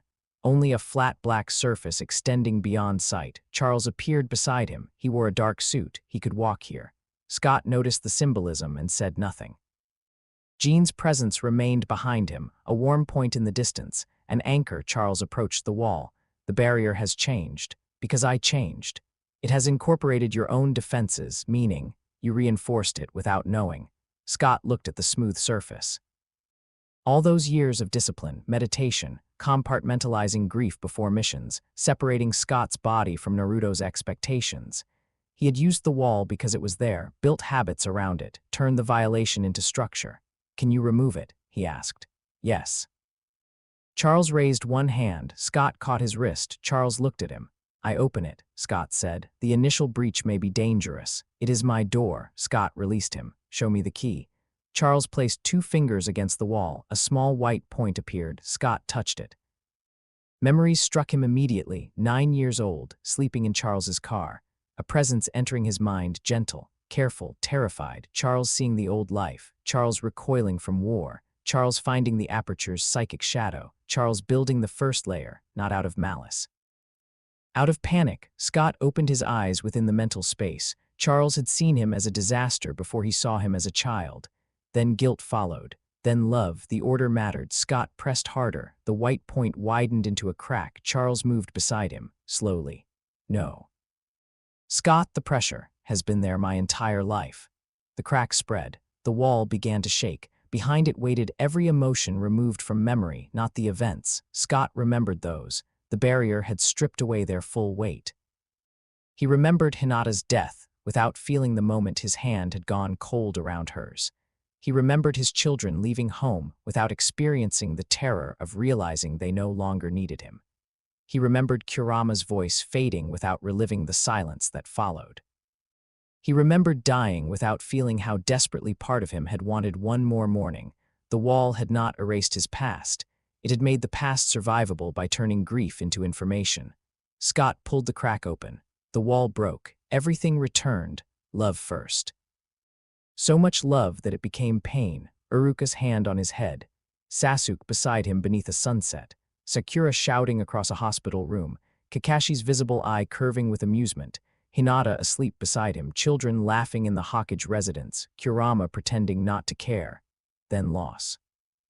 Every funeral. Every empty chair, every name carved in stone, Kushina and Minato dying for him, Jiraiya beneath the rain, Neji falling, Obito turning to ash, Kurama disappearing into quiet, Hinata aging, friends becoming portraits, Naruto's final breath. Then Scott's life crashed into it. Christopher and Catherine vanishing behind a mountain, Alex torn from the harness, Jack's hand on his shoulder, red light destroying a clinic, Michael trapped in a sentinel, Haskins beneath the crowd, Warren's wing caught in steel. 2 lives did not merge gently. They collided. Scott screamed. The sound crossed the mental space. Jean's anchor flared. Charles reached for Scott. The shattered wall fell outward. Behind it, the psychic aperture opened. It was not contained by bars. It had never been behind the wall. The wall had been preventing Scott from fully perceiving it. A horizonless dimension of force existed behind his eyes. No heat, no thought, no limit Scott could sense. It poured toward reality through the shape of him. Charles stared. For the first time, Scott felt Charles become truly afraid. It has no mind, Charles whispered. I know, no intention. I know. How have you lived with this? Scott looked toward the endless outward motion. I thought everyone felt like this. The force reached for the telepathic connection, not consciously. Water did not hate a crack for allowing it through. Jean cried out in the distance. Charles raised both hands. Psychic barriers formed around them. The pressure shattered the first, then the second. "We have to close it," Charles said. "No, it will consume the link. It cannot consume anything. It is tearing through your mind." No, Scott finally understood. The aperture was not tearing him apart. He was. For 12 years, the wall had taught his mind that perception of the aperture was dangerous. The moment he felt it fully, every defense activated, every instinct said monster, seal, contain, push it away. The pressure had always existed. Resistance created the pain, but understanding that did not make the pain stop, not yet. Scott stepped toward the opening. Charles grabbed his arm. "You cannot control it from here." "I am not trying to." "Then what are you doing?" "Looking." Scott faced the impossible force. No fox waited inside. No lonely creature, no enemy, only a door. He opened himself to the awareness of it. For 1 second, the pain vanished. Then Naruto's combat instincts reacted. 2 lifetimes of energy shaping recognized the flow. Compress. Rotate, direct. The force within the psychic landscape twisted. A spiral formed. Charles shouted. The mental world collapsed. In the physical chamber, Scott's visor exploded, not fully. The outer shutters tore from one side. Ruby quartz cracked. A concentrated blast escaped through the damaged layer and struck the reinforced containment wall. The beam did not travel straight, it rotated. Force spiraled against the wall, drilling into layers designed to absorb direct impact. Hank slammed emergency controls. Additional quartz panels descended. The blast struck them and folded inward, contained at the center like a sphere held several feet from Scott's face. A coil. The first stable one he had ever created, Tier 3. It lasted less than 2 seconds, then it detonated. The shock wave shattered every screen in the observation room. Logan threw himself over Hank. Jean was hurled backward. Charles fell from Cerebro's platform. The chamber lights died. Emergency systems activated. Red illumination filled the smoke. Scott remained in the chair. His eyes were closed. Blood ran beneath the broken visor, not from a nosebleed, from the corners of his eyes. Hank crawled toward him. "Do not open them." Scott heard him from very far away. "I know." "Your visor is compromised." "I know." Jean staggered into the chamber. "Scott." He turned his face away from her. "Stay back." Charles pushed himself upright. A cut crossed his forehead. "Scott, the wall is gone." Scott breathed. He felt it. No smooth surface, no partition. Naruto and Scott no longer stood on opposite sides of a life. There was only him. And every emotion the wall had withheld now existed at full volume. He remembered Warren, not as a tactical loss, as a friend screaming while metal tore through bone. Scott's body folded forward. Jean moved instinctively. Scott raised one hand. "Don't." She stopped. He wept, not quietly, not with the controlled grief of a commander behind a closed office door. He cried like a child beneath a village's hatred, like a man at his wife's funeral. Like a brother watching an aircraft disappear behind a mountain, like someone mourning 2 worlds at once. No one touched him. That was the first kindness Charles gave him without deciding what it should become. They remained until Scott could breathe. Hank fitted a temporary ruby quartz covering over his closed eyes. Scott opened them only after every lock was secure. The world returned in red, sharper than before, painful, honest. Charles sat several feet away. "The coil," Hank said quietly. "You shaped the emission without the external reflective array." Scott wiped blood from his cheek. "I know. That should not have been possible. It was not chakra. I am aware." Scott looked at the damaged containment wall. It was the same principle: rotation, compression, containment. A technique translated across bodies and worlds. Not Rasengan, never Rasengan. Something new, something purchased through damage. Hank examined his instruments. "The tissue around your apertures is severely inflamed. You may have caused permanent retinal deterioration." "The ratchet." Scott whispered. Hank looked at him. "What?" "Every step forward costs control." Charles approached. "Scott." Scott turned toward him. Charles stopped outside arm's reach. The distance was deliberate. "I did not understand what the wall was hiding," Charles said. "You did not understand what it was teaching me to fear." "No, you saw the aperture." "Yes." "What did you feel?" Charles looked toward the ruined chamber. "Nothing." Scott waited. "That was the horror of it," Charles continued. "There was no hatred to reason with, no consciousness to calm.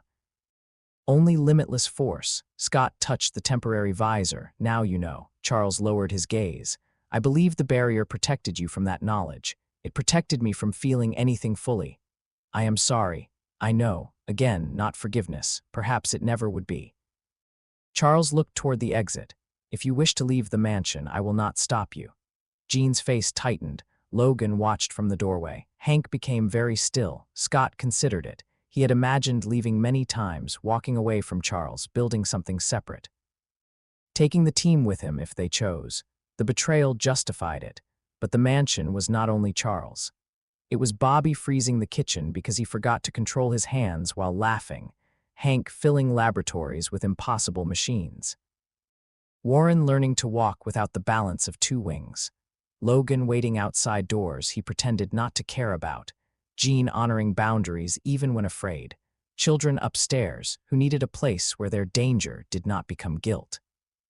Scott would not abandon a home because one man had mistaken love for permission. I'm not leaving, he said. Charles looked up. That does not mean I forgive you. I understand. It does not mean you remain in charge of my mind. I understand. You will never enter it again without permission.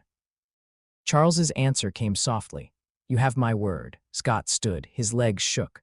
Logan moved forward. Scott accepted his arm this time. Together they walked toward the exit. Jean followed. At the doorway, Scott stopped. He looked back at Charles, alone beneath Cerebro. In my first life. Scott said, I forgave the people who made me a container. Charles did not move. For years, I believed forgiveness proved I had become better than what was done to me. Did it not? No. Scott looked at the broken wall of the chamber. It proved I survived long enough to choose what happened next. He left. Charles remained behind. That night, Scott sat beside Warren's hospital bed. Warren was awake, reading through engineering designs for an artificial wing. He looked at Scott's temporary visor. You look terrible, so do you. I lost a wing. My excuse is less dramatic. Warren put the designs aside. What happened? Charles removed something from my mind. That sentence needs more explanation. Later, Warren studied him. You feel different. Scott looked toward the dark window. I feel everything. That sounds inconvenient. It is. Warren smiled, then the smile faded. You're blaming yourself again. Scott did not lie. Yes, for the mission. Yes, you know what I said, that it was the right call. It was. Scott looked at the place where Warren's left wing had been. I remember the calculation. Good. I also remember what it did to you. You remembered that before. No. Warren waited. Scott struggled to explain. Before the wall fell, Warren's injury had lived inside him as responsibility. A decision, an outcome, a weight. Now Scott could feel the scream he had heard through communications. The fear. The moment of silence after metal tore flesh. The relief when Jean said the children were alive, the shame attached to that relief. I knew it, Scott said. I did not fully feel it. Warren leaned back. And now I understand why leaders become afraid to decide. Warren studied him. Are you? Yes. Good. Scott looked at him. Warren continued. Someone who isn't afraid of making that call should never make it. Scott considered the words. A Hawkeye was expected to appear certain. A field leader was expected to make the room believe a plan existed even when only probabilities remained. But fear did not invalidate command. Fear was part of its cost. Warren picked up the artificial wing designs again. Hank thinks he can build something that responds to the remaining nerves. Will it let you fly? Not like before. I'm sorry. I know. Scott stood to leave. Scott. He stopped. You don't have to turn every wound into a rule. Scott touched the notebook inside his coat.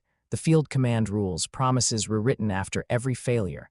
How else do I prevent it from happening again? You don't. Warren looked toward the designs. You learn, you prepare, you try.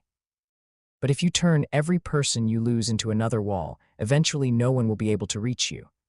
Scott thought of the barrier inside his mind, gone now. The space where it had stood felt exposed, cold, alive. I had enough walls, he said. Warren smiled faintly. Then leave this one down. Scott left the room. He walked through the mansion while everyone slept. The red world no longer seemed distant. Colors beyond the visor remained altered, but the people inside them felt closer. Every footstep, every breath, every memory. Scott reached the underground training room. The wall damaged by the coil had been temporarily reinforced. He stood before it. Tier 0 sealed. He He touched the visor dial but did not open it. Behind his eyes, the aperture poured forever. Behind his memories, there was no longer a barrier. Charles had believed a wall could protect a child from becoming dangerous. Scott had believed tearing it down would make him free. Both had been wrong. Freedom was not the absence of walls. It was the right to decide which ones remained. Scott lowered his hand. Far away, metal groaned. Not inside the mansion, across the grounds. Every loose metallic object in the training yard lifted several inches from the earth. The disturbance lasted 1 second, then everything dropped, an alarm sounded. Hank's voice came through the speakers. Magnetic field anomaly detected. Scott looked toward the surface. He did not need Cerebro to guess who had arrived. Magneto had felt the psychic shock. Or Charles had called him. Neither possibility was comforting. Scott walked toward the elevator. The wall was gone. The next man waiting for him was someone who had never believed walls protected anyone. Eric Laneshare believed only cages existed. And unlike Charles Xavier, Magneto had never pretended his key was an act of love. Chapter 7. The man who was right. Every metal object on Xavier's estate rose 6 inches from the ground. Garden tools lifted from the maintenance shed. Cars groaned on the driveway as their frames strained upward. Silverware rattled inside kitchen drawers. The artificial components of Warren's new wing tore against their restraints in the medical workshop. Deep beneath the mansion, the reinforced doors of Cerebro's chamber bent inward. Then everything dropped. The noise passed through the estate like thunder. Scott Summers stepped out of the underground elevator with Logan beside him. The night air carried the scent of wet grass and disturbed soil. Emergency lights glowed around the mansion grounds, turning the trees into black shapes against a red horizon. Magneto hovered above the central lawn. He wore his helmet and armor, his dark cape moving in the wind. Loose nails, broken equipment, and fragments of metal circled him slowly. Not weapons, not yet. A demonstration. Charles Xavier waited on the stone path below. Jean stood behind him. Hank and Bobby had spread farther across the lawn, keeping distance between themselves in case Magneto attacked. Warren remained inside. His artificial wing was unfinished, and the magnetic disturbance had damaged the mounting system. Scott looked up at Magneto. "You could have used the front door." Magneto descended. His boots touched the grass. "I considered it. And I wished to know whether Charles had made improvements to his defenses." Charles's voice remained calm. "You damaged medical equipment. Then perhaps do not build your sanctuary from materials I command." Bobby's hands became covered in frost. Logan extended his claws. Magneto glanced toward him. The adamantium inside Logan's body shifted. Logan's arms were suddenly pulled outward. His boots carved lines through the soil. Scott touched Logan's shoulder. Claws in. Logan stared at Magneto. "I'm not giving him the satisfaction. You are giving him handles." After a moment, Logan retracted the blades. The magnetic pressure eased. Magneto smiled faintly. "You have disciplined him." "No," Logan said. "He's just annoying enough that sometimes listening is easier." Scott looked toward Charles. "Did you call him?" "No." Then he felt the psychic event. Magneto's eyes moved toward Scott's temporary visor. It had been replaced twice since Charles removed the wall. The current model was almost entirely non-metallic, built from reinforced ceramic, layered ruby quartz, and flexible composites. Magneto could not simply tear it from Scott's face. The fact seemed to interest him. "I felt a disturbance," Magneto said. For one moment, Charles's mind touched something so vast that even Cerebro could not conceal the echo. Charles's expression tightened. "This does not concern you, Eric. Everything capable of frightening you concerns me." Magneto approached Scott. Logan stepped between them. Scott raised one hand. Logan did not move. "Logan, you sure?" "No." That answer made Logan glance back. Scott continued, "But move." Logan withdrew reluctantly. Magneto stopped several feet from Scott.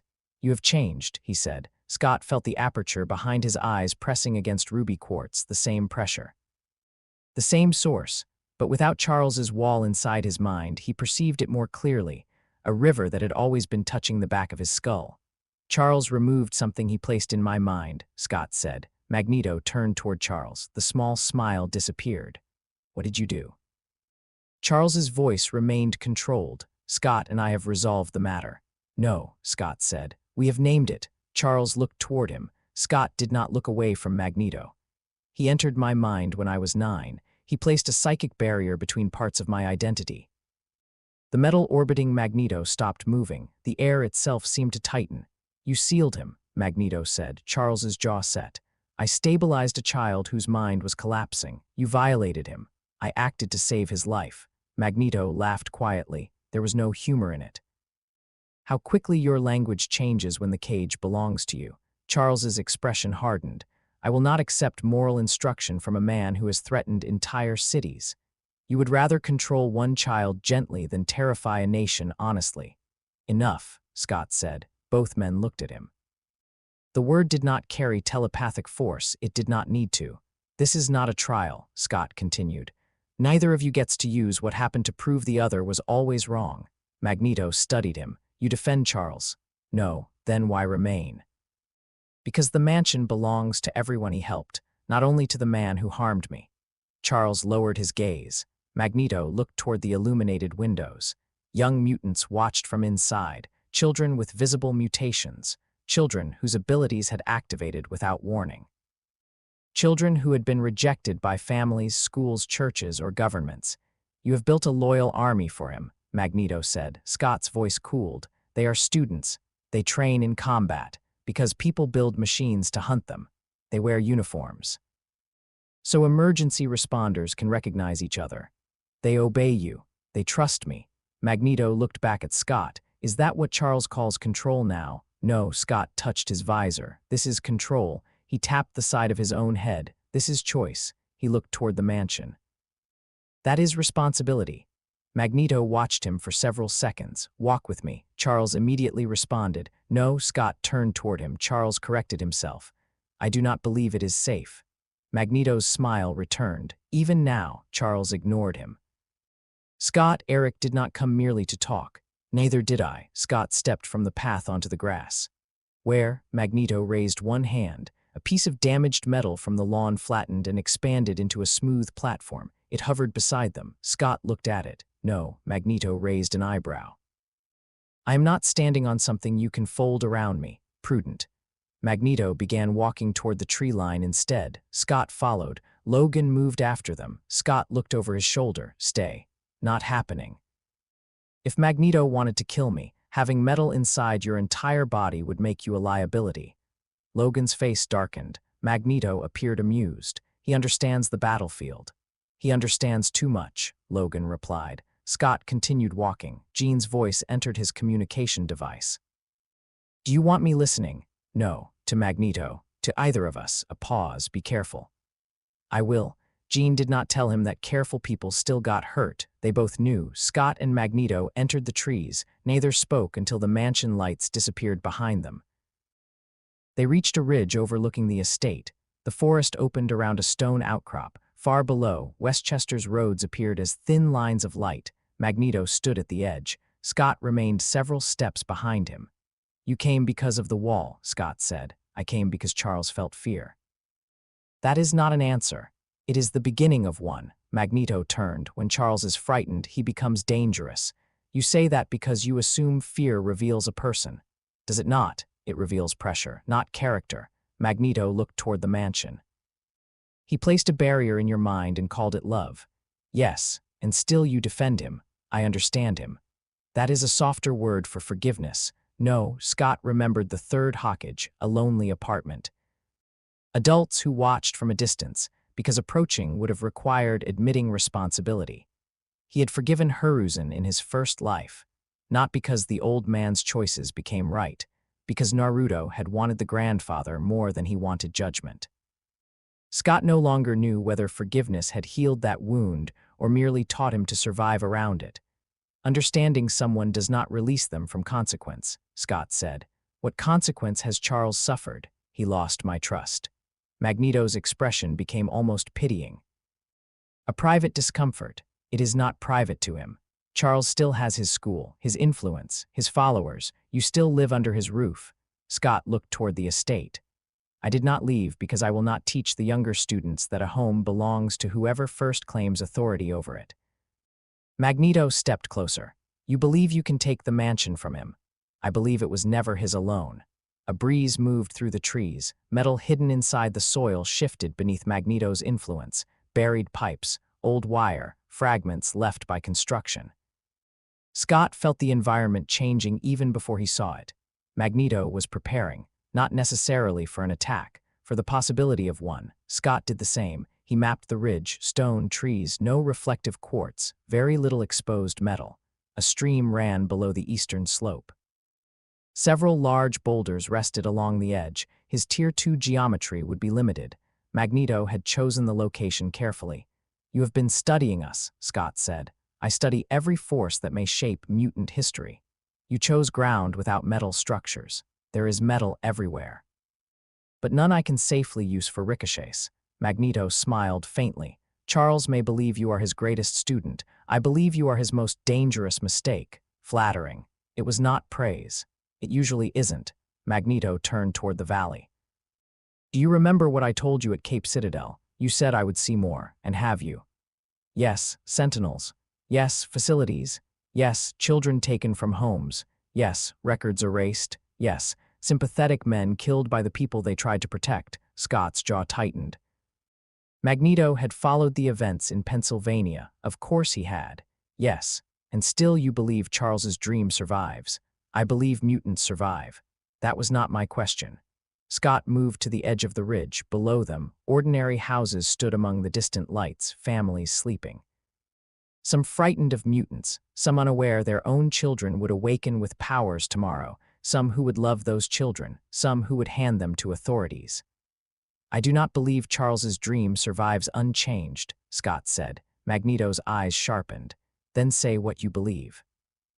"Mutants need schools Charles does not personally control, medical systems that do not report them to governments, legal representation, safe housing, independent communications, political power." Magneto listened. "Land. Yes. Defenses. Yes, an army." Scott hesitated. Magneto noticed. "Call it whatever helps you sleep. A defense force accountable to the people it protects. A mutant army. A structure that cannot be commanded by one man." Magneto's voice softened. "You have finally begun building a nation." "No. Why resist the word? Because nations become excuses." "For what? To decide who belongs." Magneto laughed quietly. "You think humanity has not already decided. They have not all decided the same thing. They will. You cannot know that. I have watched them decide before." The humor vanished from his face. Scott knew enough of Magneto's history to understand the silence. A camp. Numbers burned into skin. Family erased by an institution built from uniforms, paperwork, rail lines, and obedience. Magneto did not fear theoretical cages. He had seen civilization manufacture them. Scott had once listened to Nagato speak of nations using pain to create peace. Nagato had been wrong. But the bodies beneath his argument were real. Magneto was the same.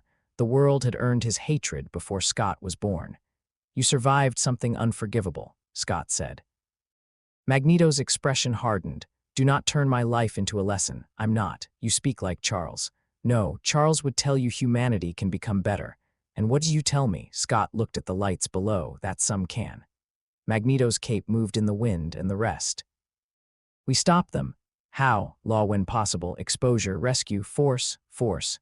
Yes. Yet you condemn me." "I condemn who you target." Magneto stepped toward him. "I target systems. You drop bridges onto the people crossing them, because the system hides among civilians." That sentence has justified every atrocity in history. And your restraint has prevented none. Scott's throat tightened. Haskins dying in the crowd, Warren screaming in the intake shaft, children beneath the dam. The hidden facility had existed while the X-Men attended classes, trained and waited for Cerebro to detect it. Magneto was right about something Scott hated. Reacting to cruelty after it appeared meant cruelty always moved first. "How many facilities have you destroyed?" Scott asked. 7. Scott looked at him sharply. 7. Blackstone was not the first. "How many prisoners?" 112 recovered alive. Scott processed the number. "Where are they?" "Safe." "Where?" "You are not entitled to know." Children disappeared from federal sites and no public reports followed. Because exposure would reveal them. You hid them. I protected them. The word hung between them. Scott heard Charles again. Magneto recognized it too, his face hardened. The difference, Magneto said, is that I asked them whether they wished to leave. And the children, their guardians chose. Which guardians? Mutants capable of protecting them. You chose new families for them. We found people who would not surrender them. You chose. Magneto's eyes became cold. Someone had to. There it was, the same shape, different voice, different intention. Charles controlled through love. Magneto controlled through urgency. Both believed the danger of the world granted them authority others had not given. Scott had seen this cycle before, protected children growing into protectors. Protectors deciding protection required containment. Did you tell the rescued families where you took their children? Scott asked. Some families delivered those children to the facilities. Others were deemed unsafe. By you. By people who understood the threat. Chosen by you. Magneto's metal fragments began circling faster. You speak of consent as though children can negotiate with governments. They cannot. Then someone acts for them. Yes. And you believe your judgment is better than mine. No. Magneto paused. Scott continued. That is why there must be more than one person holding the key. A council, courts, advocates, families, mutants themselves, systems with limits. You wish to answer oppressive systems by building slower ones. I want power divided. Divided power is weakness. Concentrated power becomes ownership. Magneto looked toward the mansion again. You learned that from Charles. I learned it from everyone. For a moment, neither spoke. Then Magneto said, join me. Scott had expected the offer. He still felt its weight, not the brotherhood. Magneto continued. Something new. You want me to command for you. I want you to command beside me. Until I disagree. You already disagree. Until my disagreement prevents you from acting. Magneto smiled faintly. That depends on whether you are right. Scott almost laughed. Every authoritarian believed disagreement remained welcome until it mattered. You need me because people follow me, Scott said. I need you because you understand that leadership is not power. You could have chosen any commander. I have. They failed. They obeyed. That was the failure. Magneto's smile vanished. Scott continued. You do not want a commander. You want someone intelligent enough to win your wars and loyal enough not to question why they begin. I want someone who knows our people cannot survive another generation of Charles's patience. And I want someone to explain where your war ends, when humanity can no longer cage us. That is not an end. That is a condition you can redefine forever. Magneto raised one hand. Metal rose from beneath the soil, thin wires, old nails, a buried length of pipe. They formed a loose sphere around him. You cannot talk me out of this, he said. Scott felt the conversation close. Not because Magneto had become angry, because he had recognized Scott's method. Find the wound, name it, offer another path. Naruto had used words like bridges. Magneto saw them as restraints. I know, Scott said. Magneto's eyes narrowed. You know, I knew before we started. Then why speak? Because understanding your answer matters. To whom? To the people who will have to survive it. The metal sphere snapped outward. Scott moved. A sharpened fragment passed beside his visor. He dropped behind a stone ridge as wires cut through the air above him.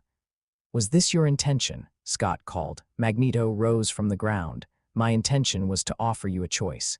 You offered recruitment. You refused. That is not the same as choosing war. To history, it often is.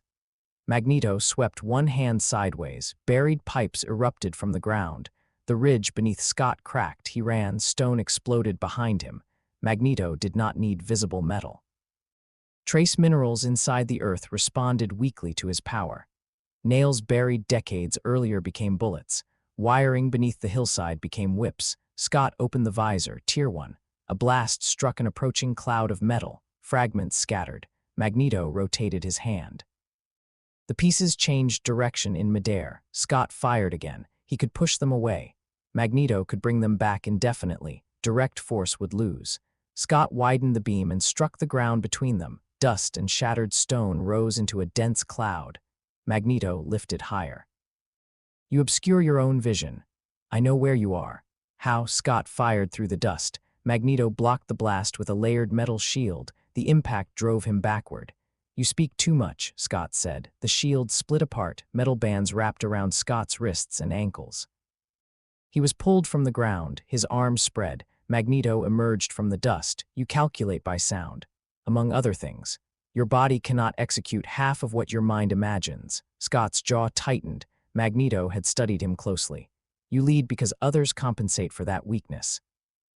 Magneto continued. Alone, you are a weapon trapped inside a fragile child's design. I'm not alone. No one followed you. That isn't what I meant. Magneto tightened the metal restraints. Pain moved through Scott's shoulders. You believe memory makes you wise, Magneto said. But you still carry the central weakness of the boy Charles found. Which one? You need people to choose you. Scott became still. The accusation reached both lives, Naruto shouting for acknowledgement, Scott building a team around trust. Leadership and loneliness braided so tightly that even he could not always separate them. Magneto lowered him until their faces were level. You save them, Magneto continued. Command them, bleed for them, and in return they give you what you have wanted since childhood. Scott looked through the red visor. Family. Yes, you say that like it invalidates the work. It compromises you. Everything compromises us. A leader must be willing to stand apart. No, Scott's answer came without hesitation. A tyrant stands apart. A leader remains close enough to hear what the orders cost.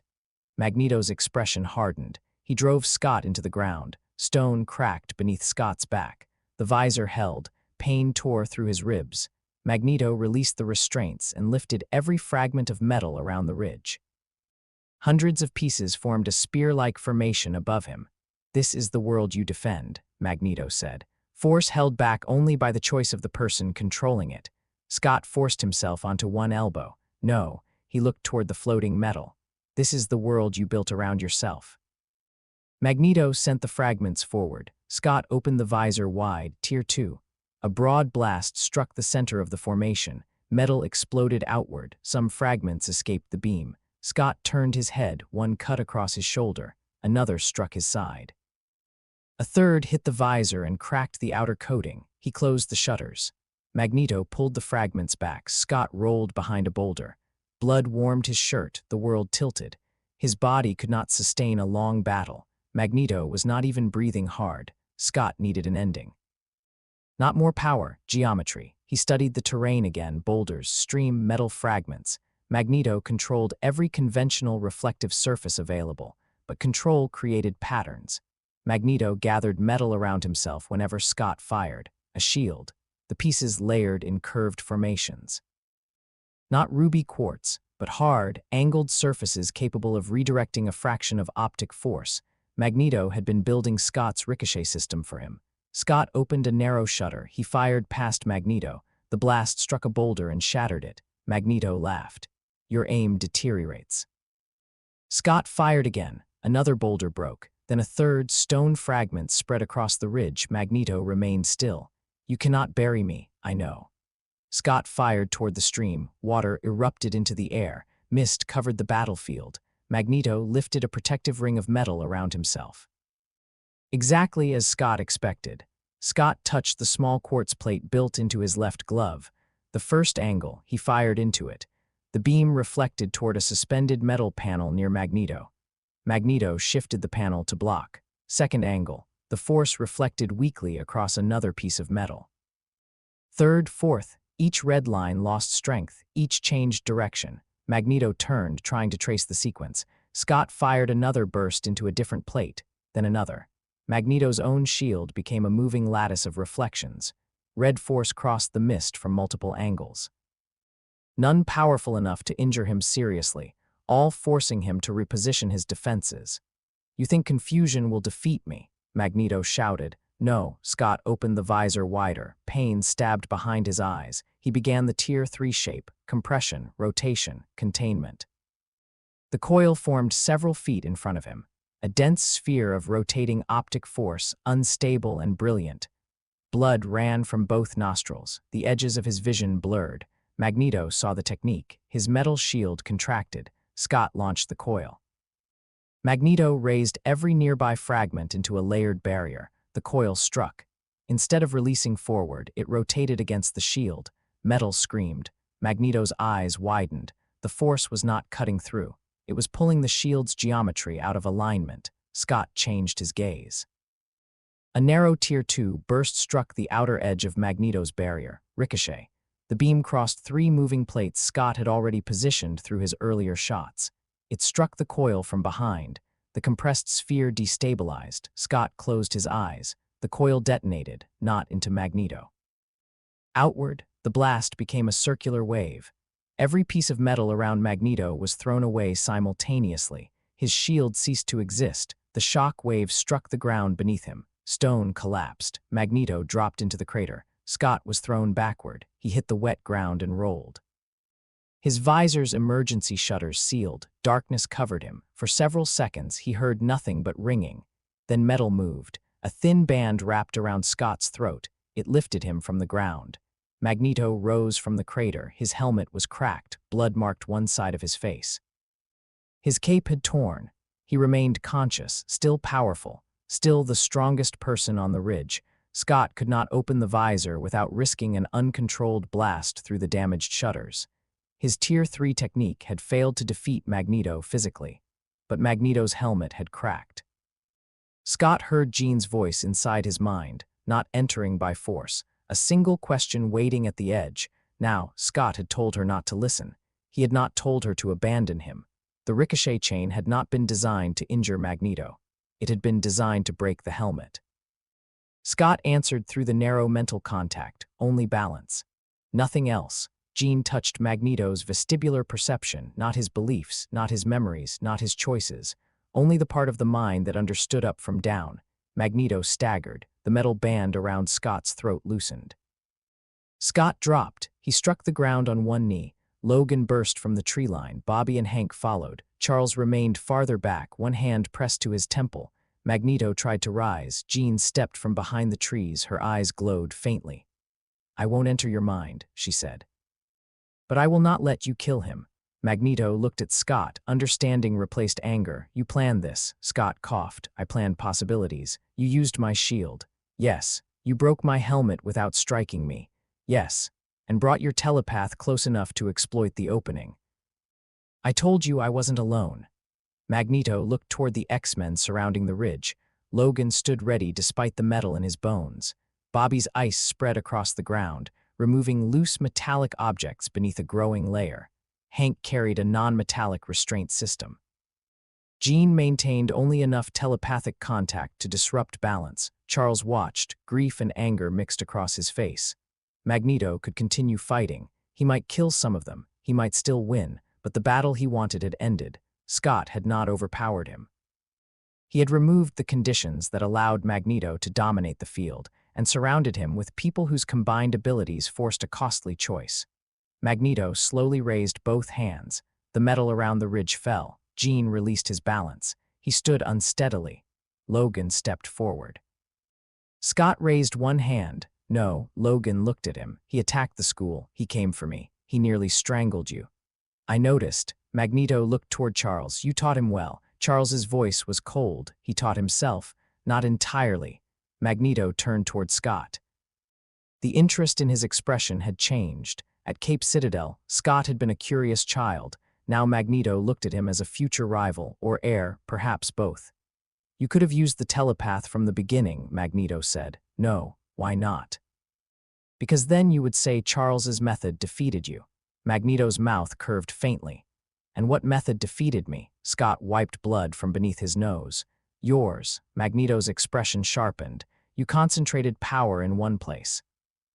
You assumed everything under your control belonged only to you. I divided the field. You required 6 people to defeat one. Yes, you say that without shame. Why would I be ashamed of having people beside me?" Magneto looked at the team. "No army remains loyal forever. They are not an army."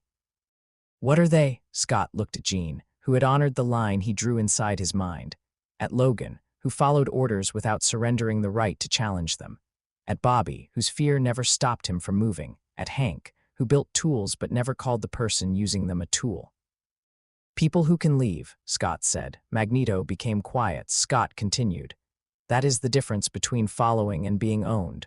The words reached him, not enough to change him, perhaps enough to remain. Magneto touched the crack in his helmet. "You believe you have proven something?" "No." "Then what was this?" "A warning. To me. To both of us." Scott looked toward Charles. Power becomes dangerous when the person holding it believes good intentions remove the need for limits. Charles accepted the accusation without defending himself. Magneto did not. My intentions are irrelevant. That makes you worse. Magneto's eyes hardened, then he laughed, a low, genuine sound. You are not Charles. I've been saying that for years. No, Magneto stepped closer. The X-Men tensed. He stopped beyond arm's reach.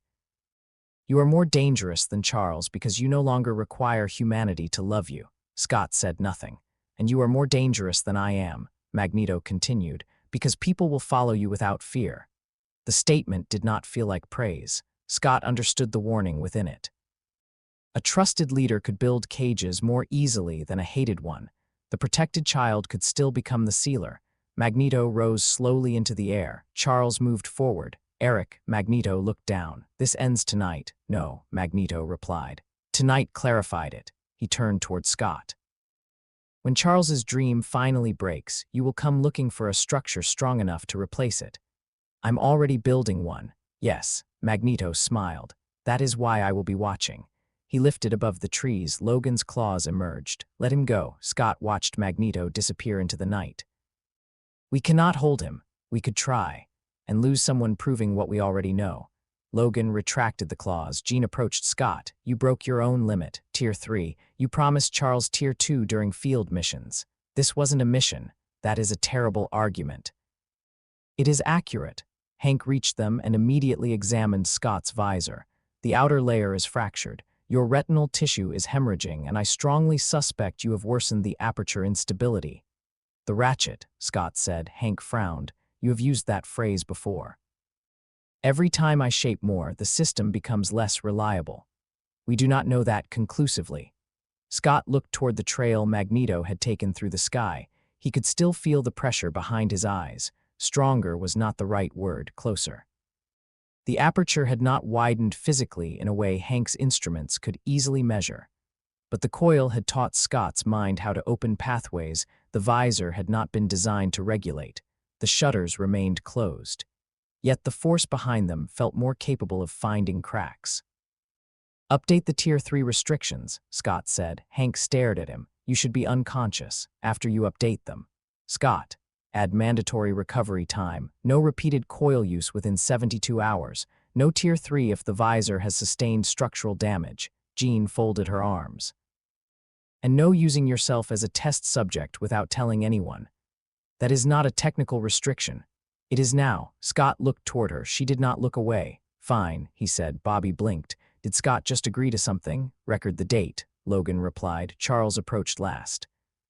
The others gave them space. Scott remained standing mostly because falling in front of Charles would begin another argument. You could have been killed, Charles said. Yes, you knew Eric would attack. I knew he might. And you went alone. The team was nearby. You concealed that from him. Yes, Charles looked toward the shattered ridge. You manipulated the battlefield before the fight began. That is what battlefields are for. A faint expression almost crossed Charles's face. Pride, perhaps. He suppressed it. Did you learn anything? Charles asked. Yes. That Eric can be defeated. No. Scott turned toward the distant town lights. That he is right about more than we want him to be. Charles became still. Scott, the facilities exist. Governments are preparing. Families are surrendering children. Public sympathy disappears the moment people become frightened. That does not make Eric's answer correct. I know. Do you? Scott looked at him. If I didn't, I would have joined him. Charles's shoulders relaxed slightly. Scott continued. But defeating Magneto does not defeat what created him. Charles followed Scott's gaze. No. And talking to him will not make him stop.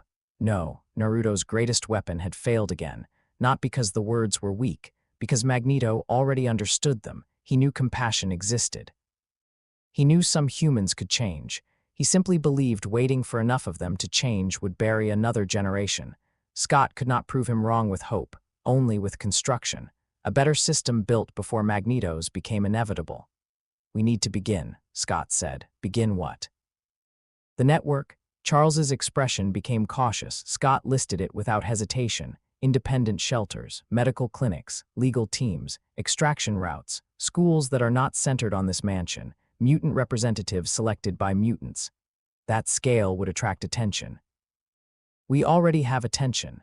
It would require resources. Warren has connections. Hank can build communication infrastructure. Jean can coordinate volunteers without exposing identities. Bobby knows younger students trust him. And you, I'll organize it. Charles watched him. You speak as though the decision has been made. It has. By whom? Scott held his gaze. The people who need it. Charles's expression tightened. For one moment, Scott saw the old pattern approaching, concern becoming authority, love becoming a lock. Then Charles stopped himself. What do you need from me? He asked. The question mattered, not permission, not control, participation. Scott answered, cerebro access with independent oversight. Charles almost objected, then nodded. Jean and Hank agreed. No searching for mutants who have not asked for contact unless there is immediate danger. Charles hesitated. That may prevent us from reaching children before others do. It also prevents us from becoming another organization that finds them before they can choose.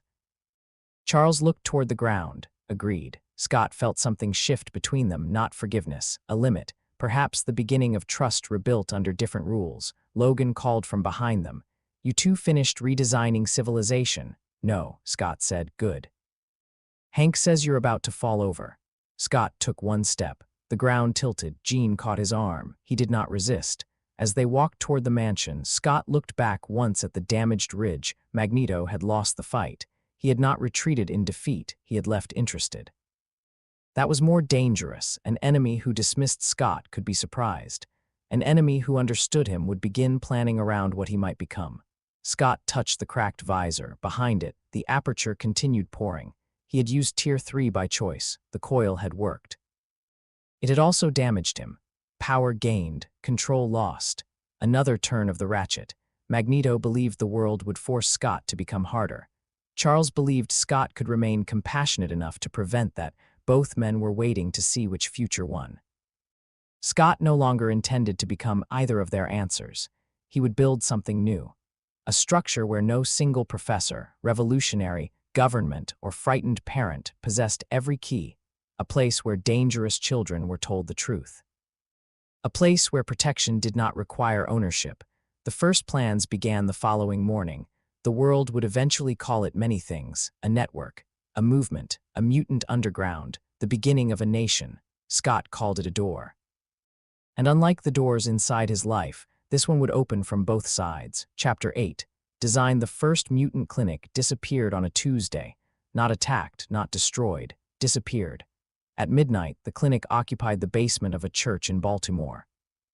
It contained 12 beds, 3 volunteer physicians, emergency medicine, false identification documents, and a secure communication terminal connected to Scott's growing network. At 6 in the morning, the basement was empty. The beds remained. The medicine remained. The volunteers' coats hung beside the door. There were no bodies, no signs of struggle, and no blood. Every computer had been removed. Every patient file was gone. The second clinic disappeared 9 days later. Then a safe house. Then a mobile laboratory Hank had built to identify dangerous genetic reactions before frightened hospitals could report mutant children to federal agencies. The people survived. That was what made the pattern difficult to understand. Each volunteer awoke hours later in a public place with no memory of what had happened. None had been seriously injured. None could describe the attackers. Only the records vanished: genetic scans, blood samples, family histories, mutation profiles, information.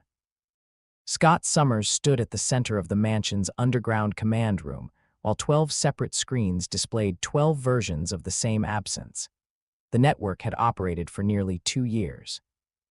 It now connected 43 shelters, 9 clinics, 6 legal teams, and hundreds of volunteers across 3 countries.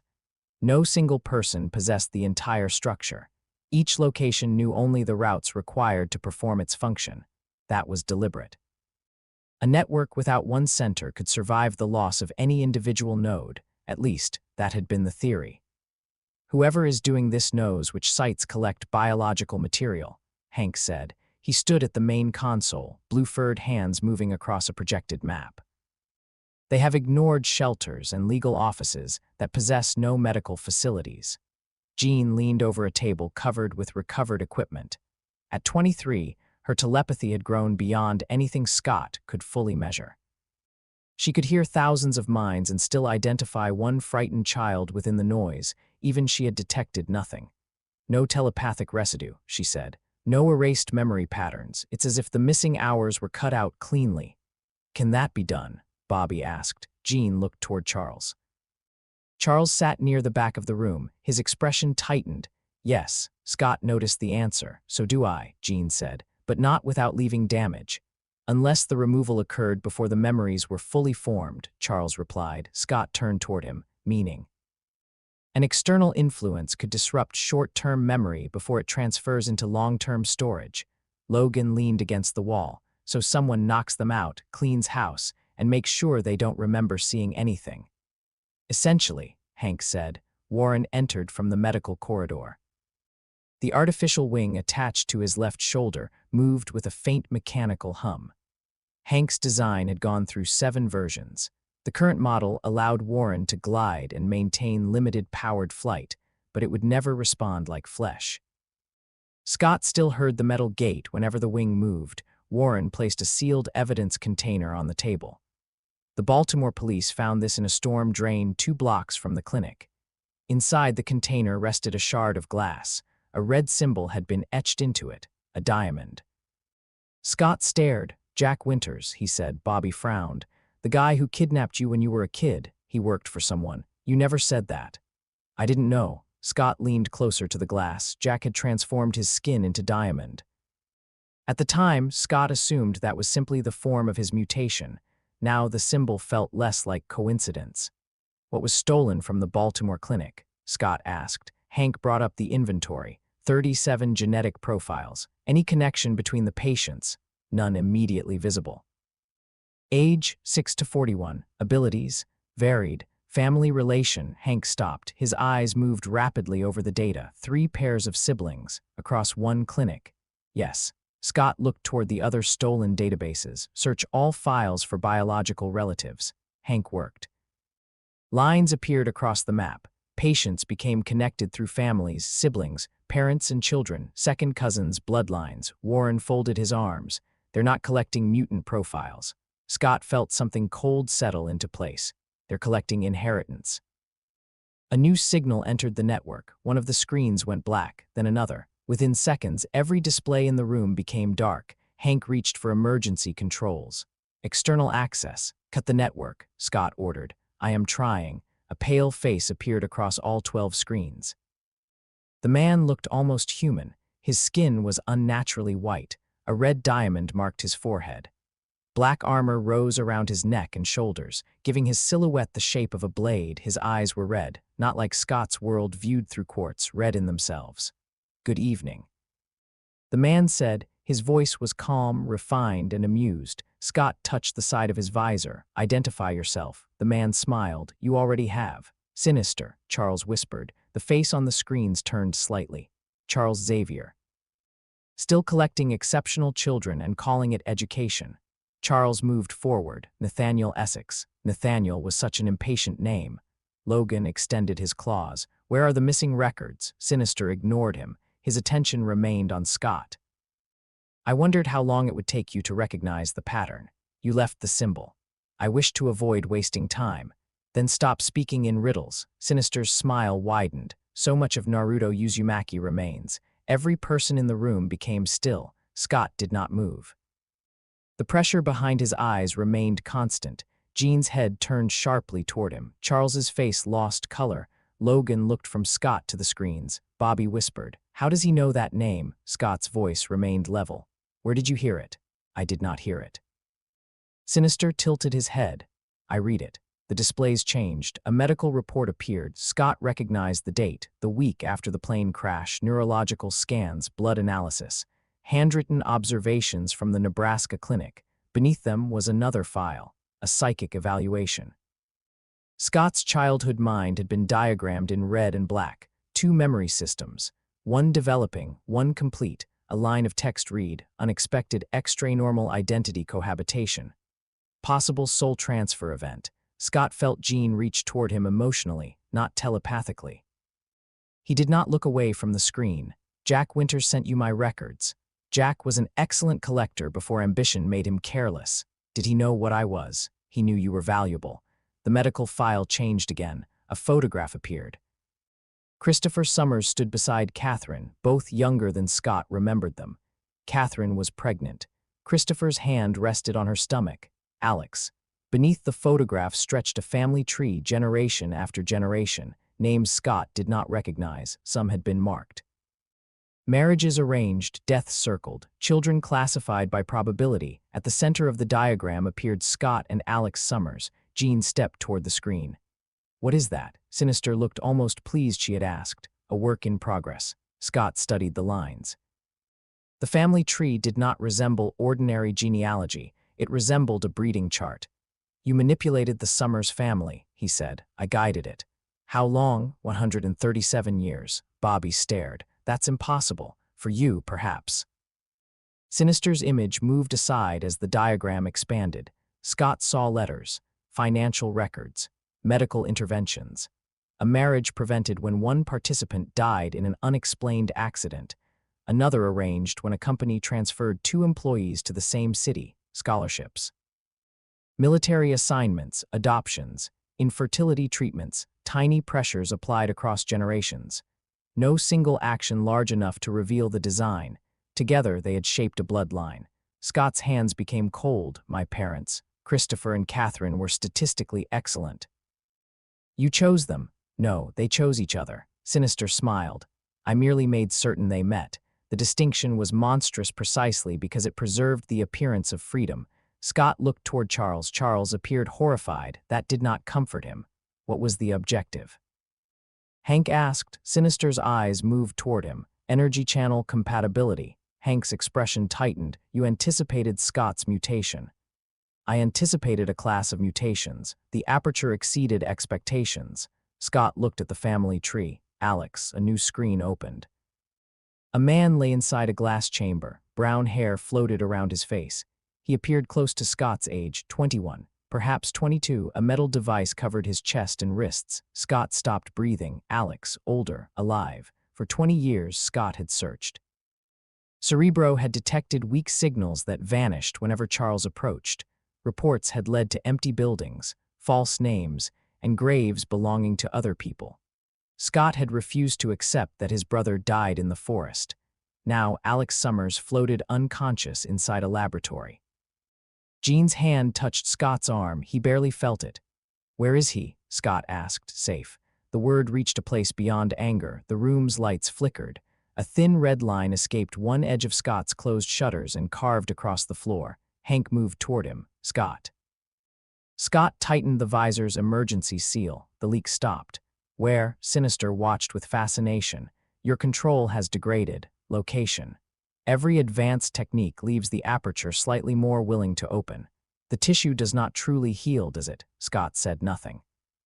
Sinister continued. "You call it the ratchet." Jean looked at Scott. Only the team knew that phrase. Hank's expression changed. "You have access to the mansion."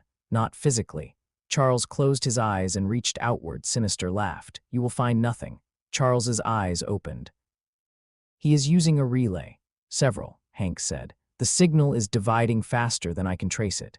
Scott looked at Alex. His brother's face had aged, but Scott recognized the small scar above his eyebrow. Alex had received it after falling from a kitchen chair at 5 years old. Catherine had held him while Scott brought a towel. The memory struck with unbearable clarity. "Did you cause the plane crash?" Scott asked. The room became quiet. Sinister's smile disappeared. "No." Scott waited. "I influenced the route," Sinister continued.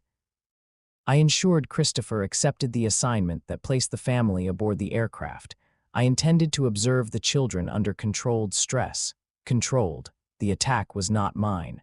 "What attack?" "Your father believed the aircraft suffered mechanical failure." Scott stared. "It didn't." Another interested party attempted to seize the family. "Who?" "That question is not relevant to my design." Answer. "The Shi'ar." The word meant nothing to most of the room. Hank reacted. "Extraterrestrial." Sinister smiled faintly. "Very." Scott remembered the light before the plane failed. The violent movement, metal tearing, his father shouting. He had assumed storm and mechanical damage. There had been an attack. Someone had reached into the sky and broken the aircraft apart.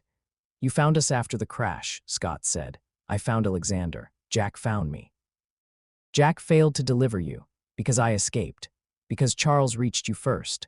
Scott turned toward Charles. Charles said nothing. Sinister changed the screen. A photograph showed 9-year-old Scott asleep in Charles's car, taken from outside, the night Charles rescued him. They had been watched, every step, every intervention, every choice, observed by someone who considered lives an experiment. You let me stay with Charles, Scott said. I wish to see what he would produce. Charles's voice became cold. He is not a product. Neither are your students, according to the language in your brochures.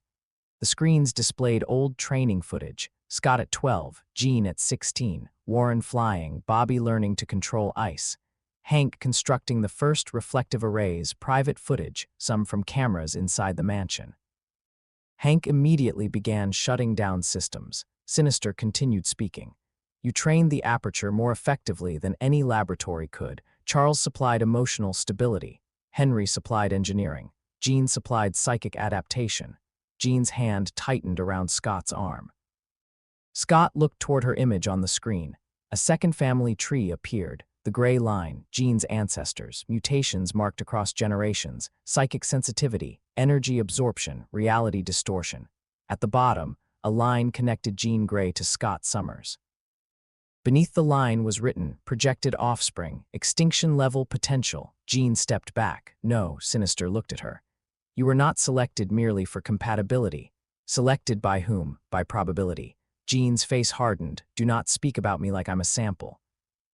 Everything living is a sample of what came before. Scott moved between Jean and the screens even though Sinister was not physically present. You arranged for us to meet. Charles did most of the work. Charles's expression darkened. I had never heard of the Summers family before finding Scott. Consciously, Charles stared. Sinister's smile returned. How many impulses does a telepath mistake for intuition? Charles became very still. Scott looked toward him. Did he influence you? I don't know. The admission was immediate, honest, terrifying. Sinister continued. A suggestion placed in the mind of a doctor. A file moved to the top of a government desk. A psychic disturbance amplified at the right moment. No person controlled, only guided. Scott looked at the family trees, guided, designed, arranged. The language avoided responsibility by distributing it across probability. Sinister had not forced Christopher and Catherine to love. He had arranged the meeting. He had not ordered Charles to rescue Scott. He had made Scott easier to notice. He had not commanded Scott and Jean to care for each other. He had placed them in the same house and watched, control without visible chains. A prison whose bars were coincidence. Jean's voice shook. Did you alter my feelings? No, she stared. Sinister looked almost offended. Fabricated affection would contaminate the result. Scott's hand tightened. The result, any child created from your combined genomes. There will be no result, Jean said. That is your current position. Scott felt her anger flare. Objects around the command room began lifting, chairs, tools. Fragments of equipment. Jean's power strained against the floor. Scott turned toward her. Jean, she looked at him. Put them down. For 1 second, her anger turned toward him too, not because he was the enemy, because Sinister had transformed every connection into evidence of manipulation. Even Scott's request could sound like control. Scott softened his voice. He wants data. Jean breathed. The objects lowered. Sinister watched closely. Remarkable, he said. No psychic command, no force. One word from you, and an Omega-level mutant regulates herself. Scott looked toward the screens. That is trust. That is conditioning. Jean flinched. Scott felt something inside him become dangerously calm. You want me angry. I want you honest. No, you want variables under pressure. Sinister's expression suggested approval. Scott continued. You stole the clinic records because the network was identifying bloodlines you did not control, partially. You took family histories to update your predictions. Yes, you left the symbol because you wanted me to find the pattern. Yes, you showed Alex because you need me to come to you. Sinister smiled. Yes. Why? The screens changed again. An image of Scott's aperture appeared, not the physical eyes, the dimensional opening itself, represented through impossible equations. At first, you were merely the successful expression of a cultivated genome, Sinister said.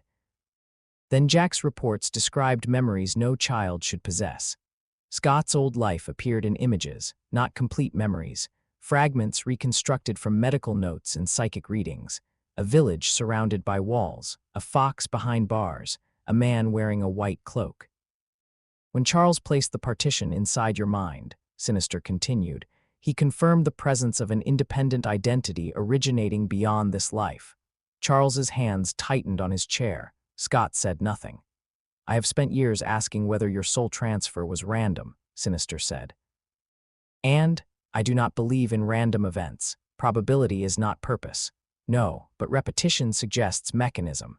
Sinister brought up records of other mutant children. Some claimed memories from previous lives. Most had been dismissed as imagination. A few displayed knowledge they could not have learned. One spoke an extinct language.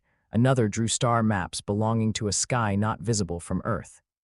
Mutation does not end with flesh, Sinister said. Consciousness may also adapt. Souls may seek compatible vessels. Hank stared at the data. You believe Scott's soul was drawn to the Summers genome. I believe something selected it. Scott looked at Alex floating in the chamber. Something, perhaps the aperture itself.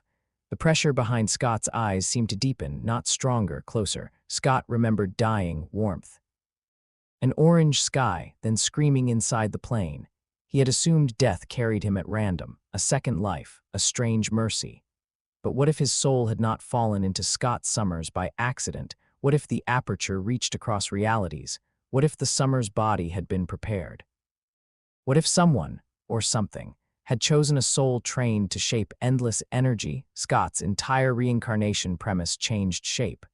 Naruto had been selected as a container before birth, because his bloodline could hold Kurama. Scott Summers had been cultivated because his genetics could hold an aperture. Now Sinister suggested the soul had been selected for the same reason. Chosen vessel once, chosen vessel twice. Can you prove it? Scott asked. Sinister paused. No, the answer surprised everyone. Scott studied him. You built all of this around a theory. All progress begins as theory. You do not know whether my soul was chosen. No, you do not know whether the aperture brought me here. No, you do not know whether Jean and I were always going to meet. I know the probability. That is not the same thing. It is close enough to guide. Scott looked at the screens, generations of people reduced to lines, their love preserved but contextualized by manipulation. Every choice still theirs, every circumstance arranged by someone else. Sinister's greatest cruelty was not removing free will, it was making free will impossible to measure. If I come to you, Scott said, you release Alex. Jean turned sharply. No, Scott raised one hand. Sinister's eyes brightened. You are willing to exchange yourself. I asked for terms. Scott, Charles said, he will not honor them, I know. Sinister looked almost disappointed. You continue to mistake control for simple possession, and you mistake observation for innocence. Scott stepped closer to the screen. You want me in the lab because you cannot explain the soul. I want you because you are the first successful intersection of cultivated genetics, extra-dimensional energy, and transferred identity. You want to dissect me, not necessarily fatally. Logan growled. Scott ignored him. Send the location. Sinister smiled. I already have. A new coordinate appeared, an island in the North Atlantic. No registered nation, no permanent population. Hank copied the data before the screen could change. Scott studied the terrain. Obvious trap, Bobby said. Yes. We're still going, Logan replied. Yes, Charles wheeled closer. We need time to prepare. Scott looked at Alex. The image remained live. His brother's body floated inside the glass. Sinister wants preparation, Scott said. Hank frowned. Why? Because every plan reveals how I think. Sinister applauded softly from the screens. Excellent. Scott turned toward Hank. Cut every system in the mansion. You mean disconnect from the network? I mean physically remove power from every communication device connected to this room. That will isolate our shelters. For 12 minutes. Hank understood. He ran toward the main systems. Scott looked at Jean. Can you find the real source? He's using machines without conscious operators. Not him. Alex. Jean looked toward the chamber on screen. Through the image, through me. Scott removed one glove and held out his hand. Jean stared. You want me in your memories. One memory. Scott, Alex at 5 years old, before the crash. Find the shape of his mind through my memory and search for it. Sinister's smile vanished, the first real reaction. Scott saw it. "You did not expect that," he said. The screens began shutting down as Hank cut power. Sinister's face flickered. Telepathic identification across decades is unreliable. "Then you have nothing to fear." Jean took Scott's hand. The room disappeared. For one instant, she stood inside a kitchen in Alaska. Alex laughed beneath a table. He had stolen a spoon covered in pancake batter. Catherine pretended not to see him. Christopher carried Scott on one shoulder. No wall separated memory from feeling now. Scott experienced the entire moment. Warmth. Safety. A family before the sky broke. Jean followed the emotional pattern, not Alex's thoughts. The shape of Scott's connection to him, brother, responsibility, annoyance, love, she reached outward, across distance, across psychic interference toward the living echo of that bond. The screens went black, the mansion lost power, darkness filled the command room. Jean's hand tightened. "There." She whispered. Scott opened his eyes behind the visor. "Where?" "Not the island." Hank activated an isolated emergency map. Jean pointed. "Nebraska." Scott stared. The original orphanage, the place Jack Winters found him, Sinister had built beneath the beginning. "He expected us to follow the coordinates," Scott said. Logan's claws extended. "Then we surprise him." "No." Everyone looked at Scott. "We let him believe we did." The Blackbird launched toward the North Atlantic, carrying automated flight signals, false biometric readings, and 3 empty uniforms. Warren remotely controlled it from the mansion. Sinister would see the team approaching his island. Meanwhile, Scott, Jean, Logan, Hank, and Bobby traveled to Nebraska in a civilian transport built without networked systems. Charles remained behind, not because Scott distrusted him, because someone needed to protect the students if Sinister had prepared a second attack. Charles accepted the decision. That itself showed how much had changed. The orphanage had closed years earlier.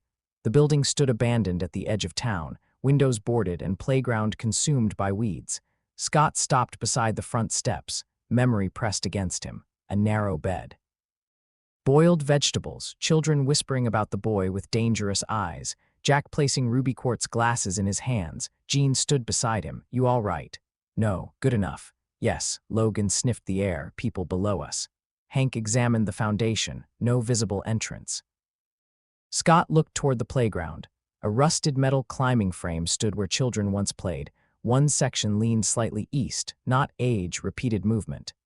"Move the frame," Scott said. Logan grabbed it. The entire structure shifted aside, revealing a reinforced hatch. Bobby stared.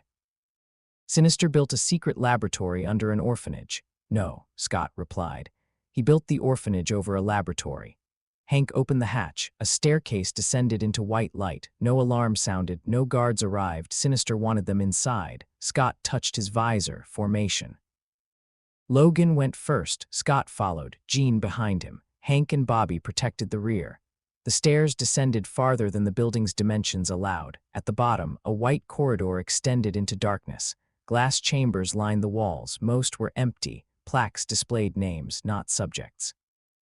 Families. Scott passed records belonging to the Winters line, the Gray line, the Marco line, the Xavier line. Charles's family had been studied too. Every great mutant bloodline was a project on a shelf. Hank stopped before one chamber. "This facility is decades old." "It was here before Scott was born," Jean said. Scott looked at the white walls. His childhood loneliness had unfolded above this place. Jack had not found a useful child by chance. The child had been stored directly over the laboratory, waiting for retrieval. A door opened ahead. Sinister stood beyond it, not a projection, tall, pale, smiling. Alex's chamber rested behind him. Scott's brother opened his eyes. "Scott." The voice broke. 20 years of uncertainty. Scott stepped forward. Sinister raised one hand. Red energy formed around his fingers. Logan moved. Scott stopped him with one word. "Wait." Alex pressed both hands against the glass. His eyes widened. "Scott, don't." Energy erupted from Alex's body. A circular wave struck the chamber walls. The glass held. The force resembled Scott's optic blast, but emerged through Alex's entire body in unstable pulses. "Havoc." The name appeared on the laboratory display. Sinister looked between the brothers. 2 expressions from one cultivated line. One channels extra-dimensional force through fixed apertures. The other absorbs and releases cosmic energy through the body. Scott studied the chamber, suppression systems connected beneath it. Alex was not merely imprisoned, he was part of the laboratory's power supply. How long has he been awake? Scott asked, intermittently. Alex struck the glass. Don't listen to him, Sinister smiled. He has not inherited your patience. Scott looked at his brother. Alex was alive, angry, terrified. A child's promise still existed somewhere inside Scott. Protect him. This time he had a team. Terms, Scott said. Sinister's expression became interested. You continue to pretend this is negotiation. You want me alive. You want Jean alive. You need Alex stable. That creates limits. Does it? Scott opened the visor by one level. A thin red beam struck the floor at Sinister's feet. No damage to him. A measurement. Sinister's body shifted instantly. Organic armor moved beneath his skin. He could adapt. Scott closed the shutter. Yes, Bobby whispered through communications. Please tell me that helped. He changed before impact, Scott replied. Hank understood. Predictive response. Telepathy? Jean asked. No, Scott said. Observation. He knows my eye movement. Sinister's smile suggested confirmation. Scott looked at the laboratory surfaces, polished metal, glass, reflective systems. A perfect environment for Tier 2, too perfect, designed for him. Do not use the walls, Scott said. Sinister's expression changed slightly. Bobby exhaled. That was definitely his plan. Scott pointed toward the ceiling. Bobby, temperature drop. Ice spread across every reflective surface. Metal became covered, glass frosted, geometry erased. Sinister fired. A red energy bolt crossed the chamber. Jean caught it telekinetically. The impact pushed her backward. Logan charged. Sinister struck him with one hand. Logan flew into the wall hard enough to crack it. Hank leaped toward Alex's chamber. Hidden weapons opened from the floor. Scott fired direct Tier 1 bursts, destroying them before they could target Hank. Bobby froze the chamber's lower systems. Alarms began. Alex screamed as energy surged through him. Stop, Hank shouted. The suppression field is destabilizing. Sinister moved toward Jean. Scott stepped between them. You need us alive. I need viable material. A blade formed from Sinister's arm. He swung. Scott ducked, too slowly. The blade cut through his shoulder. Logan attacked from behind. His claws passed through Sinister's torso. The wound closed around the metal. Sinister smiled and threw Logan aside. Scott fired at close range. The blast struck Sinister's chest. He crossed the room and hit the wall. The impact broke concrete. He stood immediately, not the strongest person in the room. Scott remembered the rule. He never would be. Sinister was stronger. Jean was stronger. Alex's unstable output might be stronger. Victory required structure. Jean, hold Sinister's body, Scott ordered. She reached. Sinister's psychic defenses pushed back. I can slow him. Enough. Logan limbs. Logan leaped. He drove one set of claws through Sinister's right arm and the other through his shoulder, pinning him to the wall. Sinister began adapting. His body hardened. Bobby freezed the tissue around Logan's claws. Ice covered Sinister's arm and chest. Hank, chamber. I need 30 seconds. Scott looked at Alex. His brother's entire body glowed. The suppression system was beginning to fail. Energy built inside the chamber. If released at once, it could destroy the laboratory. Tier 3 veil. Scott had tested the technique only twice, dispersed the optic force into a broad surface. A shield made from continuous outward pressure cost. Retinal burn, days of recovery, the ratchet. Alex. Scott said. His brother looked at him through the glass. When the chamber opens, release toward me. Alex stared. What? Trust me. I don't know you. The sentence hurt. Scott did not let it change his voice. You knew me once. That was 20 years ago. Yes. Alex's energy increased. Scott placed both hands against the visor. You do not have to trust who I was. He opened the shutters. Trust what I'm doing now. Hank tore the suppression control free. The chamber opened. Alex's stored energy erupted. Scott widened his blast. Instead of compressing it, he dispersed the optic force across a wide plane. The veil formed, a curved red barrier of concussive pressure. Alex's energy struck it. The two forces collided. The laboratory shook. Scott screamed. Heatless force burned through the tissue around his eyes. Blood filled the inside of the visor. The veil bent but held. Alex's blast spread along the curved surface and redirected upward. The ceiling exploded. Night sky appeared above the underground lab. Energy escaped harmlessly into the air. Scott closed the visor. Darkness covered him. He fell. Jean caught him before he struck the floor. Alex staggered from the chamber. Hank grabbed his arm. Move. Sinister broke free from the ice. He tore Logan's claws from his body and threw him across the room. The laboratory began collapsing. Scott heard Sinister approach. Jean stood over him. Her power filled the chamber. Every broken object lifted. Sinister stopped. "You could destroy me," he said. Jean's voice shook with fury. "Yes." And Scott would wonder whether the rage was yours. The objects faltered. That was his weapon, not forced doubt. Scott forced one word through the pain.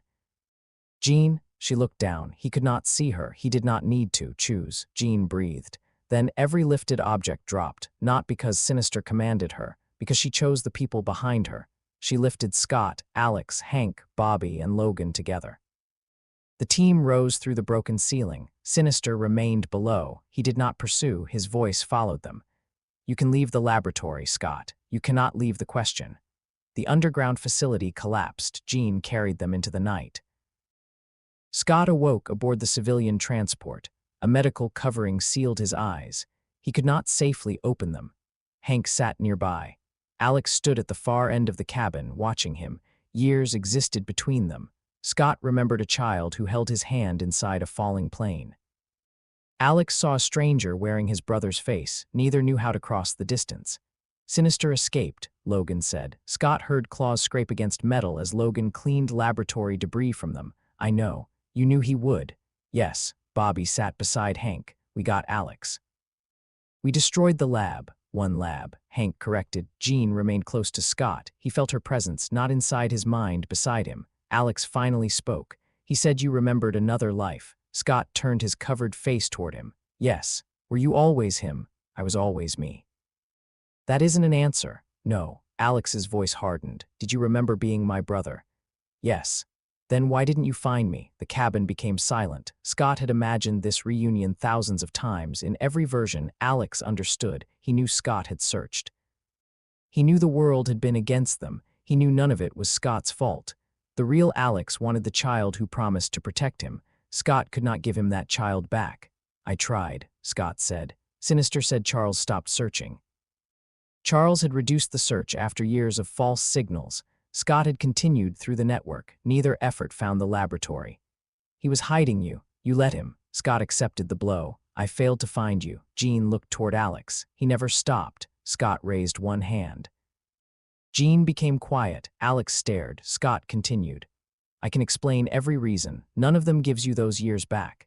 Alex looked away. The transport moved through the darkness. After a while, Alex asked the question Scott had been avoiding. "Did Sinister make us?" "No, you saw the records." "He influenced our family. He chose who met. He did not choose what they felt." "How do you know?" Scott had no answer. Alex laughed bitterly. "Exactly." Scott lay beneath the medical covering and felt the question spread. Did Christopher love Catherine because he chose her, or because Sinister arranged the circumstances? Both. Did Charles find Scott because he cared, or because Sinister guided him? Both. Did Jean become important to Scott because they understood each other, or because someone selected their genes and placed them together? Both. The design did not erase choice. It infected certainty. Jean spoke quietly. "What we feel is real." Alex looked at her. "Because you feel it." "Yes." "Or because you were built to." Jean flinched. Scott wanted to defend her, to answer, to destroy the question before it became another wall inside them. But any answer he gave would sound like reassurance. Sinister had prepared for reassurance. "Scott," Jean asked. He felt everyone waiting, the team. "His brother." The woman Sinister reduced to a potential genetic pairing. They wanted him to say free will survived. That love remained theirs. That a soul could not be designed. Naruto Uzumaki would have spoken. He would have declared that bonds became real through the choices made after people met. He would have refused to let origins define anyone. It was still a good answer. Perhaps even the right one. Scott did not trust it. Not yet. Sinister had arranged bloodlines across a century. He had manipulated disasters, files, and rescuers. He had watched Scott's second life unfold from below the floor of his childhood. And beyond all proven manipulation remained the one possibility Scott could not dismiss. The aperture may have called his soul. His experience shaping endless energy may have made him compatible. Naruto Uzumaki may not have been given a second life. He may have been selected for another container. Scott remembered the load-bearing promise of his existence. No one decides what I am for. But what if his entire life had been built to bring him to that sentence? Could rebellion still be free if the designer predicted it? Scott touched the sealed covering over his eyes. Behind it, the aperture poured. It offered no answer, no voice, no intention, only a door. Was any of it ours? Alex asked. Scott lay still. He could have offered hope. He could have declared certainty. He could have used the old words that once reached enemies and gave lonely people something to believe. Instead, he gave the only honest answer he had. I don't know. No one spoke. Gene did not release his hand. Alex did not come closer. The transport continued toward the mansion. Scott listened to the engine and felt 2 lifetimes shift beneath him. The first chosen as a vessel by a village, the second cultivated as a vessel by a scientist. Perhaps the soul between them had also been chosen. Perhaps every road had been prepared. Scott refused to answer the question because any simple answer would belong to Sinister. If he declared himself designed, Sinister won. If he declared himself untouched, he lied. So Scott held the uncertainty, not as surrender, as territory no one else would claim. Free will might not be the freedom to begin without influence. No one began that way. Every child inherited blood, history, expectation, and wounds. Perhaps freedom was smaller, harder, the choice made after seeing the design. Scott did not yet know what his choice would be. But for the first time in 2 lives, he did not force himself to produce an answer simply because others needed one. He allowed the question to remain open. And somewhere far below the ruins of the orphanage, a hidden transmitter sent one final line of data to Mr. Sinister. Subject Summers' response. Uncertainty. Sinister read it and smiled. He believed uncertainty was the first stage of ownership. He did not yet understand that Scott Summers had built his entire life inside spaces other men mistook for weakness. Chapter 9. Aperture. Scott Summers returned to active duty 14 days after Nebraska. Hank recommended 6 weeks. Gene argued for 8. Charles did not give a number. He simply looked at Scott's sealed medical visor and asked whether returning so soon was a decision or an escape. Scott answered that all decisions were escapes from other possibilities. Charles told him that was not an answer. Scott went back to work anyway. The medical covering had been replaced with a new visor constructed from layered ruby quartz, reinforced ceramic, and a flexible inner seal designed to close even if the exterior frame shattered. Hank called it the safest device they had ever built. Scott heard what he did not say. Safe did not mean permanent. The veil he had used against Alex's release had worsened the aperture damage. His eyes no longer settled fully when the shutters closed. Small amounts of force pressed against the internal layers at all times, creating a faint vibration only Scott could feel. The pressure had always existed. Now the visor reacted to it, a quiet trembling against his temples. A reminder that every advanced technique had taught the door how to open more easily. The ratchet had turned again. Scott stood in the mansion's underground strategy room, studying reports from 3 countries, while Alex leaned against the far wall. His brother had been at the mansion for 12 days. He had spoken to Scott for perhaps 40 minutes in total. Most conversations ended with one of them becoming silent. Alex remembered a 9-year-old brother who had promised to protect him. Scott remembered the same moment through 2 lifetimes of failure. They were related by blood, memory, and grief. None of those things created familiarity by themselves. Alex wore a containment suit Hank had designed to absorb and redirect the cosmic energy his body released. Unlike Scott, he did not need the suit every second. His power came in waves. Emotion made the waves worse. Sinister had trained him to suppress feeling by punishing every uncontrolled release. Scott hated the method. He also recognized its effectiveness. That recognition made him hate it more. A map covered the central screen. Yellow markers identified attacks against the mutant network. Shelters raided. Medical transports intercepted, secure routes exposed. The incidents began within hours of Sinister's laboratory collapsing. "They're coordinated," Gene said. She stood beside Scott, sorting reports through a tablet. Government, Bobby asked. Several governments, Hank replied. Then not coordinated, Alex said. Everyone looked at him. Alex shrugged. Governments don't share that well. Logan smiled faintly. Kid's got a point. Alex's jaw tightened at the word kid, but he did not respond. Scott studied the reports. The attackers used different uniforms, equipment, and legal authorities. Some called the network an illegal migration system. Others called it a mutant extremist organization. One nation claimed the clinics violated medical licensing law, different excuses, same timing. Someone gave them the routes, Scott said. Hank adjusted his glasses. The system is decentralized. No one possesses every location. Someone doesn't need every location, they only need enough patterns to predict movement. Sinister, Jean said. Scott looked toward the screen. Sinister had stolen medical records, observed their procedures, and manipulated their response to the false island coordinates. He knew how the network moved under pressure, but the raids were too public for Sinister's usual methods. He preferred laboratories, not headlines. He provided data. Scott said, "Someone else is using it." Charles entered the strategy room. His face carried the careful stillness that meant the news was worse than whatever they were already discussing. Cerebro has detected a large concentration of mutants moving through the Adirondack Mountains. How large? Scott asked. Nearly 200. The room became quiet. Moving where? Warren asked. Charles activated the map. A route appeared through a remote mountain range toward the Canadian border. They are evacuating several compromised shelters, Charles said. Families, volunteers, injured mutants.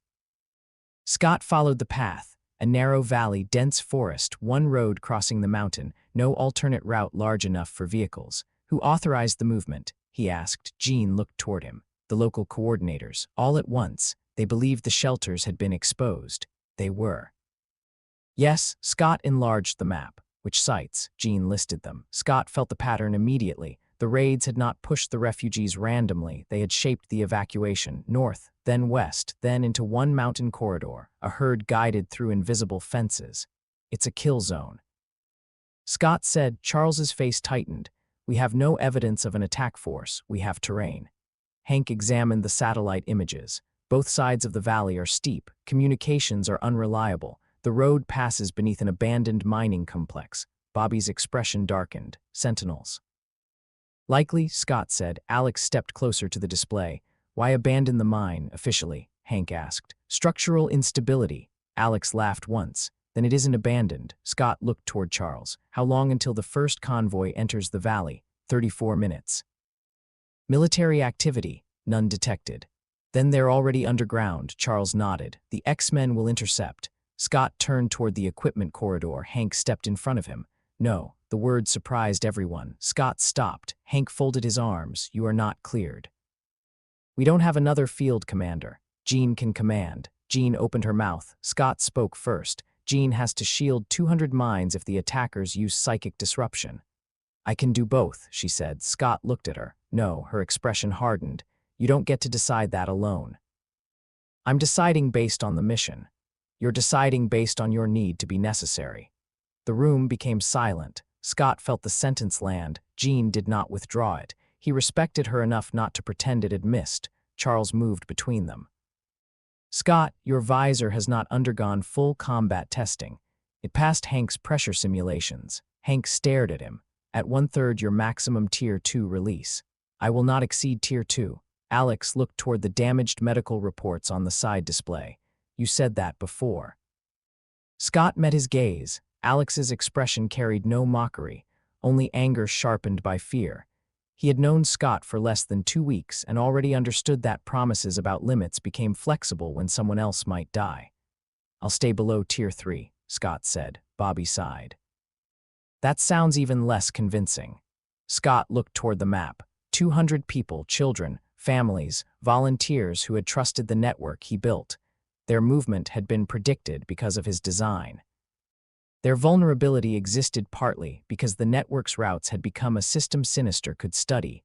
Responsibility did not require total fault, only proximity to consequence. I'm going, Scott said. Hank stepped closer. Then I remove myself from responsibility for the condition of your eyes. No, Scott's answer stopped him. You remain responsible for telling me the truth, Scott continued. I remain responsible for what I do with it. Hank's anger softened into something worse, fear. The truth is that another structural failure may produce an uncontrolled release. How large? We do not know. Estimate. No, Hank. The aperture has no measurable upper limit. Scott waited, Hank's voice lowered. The visor controls how much enters this world. Your body does not generate the force, and therefore exhaustion may not stop it. If the shutters fail fully, there may be no natural end point. Scott touched the side of the visor, then make sure the emergency seal works. I already did. Good. It may not matter. Scott looked at him through the red lenses. Then we make it matter. Hank stepped aside. Not because he agreed, because there was no time left to stop him without becoming another person who controlled Scott for his own protection. The distinction hurt them both. The Blackbird reached the Adirondacks 12 minutes before the convoy entered the valley. Warren piloted. His artificial wing remained folded against his back beneath the harness. He could no longer fly beside the aircraft during approach, but he had become the most precise pilot on the team. Bobby sat beside Alex. Neither spoke. Hank monitored Scott's visor through a direct medical connection. Jean occupied the center seat with Cerebro's portable amplifier resting around her head. Logan sharpened one claw against another. Scott stood before the tactical display. The convoy consisted of 23 vehicles, school buses, medical transports, private cars, 2 supply trucks, nearly 200 people packed into a route designed for half that number. No visible hostiles, Warren reported. That's the point, Scott said. He marked the valley's northern wall. The mine complex has 4 surface openings. 2 face the road. 1 overlooks the bridge. The 4th is here above the tree line. Logan looked at the map. Sniper position. Command position. For who? Scott enlarged the old mining records. The complex had once extracted iron, nickel, and trace rare metals. Enough material remained inside the mountain to hide machinery from ordinary scans. Sentinels inside the mine, Hank said. Not standard units, Scott replied. The tunnel dimensions are too narrow. Corridor models, possibly. Alex studied the terrain. What if they collapse the road? They will. Then why let the convoy enter? We don't. Scott contacted the lead driver. This is Cyclops. Stop all vehicles before the southern bridge. A frightened voice answered. We were told the route was secure. It isn't. We have injured people. The shelters behind us were raided. I know. If we stop in the open, you're already in the open. The driver became silent. Scott softened his tone.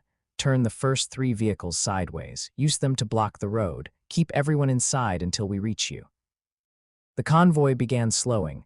Then every communication channel filled with static. Jean raised one hand to her temple. Psychic signal.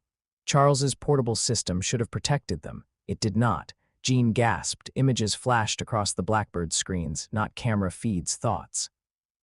A burning mansion. Mutants attacking cities, children with visible mutations standing over human bodies. Fabricated memories transmitted into every mind in the valley. Fear designed to turn the refugees against one another. Jean closed her eyes. I can block it.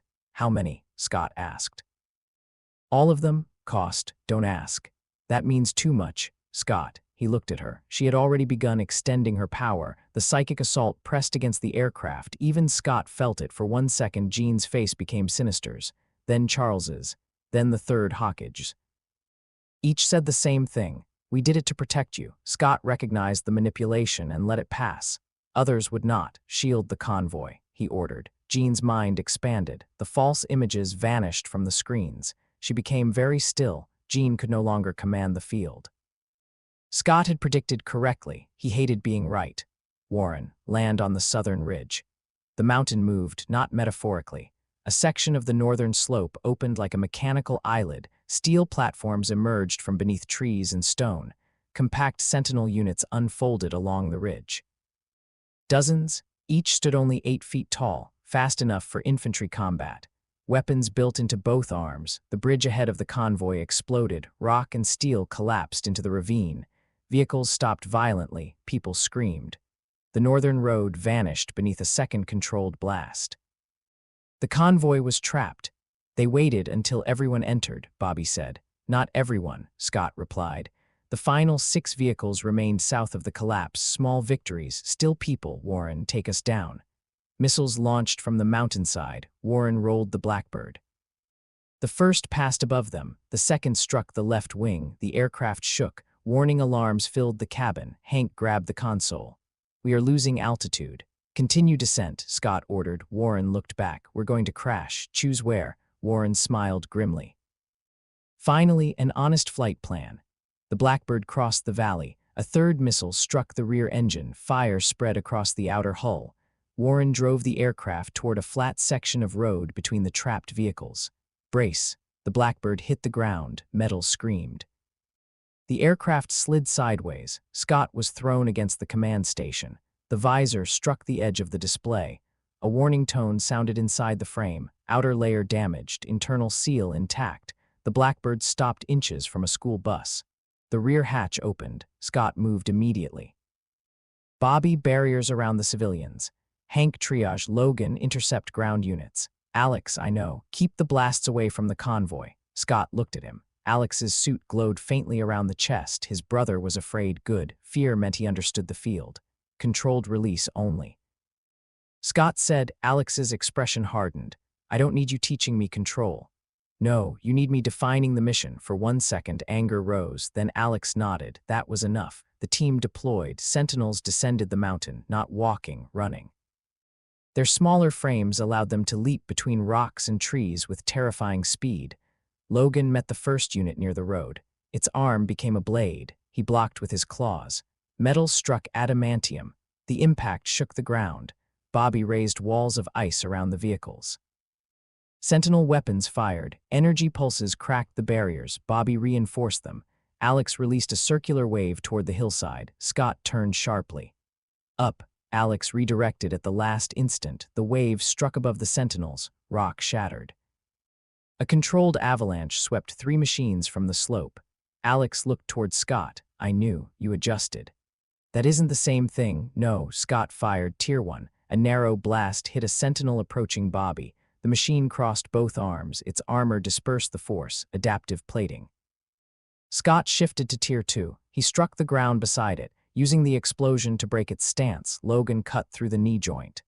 Better, Logan growled. More machines entered the valley. Scott counted 24, then 30. Heat signatures appeared inside the mine, at least 50.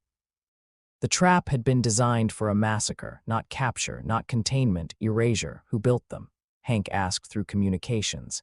Scott studied their movement. Sentinels usually prioritized the strongest mutant signature. These did not. They targeted vehicles, children, medics. Anyone unable to fight.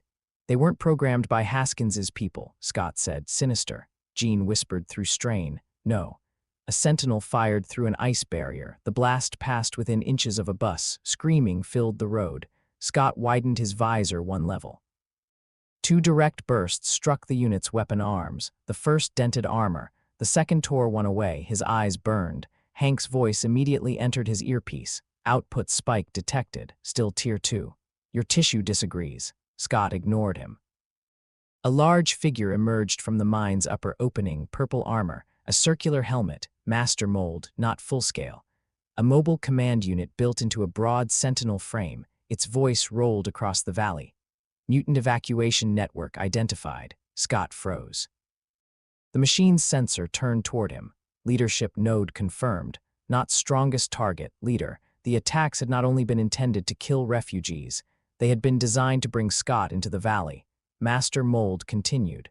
Cyclops tactical response model verified. The Sentinels shifted formation.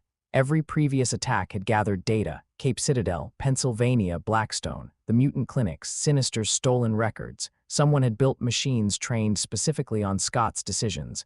Bobby heard it too. That thing knows your plans. No, Scott said. The Sentinels divided into 3 groups. One pressured Bobby's barriers. Another drew Logan and Alex away. The third moved toward Jean. It knows my priorities. Jean could not defend herself without weakening the psychic shield around the convoy. Scott ran toward her. Sentinel fire crossed the road. He opened the visor. A broad Tier 2 blast swept the projectiles aside. Pain cut behind his eyes. Blood ran from his nose. Jean moved toward the Blackbird.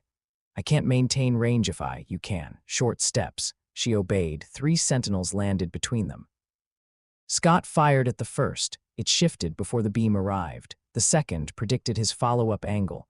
The third attacked where Scott would move to gain a clear line. They had learned his geometry. Scott ducked beneath a blade. Too slow. The edge cut through his upper arm. He fired from the ground. The blast struck the sentinel at close range and threw it backward. Another kicked him across the road. The visor's warning tone sounded again. Second impact, outer quartz compromised, internal seal stable. Scott rolled onto one knee. Master Mold watched from the ridge. Cyclops' mobility degradation confirmed. It was not fighting the X-Men, it was conducting an execution based on accumulated evidence. Logan, Scott called. A sentinel threw Logan through a supply truck. Busy. Stop fighting the unit. What? Lead it toward the western slope. You got a reason. No time. Logan changed direction. The machine followed. Bobby, lower the eastern barriers. Bobby stared from across the road. There are people behind them for 3 seconds. That's enough to kill them. Trust me. Bobby lowered the barrier. Sentinels fired. Alex released a wave across the opening, intercepting the energy pulses. The force collision blasted him backward. He struck a bus. The barrier rose again. Alex fell to one knee. You could have warned me, he shouted. You would have argued. I'm arguing now, and you're alive. Master Mold's head turned. Its machines adapted again. Scott saw the pattern. They expected him to use each teammate according to established strengths. Bobby shields. Logan absorbs direct assault, gene coordinates. Alex provides wide area force. Hank supports. Scott shapes the field. So Scott abandoned the roles. Hank, leave triage. Hank looked up from an injured child. Excuse me. Take Logan's position. I do not possess Logan's healing factor. You possess agility. Draw the western units through the trees. Hank hesitated only once, then moved. Logan, protect the buses. Logan cut through the machine following him and turned toward the convoy. Bobby, attack. Bobby's eyes widened. I am attacking. No, you're defending with ice. Freeze the sentinel joints from the inside. How? Water vapor. Draw it through their cooling systems. Bobby looked toward the machines, then smiled. That's disgusting. It's engineering. It's definitely disgusting. Frost spread through the air. Sentinel joints began locking. Alex, stop using waves. What do I use? Nothing. Alex stared. Scott, stand beside Jean. You want me guarding her. I want them expecting you to fire. Alex understood.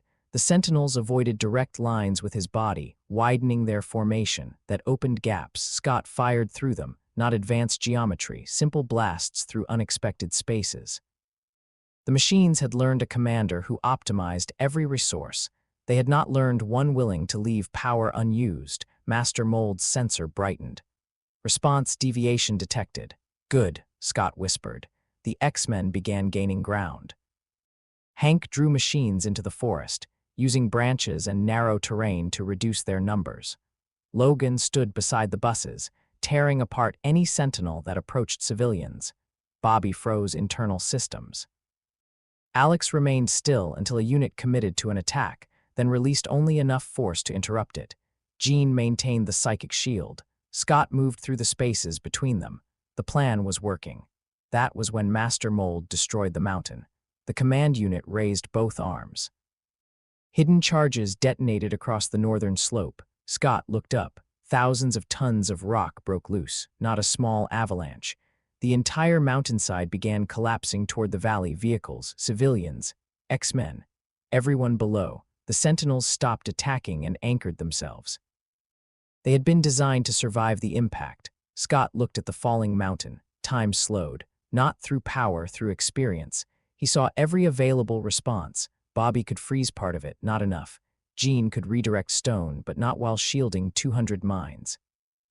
Alex could blast the leading edge, turning boulders into fragments that would still kill people. Logan could survive. Hank might. Warren remained inside the damaged Blackbird. The civilians had nowhere to move. Tier 3 Veil, insufficient surface area. Tier 3 Coil. Could destabilize part of the collapse, not stop it. Tier 4, eyes fully open. The thought arrived without permission. No, not a technique, not control. Aperture. Scott had calculated the possibility in private. Hank's models suggested a full release could generate enough concussive force to alter a geological event. They also suggested the beam might continue until Scott physically closed his eyes. At full output, the eyelids themselves might not survive the pressure. The visor would certainly fail. The ratchet would turn permanently, and everyone standing in front of him might die. Scott searched for another answer. There was none again. A correct decision, a terrible decision. Jean felt the surface of it, her eyes opened. Scott, don't. He looked at her. The mountain filled the sky. How long can you hold their minds without looking? He asked. What? Answer, minutes. Can you hold my eyes closed? Jean understood. Terror entered her face. Not against full output. You don't know that. Neither do you. Scott turned toward the collapsing slope. Hank, static. Then Hank answered. Here, full aperture estimate. Silence. Scott, no. Estimate. If you fully remove every layer, the release may exceed the visor's containment by several orders of magnitude, enough to redirect the mountain. Yes. The team heard the answer. Bobby shouted through communications. We find another way. There isn't one, Scott said. Naruto's old certainty rose. There is always another way. Scott looked at the falling mountain, not this time. Hank, evacuate west. Scott, everyone behind me. The team moved because his voice left no space, not obedience without thought, trust purchased across years. That made what followed worse. Scott ran toward the northern edge of the road. He placed himself between the mountain and the convoy. The new visor vibrated violently. Outer quartz cracked under pressure before he touched the controls. Jean appeared beside him. I'm staying. No, you need me. Yes, Scott faced forward. When the visor breaks, close my eyes. Jean's breathing became uneven. What if I can't? Then Logan takes my head off. Logan stopped several yards behind them. No, Scott did not turn. You are the only one who might survive approaching. I said no. This is not optional. Logan moved closer. I follow orders in the field. I don't execute family. The word struck Scott. Family, no time to feel it. Then find another way to stop me. The mountain fell. Scott released every lock. The visor opened, Tier 4. For the first instant, nothing happened. Then the world became red, not the filtered crimson of ruby quartz. A red-white horizon erupted from Scott's eyes. The visor disappeared. Ceramic, quartz, and reinforced composites shattered into vapor and fragments. The beam expanded beyond any lines Scott had ever produced. It was not a blast. It was the aperture itself given direction. The force struck the collapsing mountain. Stone stopped. An entire moving slope hung against the impossible pressure. Then it broke, not into falling rubble, away. The mountain was driven backward and upward. Millions of tons of rock changed direction. Trees tore from the ground. The northern ridge split. Clouds above the valley opened in a perfect corridor. Scott heard nothing. The force drowned sound. He could not see at full aperture. There was no image, only release, no target, no world. The beam widened as his head moved. Jean wrapped telekinesis around his skull. Hold still. Scott did not know which direction was still. His body lifted from the ground under the reaction. The aperture pushed through him without recoil, yet everything around him shook. The mountain began moving away. The valley survived. Then Scott's feet slipped. His head turned 3 degrees east. The beam left the mountainside. It crossed the upper ridge. Trees vanished, stone carved open. A line miles long appeared through the landscape. Hold him. Hank screamed. Jean used everything. Her telekinesis clamped around Scott's head and eyelids. The force behind his eyes fought no one. It simply continued. Her power was trying to close doors against an ocean. Scott attempted to lower his gaze. His muscles did not respond. The full aperture had overwhelmed normal control. The beam moved again toward the convoy. Alex released his own power. A circular wave struck Scott from the side, not enough to injure him, enough to turn his body. The aperture swept across the sky instead of the buses. The red-white force cut through clouds and continued beyond sight. The motion threw Alex backward. Scott tried to close his eyes. Nothing. His eyelids burned. He could no longer feel them. There was no Kurama, no seal to tighten, no creature to calm, no anger to release, only a door that had been opened completely, and doors did not choose to close. Scott. Jean's voice reached him through telepathy, not words in his ears. Inside the storm. Listen to me. He could not answer. You are facing north. The convoy is behind you. I have your head. Do not move. Scott found the shape of her presence. A warm point inside the endless force, close them, he thought. I'm trying. Pain entered her mental voice. Scott realized Jean was burning herself against the aperture's psychic shadow. He tried to help. There was no mechanism. His eyes had become the opening, not the muscles around it. A massive object moved through the beam's periphery. Master Mold. The command sentinel had survived by anchoring itself to the ridge. Now it advanced toward Scott through the destruction. Its armor peeled away under the outer edge of the aperture. Still it moved. Leadership node vulnerable, it announced. Its voice sounded distant beneath the roar. The machine raised one weapon. Jean could not redirect it without releasing Scott's head. Logan charged. Master Mold fired. Logan intercepted the blast. His body crossed the air in front of Scott. For one horrifying instant, the aperture caught him, only the edge. Logan vanished into red-white force. Jean screamed. Scott felt his head turn. No. He stopped fighting the aperture. Instead, he reached for the only thing he could still shape. Direction, not closure, not restraint. A ninja principle applied to force he did not create. He could not stop the river. He could change the channel. Scott rotated the beam inward, not a coil. Too much power, too little control. The outer edges curved toward the center. For less than a second, Tier 4 compressed. The world shook. The concentrated aperture struck Master Mold. The machine ceased to exist. Behind it, the remaining mountainside disappeared into a circular crater. Scott released the shape before it collapsed back toward the valley. The beam widened into the sky again. Jean's power found the brief reduction at the edges. She seized his eyelids. Now, Scott used every muscle. The left eye closed first. Half the force vanished. The sudden imbalance turned his head violently. The right beam swept toward the road. Alex moved between it and the convoy. He released everything. Cosmic force met optic force. Alex screamed. His containment suit tore open. For one instant, the brothers' powers held against one another. Scott's right eyelid descended. Not enough. Jean pulled. Hank activated the emergency device he had brought from the Blackbird. 2 ruby quartz plates launched from the ground and slammed against the sides of Scott's face. They did not seal the aperture. They narrowed it. Logan appeared from the smoke. Half his uniform was gone. His skin had burned away across one side of his body.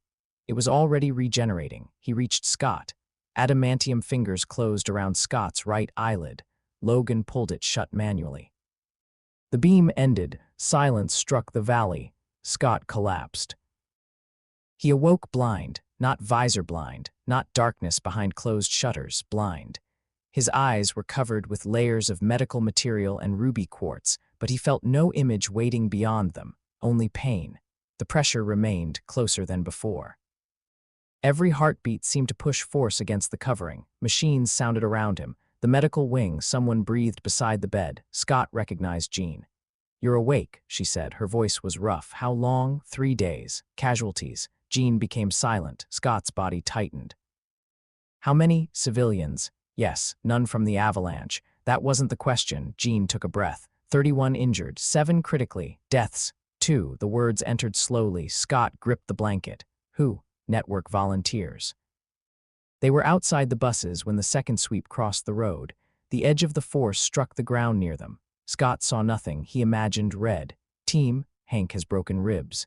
Bobby suffered internal injuries when the ice barriers collapsed. Alex's suit failed. Alex, alive. Damage. Severe burns, energy instability. He'll recover. Logan, Jean almost laughed. The sound broke. He says he's had worse.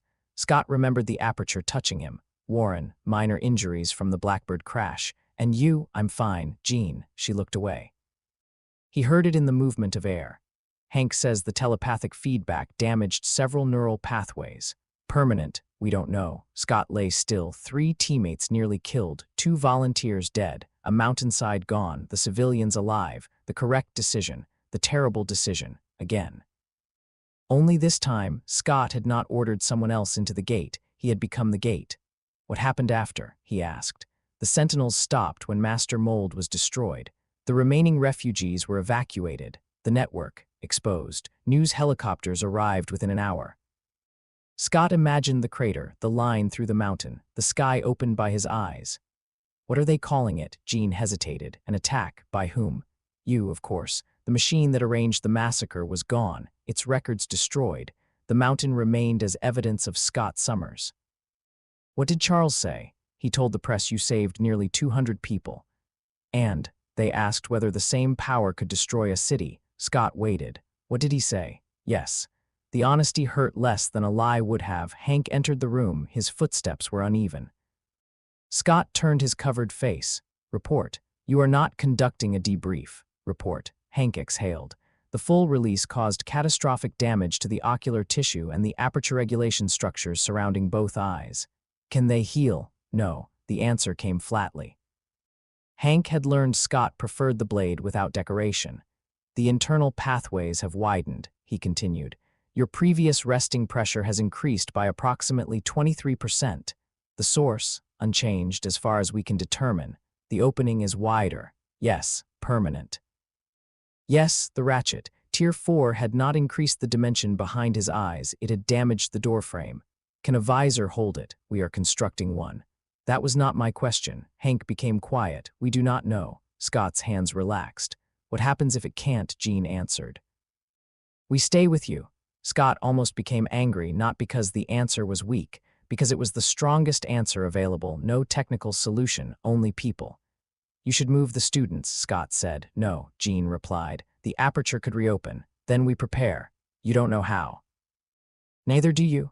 Hank, seal the medical wing. Hank did not move. Now, no, he said. Scott turned toward him. Hank continued. I will design containment. I will create evacuation procedures. I will develop every safety system physically possible. Then start by moving them. I will not treat you as an active bomb because you are frightened. I am an active aperture. You are also my friend. Scott's jaw tightened. That is not physics. No, Hank said. It is one of the conditions physics must work around. Scott heard the door open again. Alex entered. His steps were slow. A medical device hummed around his chest. He stopped near the foot of the bed. You almost killed me, Alex said. Jean rose. Scott raised one hand. She remained. Yes, Scott replied. Alex's breathing changed. You don't get to say it like that. How should I say it? Like you care, Scott's voice tightened. I can't say it any other way without asking you to comfort me. Alex became silent. Scott continued. I opened my eyes knowing the risk. You didn't know that. I knew enough. You saved everyone. 2 people died. More would have died if you didn't. Yes, Alex stepped closer. So what do you want? For us to tell you it was wrong? No. Then what? Scott searched for an answer. Punishment, containment, forgiveness, none fit. I want the decision to have been unnecessary. Alex laughed bitterly. Well, it wasn't. No, you keep doing that. Doing what? Acting like truth is some punishment only you're strong enough to take. Scott turned his face toward him. Alex's voice shook. You think because you say the ugliest version first, no one else gets to decide what it means. That is not what I'm doing. It is.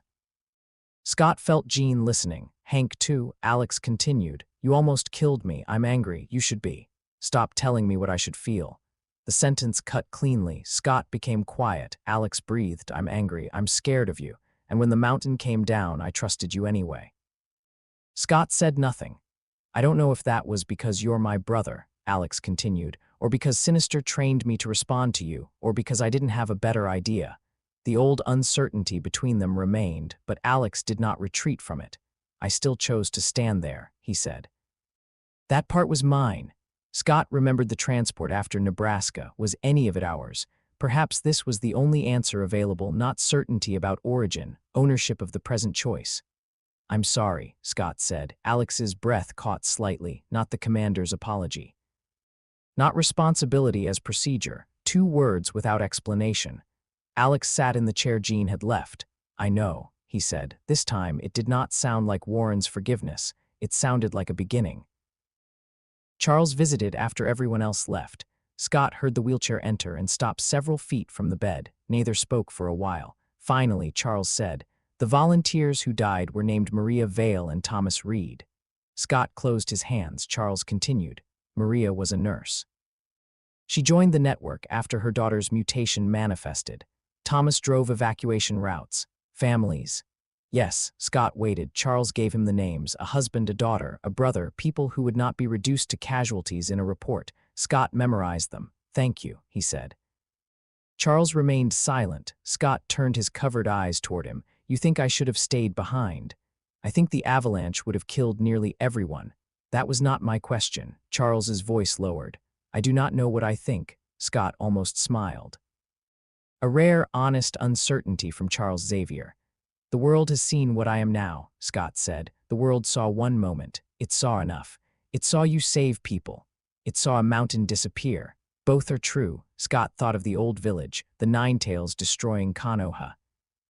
Naruto carrying the fox through streets filled with hatred. In that life, people could separate the monster from the child eventually.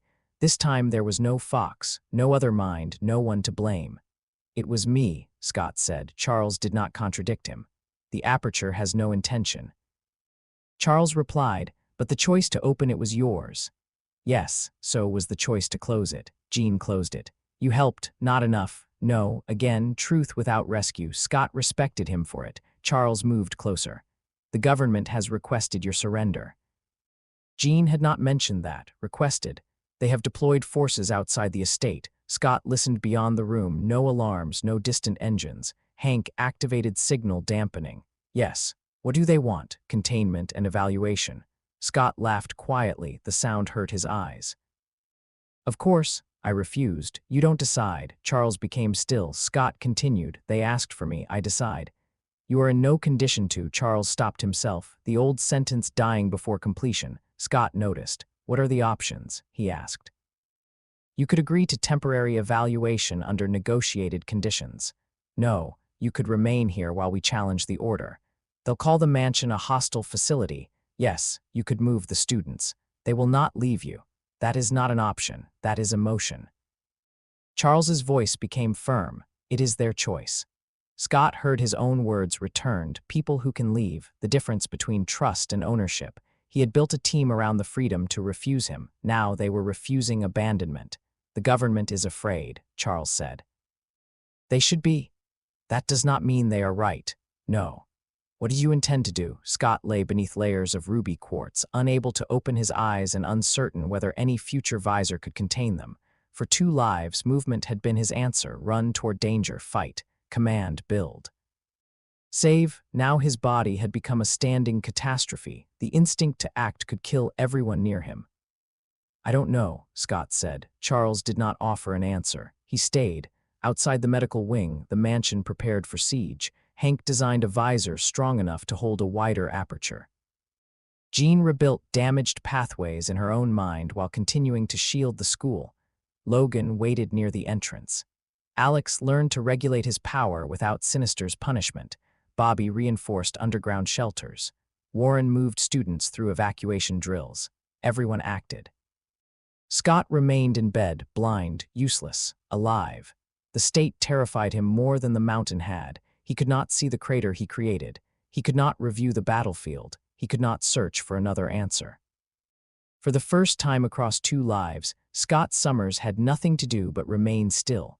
Behind the medical covering, the aperture pressed against the darkness, wider now, closer, not angry, not triumphant, a door left partly open. Scott listened to it. And beneath the pain, fear, and guilt, he noticed something he had never allowed himself to hear before. Nothing was trying to come through. The force moved because the opening existed. That was all. The aperture was not waiting for another chance to destroy the world. Scott was the one waiting. He was waiting for punishment, for control, for someone to decide that a dangerous child had finally proven he belonged inside a cage. Outside, the government demanded a container. Inside, his friends built a visor. Scott lay between those answers and understood that neither would solve what had happened. The first time Tier 4 opened, it had been an accident shaped like a choice. If it opened again, survival would depend on whether Scott could become more than the person holding the door shut. Chapter 10. Stillness. For the first 5 days after the mountain, Scott Summers measured time by footsteps. Hank moved quickly even when exhausted. His claws clicked faintly against the medical floor, followed by the soft drag of one injured leg. Jean approached without sound until she reached the door. Then she always paused, giving Scott time to recognize her before entering. Alex walked like someone prepared for every room to become a trap.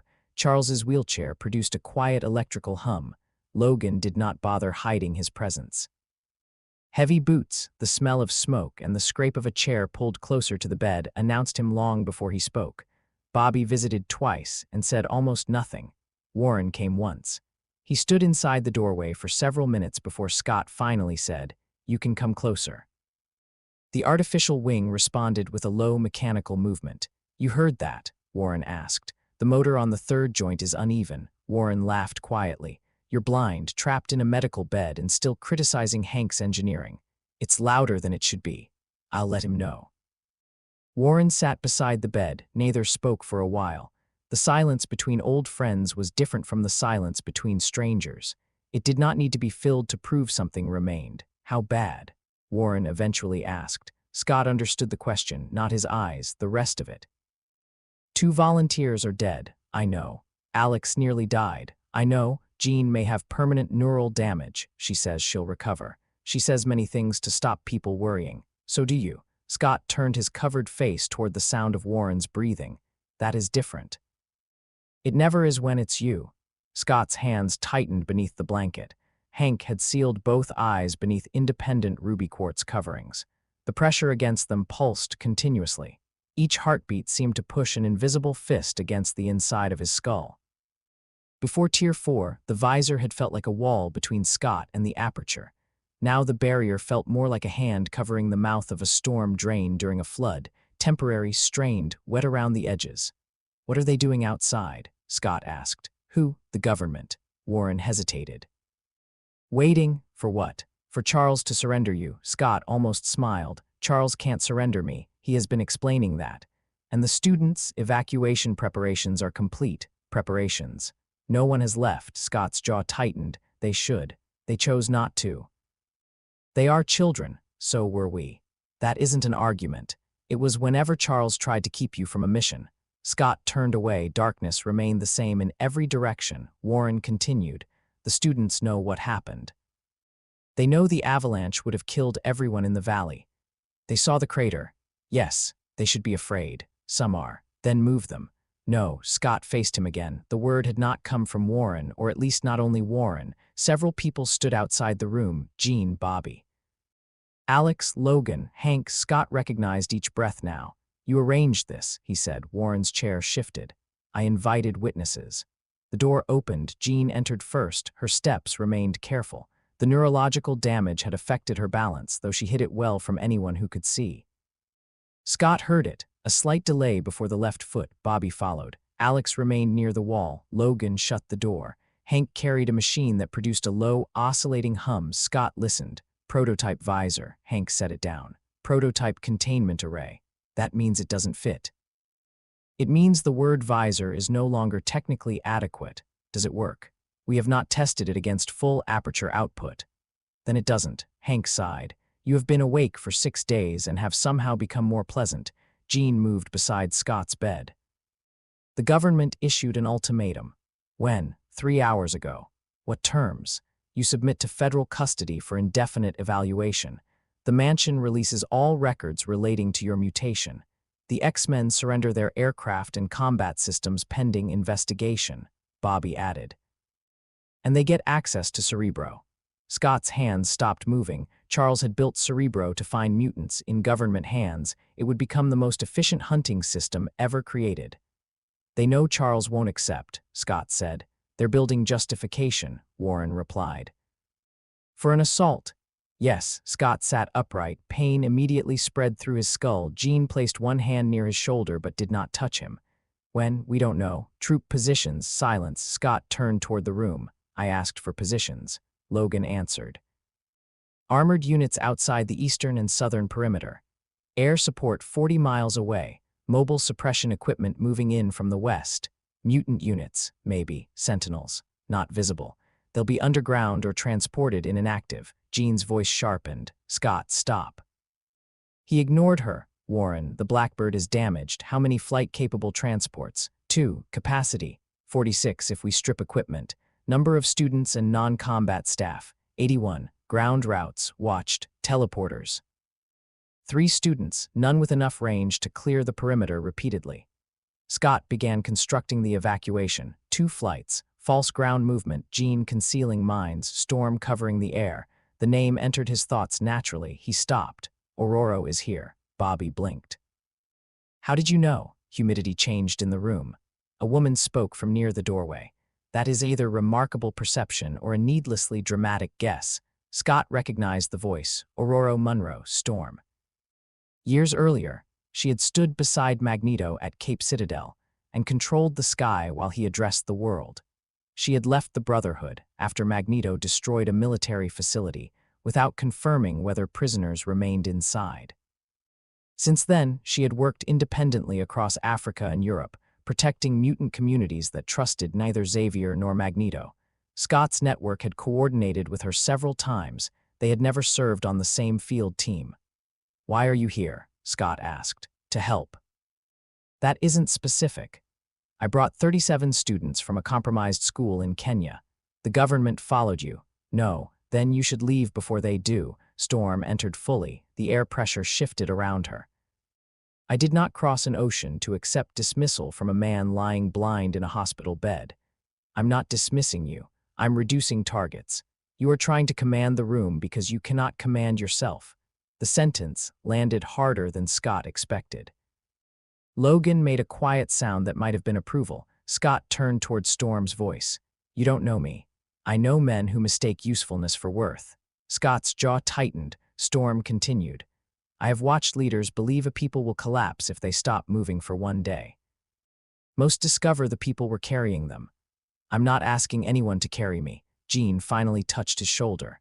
"That is exactly what we are doing." Scott pulled away. The medical coverings vibrated. Hank's equipment emitted a warning tone. Everyone became still. Scott lowered his head and breathed. The pressure settled slightly. Hank adjusted the monitor. "Your emotional state is affecting muscular control around the aperture.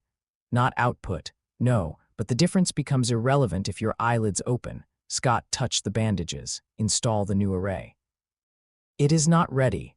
"When will it be?" "Readiness is not a date, Hank. At least 2 weeks. The government won't wait. Then the team will handle them." Scott laughed bitterly. "What team? Jean can barely stand. Warren cannot fly without external systems. Bobby's internal injuries haven't healed. Alex's containment suit is held together by emergency parts. Logan, he's fine," Bobby said. Logan shrugged. "I am annoyingly fine." Scott continued. "And Storm has never operated under our command structure." Storm's voice became colder. "Your command structure is not nature's law. No, it is how people avoid killing each other by accident. You have mistaken your presence for the structure." Scott opened his mouth. Nothing came. Storm moved closer. "You believe leadership means being the mind through which every decision passes. It means someone has final responsibility. And if that person cannot act, someone else takes command. Then name them." The room became quiet. Scott knew the answer. He had known it for years. He simply had not said it while imagining himself alive and conscious enough to object. "Jean."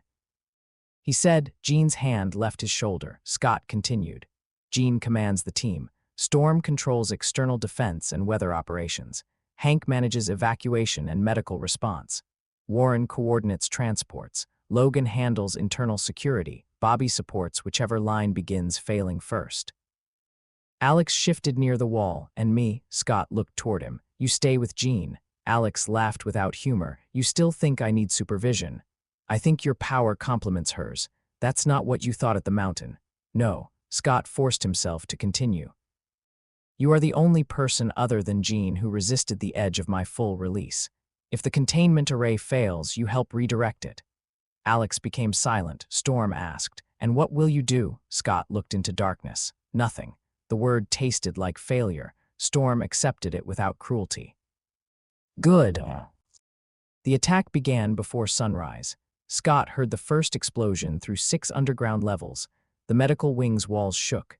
Dust fell somewhere near the ventilation shaft. An alarm began, then stopped when emergency power activated. Jean's voice came through the room's speaker. "All students move to assigned shelters. Senior teams report to stations. This is not a drill." She sounded calm, not Scott's calm. His voice became colder under pressure, reducing everything to objectives. Jean sounded warm. She made fear feel expected rather than shameful. Scott sat in the medical bed, hands resting beside him. Hank had installed restraints around his arms. Scott requested them.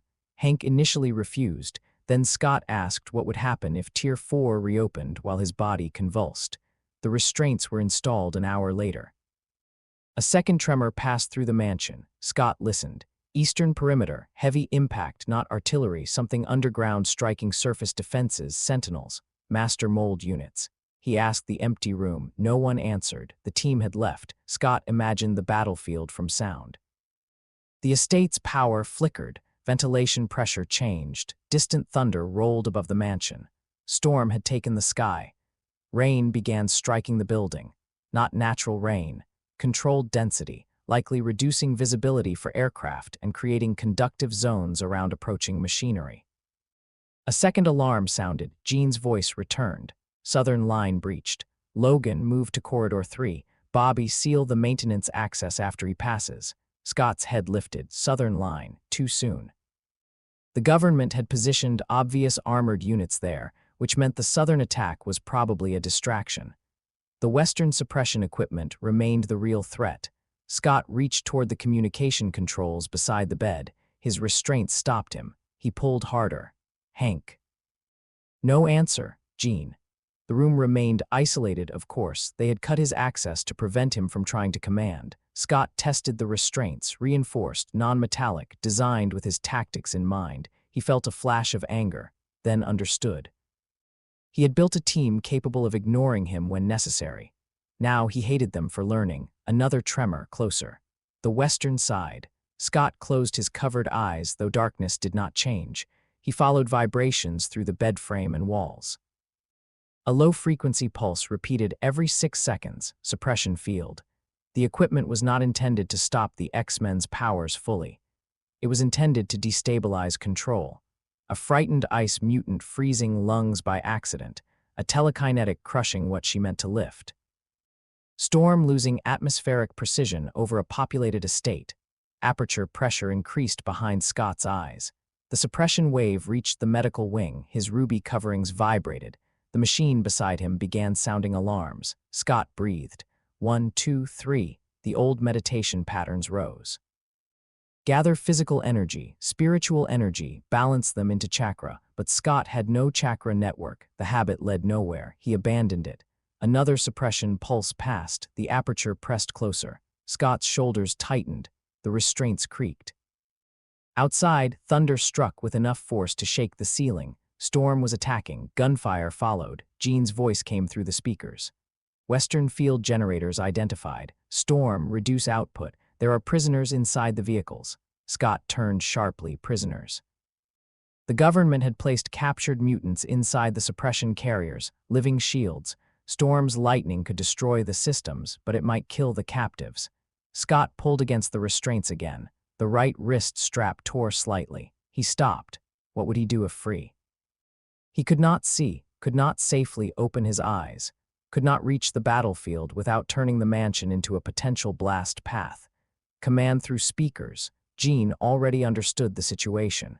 She had recognized the prisoners and changed Storm's attack. There was nothing Scott knew that they did not. Another explosion, closer. The instinct to move became physical pain. Naruto Uzumaki had once been trapped beneath black receivers while pain destroyed Konoha. He remembered the helplessness, the village disappearing while he was far away. He had sworn never to arrive late again. Scott Summers had built systems, routes, and teams because he could not tolerate being absent when people needed him. Now the battle occurred around him, and his only useful action was restraint. The word carried old poison: restraint, control, containment. He pulled against the straps. The aperture surged. A thin crack formed in the medical quartz over his left eye. The monitor screamed. Scott froze. One more movement might break it. He heard running footsteps outside. The door opened. Alex entered. His containment suit hummed loudly. "You're supposed to be with Jean," Scott said. "She sent me." "Why?" "Because your reading spiked. The Western attack is being handled. Prisoners are inside the field generators. I know. Storm can't destroy them. I know. Then Jean needs. She needs you to stop trying to get out of bed." Scott clenched his jaw. Alex approached the cracked covering. "Hank said the array can't take another spike." "Then replace the plate." "I don't know how. Get someone who does. Everyone who does is busy keeping children alive." The sentence struck. Scott lowered his head. Alex sat beside the bed. The suppression pulse traveled through the mansion again. His suit emitted a warning sound. Both brothers breathed through the energy disturbance. "You feel it?" Scott asked. "The field." "Yes, like ants under my skin. It increases your release." "Makes it harder not to." Scott turned toward him. "Then why are you here?" "Because you taught me control. I gave you orders. You showed me that power doesn't have to answer every feeling." Scott almost laughed. "I opened a mountain after making that speech for years." Alex leaned back. "You're really bad at following your own advice." Another distant impact. Scott listened for Jean's voice. It came through the speaker. "Warren, begin first evacuation flight. Bobby, create a corridor to the northern hangar. Storm, I need 90 seconds of clear sky." Scott calculated automatically. First transport leaving while battle continued. Northern route. Storm would move the weather wall, exposing one section to aircraft. Warren had 90 seconds to launch, climb, and disappear into cloud cover. Scott saw the risk, so did Jean.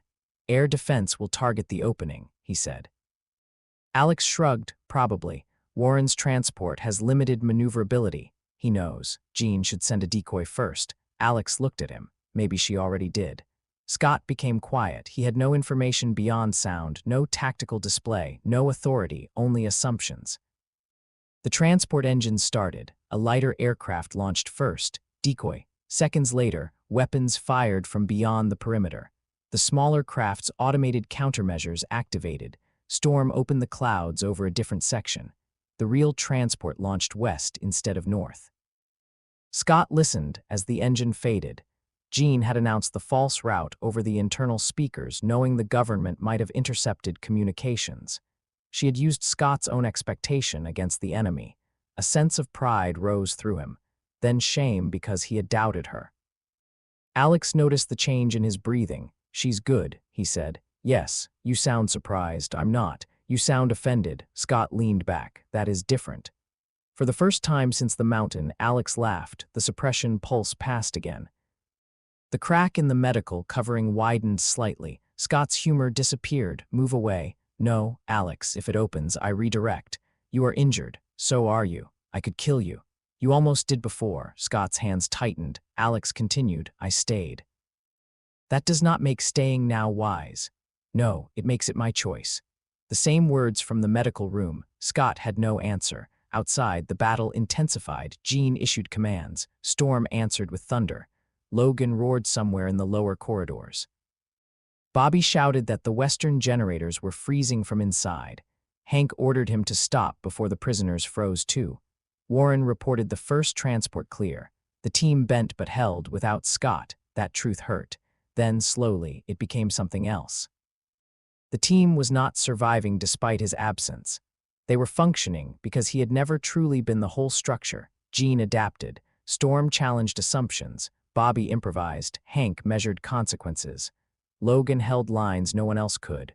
Warren flew through pain. Alex stayed when leaving was safer. Scott had spent years believing leadership meant carrying the team. But people who were carried never learned to stand. The X-Men stood. Scott was the one being carried now. He hated it. He allowed it. The government withdrew 6 hours later. Not defeated. Exposed. Jean transmitted live footage of mutant prisoners inside the suppression vehicles to every major news network before the operators could destroy the evidence. Storm disabled the vehicles with precise lightning strikes routed through wet ground rather than the occupied compartments. Bobby froze the mechanical systems. Logan extracted the prisoners. Hank documented everything. Warren completed 2 evacuation flights. No students were killed. 3 defenders suffered serious injuries. The mansion's western wing was damaged. The government called the operation a misunderstanding caused by unauthorized contractors. No one believed them completely. That was enough for one day. Jean entered Scott's room after sunset. Her left foot dragged more noticeably now. She had exhausted herself coordinating the battle and maintaining psychic protection over the mansion. Scott heard her sit. "You did well," he said. "So did you.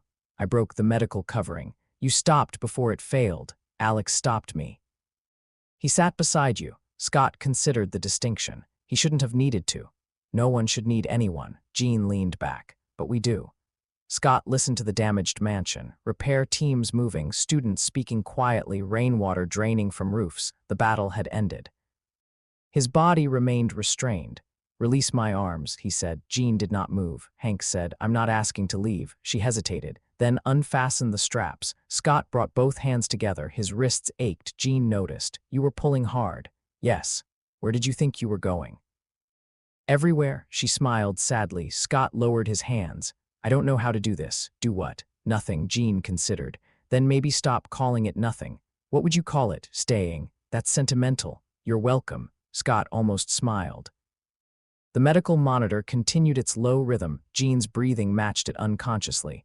"You said the aperture has no mind," she said. "Yes. Can you feel it now?" "Always." "What does it feel like?" "Pressure." "That's physical." Scott became quiet. Jean continued. "When I touched it through your mind, it felt like standing beside something endless. But the fear wasn't coming from it. It came from us. From you first, then Charles, then me." Scott remembered the mental landscape, the door opening. Jean's connection pulled toward the force. Charles building barriers, every consciousness interpreting endless motion as attack. "What if you look at it again?" Jean asked. "No, not physically. No, you understood something before the coil formed. I almost killed both of us. You also stopped fighting it for 1 second." Scott turned toward her. "How do you know?" "I was there. The wall was collapsing. So were you." Jean's voice softened. "But for one moment you weren't afraid." Scott remembered, facing the aperture after Charles's seal broke, seeing no monster, no intention, only force. The pain had vanished when he stopped treating awareness as invasion. Then instinct had returned, shape, compress, control. The coil formed, the disaster followed. "I tried to use it," Scott said. "Yes. That was the mistake." Jean leaned closer. "What happens if you don't?" Scott had no answer. They entered the astral plane together, not through Cerebro, not through Charles. Jean created a shallow telepathic link inside the medical room, just enough to let Scott perceive his own mental landscape without crossing into hers. "No exploring," Scott said. Jean sighed. "You give the same instructions every time, because boundaries require repetition." "Ready?" "No." "Good." The room disappeared. Scott stood in darkness, not the darkness of blindness, a vast, quiet space. Jean appeared several steps behind him. No forest formed, no memories, no wall. The aperture existed ahead, a red-white horizon without edges. Force moved through it endlessly. Scott felt every survival instinct activate, close it, control it, shape it. He did none of those things. He stood still. The force did not approach. It was already present. The distinction mattered. A person standing in rain might believe the water was falling specifically upon them. It was not. The rain fell because conditions existed. Scott's eyes were conditions. A doorway between dimensions. "You're resisting," Jean said. "I'm standing. Your mind is building pressure against it." Scott noticed. He had created an invisible posture within himself, braced shoulders, tightened thought, the expectation of impact. He relaxed one piece at a time. The aperture remained, no larger, no smaller. The psychic landscape stopped shaking. Jean moved closer. Scott raised one hand. She stopped. Not yet. He listened, not with ears, not with chakra. Sage mode had once required stillness. Natural energy existed everywhere, in earth, air, water, living things.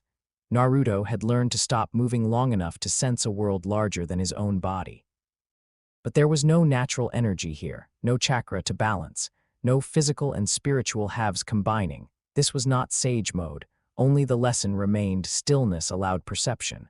Scott had spent 2 lives asking energy what he could make it do. Now he asked nothing. He listened to the aperture. There was no voice, no hidden will, no ancient consciousness, no message from another dimension, only patterns. Pressure was not uniform. The force moved in layers, currents within currents. The visor had always controlled release mechanically, opening wider or narrower. Scott's techniques imposed shapes afterward. But the aperture itself possessed structure before entering reality, not intention, geometry. Scott watched. One current moved outward in a broad plane. Another spiraled naturally along its edge. A third folded through itself without collision, because the dimension did not obey familiar space. The coil had not been Scott forcing rotation onto the beam. He had found a rotational current and dragged it through. The veil had used a wide planar flow. Tier 4 had opened everything without selection. Scott's heart quickened. The mental landscape trembled. The currents blurred. Slow, Jean whispered. Scott breathed. He did not reach. He allowed the pattern to become visible again. For years, he believed control meant narrowing the door. Then he believed it meant shaping whatever escaped. Both methods required resistance. But perhaps control could begin earlier, not closing, choosing which existing current aligned with the opening. Like standing beside a river and opening one irrigation channel rather than trying to stop the water with bare hands, Scott moved one mental step closer. The aperture did not respond to him. That was a relief. "Do you see it?" Jean asked. "Yes." "What?" "Paths." He watched the currents. One was thin, stable, a natural equivalent to Tier 1's slit. Another bent sideways, suggesting geometry without external reflection. A third spread wide enough to become defense. A fourth, Scott pulled back. The fourth current was enormous, the Tier 4 flow. Once aligned, it might widen the physical aperture beyond recovery. The ratchet, understanding, did not remove cost. It only made the cost visible before choice. Jean stepped beside him now. Scott allowed it. "The aperture was never the enemy," he said. "No, the visor isn't a prison." "What is it?" "Time." Jean looked toward him. Scott continued. "It doesn't fix the opening. It gives me time to understand what passes through." The insight settled. For 2 lives, Scott had negotiated with things inside him. Kurama had been a person behind a seal. The aperture was not. Scott had treated it like a second Kurama because that was the only model he possessed. Monster, container, control, trust. But a door could not be befriended. It could not be persuaded. It could only be understood, maintained, and opened with awareness of what lay on either side. Scott faced the currents again. He did not touch them, not yet. For the first time, that restraint did not feel like fear. It felt like choice. Then Jean gasped. The astral plane changed. Heat entered the mental space, not physical heat, presence. Scott turned. Jean stood surrounded by light. Orange first, then gold, then white at the center. The shape behind her was enormous. Wings opened across the darkness, not formed from feathers, from flame and thought. The aperture's red currents recoiled, not from fear, but from contact with another force operating through different laws. Jean stared at her own hands. "What is this?" Scott moved toward her. The light intensified. A sound crossed the astral plane, not a voice. A cry vast enough to resemble the birth of a star. Jean's eyes became fire. The mental connection began collapsing. "Jean, release the link. I'm trying." The light spread behind her. For one instant, Scott perceived something looking through Jean. Unlike the aperture, it had intention. Unlike Kurama, it was too large to understand as one mind: hunger, creation, destruction, love without proportion. A cosmic force pressing against the shape of a woman. Scott reached for Jean. She reached back. Their hands met. The astral plane exploded in flame. Scott awoke in the medical bed. The restraints remained open. The ruby covering over his eyes was intact. Alarms sounded throughout the room. Jean lay on the floor. Scott could not see her. He heard flames, real flames. Heat touched his skin. "Jean, I'm here." Her voice sounded distant. Scott moved from the bed. His legs failed after weeks without use. He fell to one knee. The medical covering remained sealed. "Don't open your eyes," Jean said. "I know." He crawled toward her voice. The flames did not burn the floor. They moved above it, circling Jean without consuming anything. Scott felt them through the warmth. "What happened?" he asked. "I don't know." The door opened. Hank entered, then stopped. "Jean," the flames vanished, not gradually, one moment present, the next gone. Jean's breathing filled the silence. Hank rushed toward her. Scott remained on the floor. "What did you detect?" he asked. Hank checked his instruments. An extreme psychic energy spike. From Jean, through Jean. The phrasing mattered. Scott reached out until his hand found hers. Jean's fingers closed around him. Her skin was warm, too warm. "I saw something," she whispered. "So did I." Was it the aperture? No. Scott remembered the wings, the intention, the impossible awareness behind Jean's eyes. The aperture was a door with nothing inside it. This was different. Something had found a door and was beginning to enter. Hank called for Charles. Jean tightened her grip. "Scott." "Yes, it knew you." Scott became still. "How? I don't know." "What did it feel?" Jean's voice trembled, like it had been waiting for me to notice it. Footsteps and wheels approached from the corridor. Charles, Logan, Alex. The team gathered again, this time around Jean. Scott remained beside her on the floor. blind and unable to lead. He did not issue orders. He did not demand explanations. He listened. Inside his own mind, the aperture continued moving along silent currents. Beside him, Jean's pulse beat too fast. Beneath that pulse waited something brighter than fire. Scott had spent 2 lives learning that endless force did not always contain a monster. Now, for the first time, he faced the opposite truth. Sometimes the door was not empty. Sometimes something on the other side was looking back. Chapter 11. Genosha began as an evacuation point. No declaration, no flag, no throne, just an island large enough to hide people the world had decided were too dangerous to remain visible. The first arrivals came in damaged boats, families from compromised shelters. Children whose mutations had manifested publicly, doctors whose licenses had been revoked for treating mutants without reporting them, lawyers facing arrest for helping people disappear, engineers, teachers, former soldiers, people who had served Magneto and regretted what they had done. People who had trusted Charles and no longer believed one school could protect an entire species. The island had once belonged to a government that used mutant labor in mines and factories. Its institutions were dismantled after years of rebellion, foreign pressure, and economic collapse. What remained was infrastructure without legitimacy: ports, power stations, abandoned housing, water systems built for a population larger than anyone expected to return.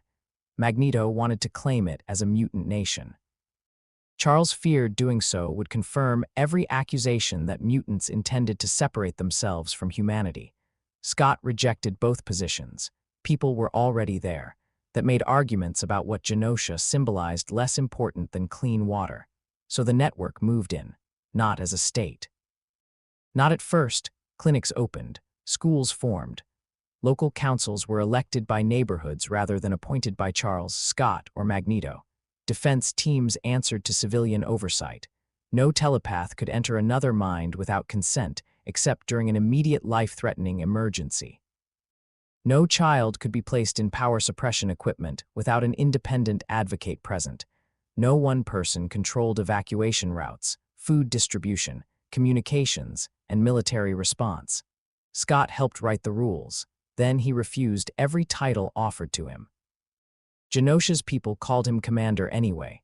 3 months after the mountain, Hank finished the new containment array. It covered Scott's eyes and part of his temples in layered ruby quartz, reinforced by flexible ceramic supports. The device connected to a collar around his neck and a stabilizing frame beneath his uniform. It was no longer merely a visor. It was a structure built around the aperture. Scott could see through it, barely. The world appeared darker than before, edges blurred beneath deep crimson. His damaged eyes could no longer focus correctly. The array compensated through external lenses and constant adjustment. Hank warned him that another Tier 3 release might destroy what remained of his sight. Scott asked whether it would hold Tier 4. Hank refused to answer. Scott understood. No, the aperture remained wider, closer. But after learning to perceive its internal currents, Scott needed less mechanical opening to produce controlled force. Tier 1 became narrower. Tier 2 became more precise. Tier 3 became less physically violent to initiate, though the cost remained. Power gained, control lost. Understanding did not reverse the ratchet. It only allowed Scott to feel each tooth before it turned. He stood on Genosha's eastern command platform at sunrise while ships entered the harbor below. The morning sky was clear, too clear. Storm had mentioned it twice. Aurora stood beside him with white hair moving in the ocean wind. "The pressure is falling west of the island," she said. "No storm on satellite, no natural storm." Scott touched the communication device beneath his collar. "Jean," her voice answered inside the earpiece. "I feel it too." Jean remained in the central telepathic chamber beneath the city. Since the first Phoenix flare, she had avoided deep mental work whenever possible. Avoidance had not made the presence disappear. The fire appeared in dreams.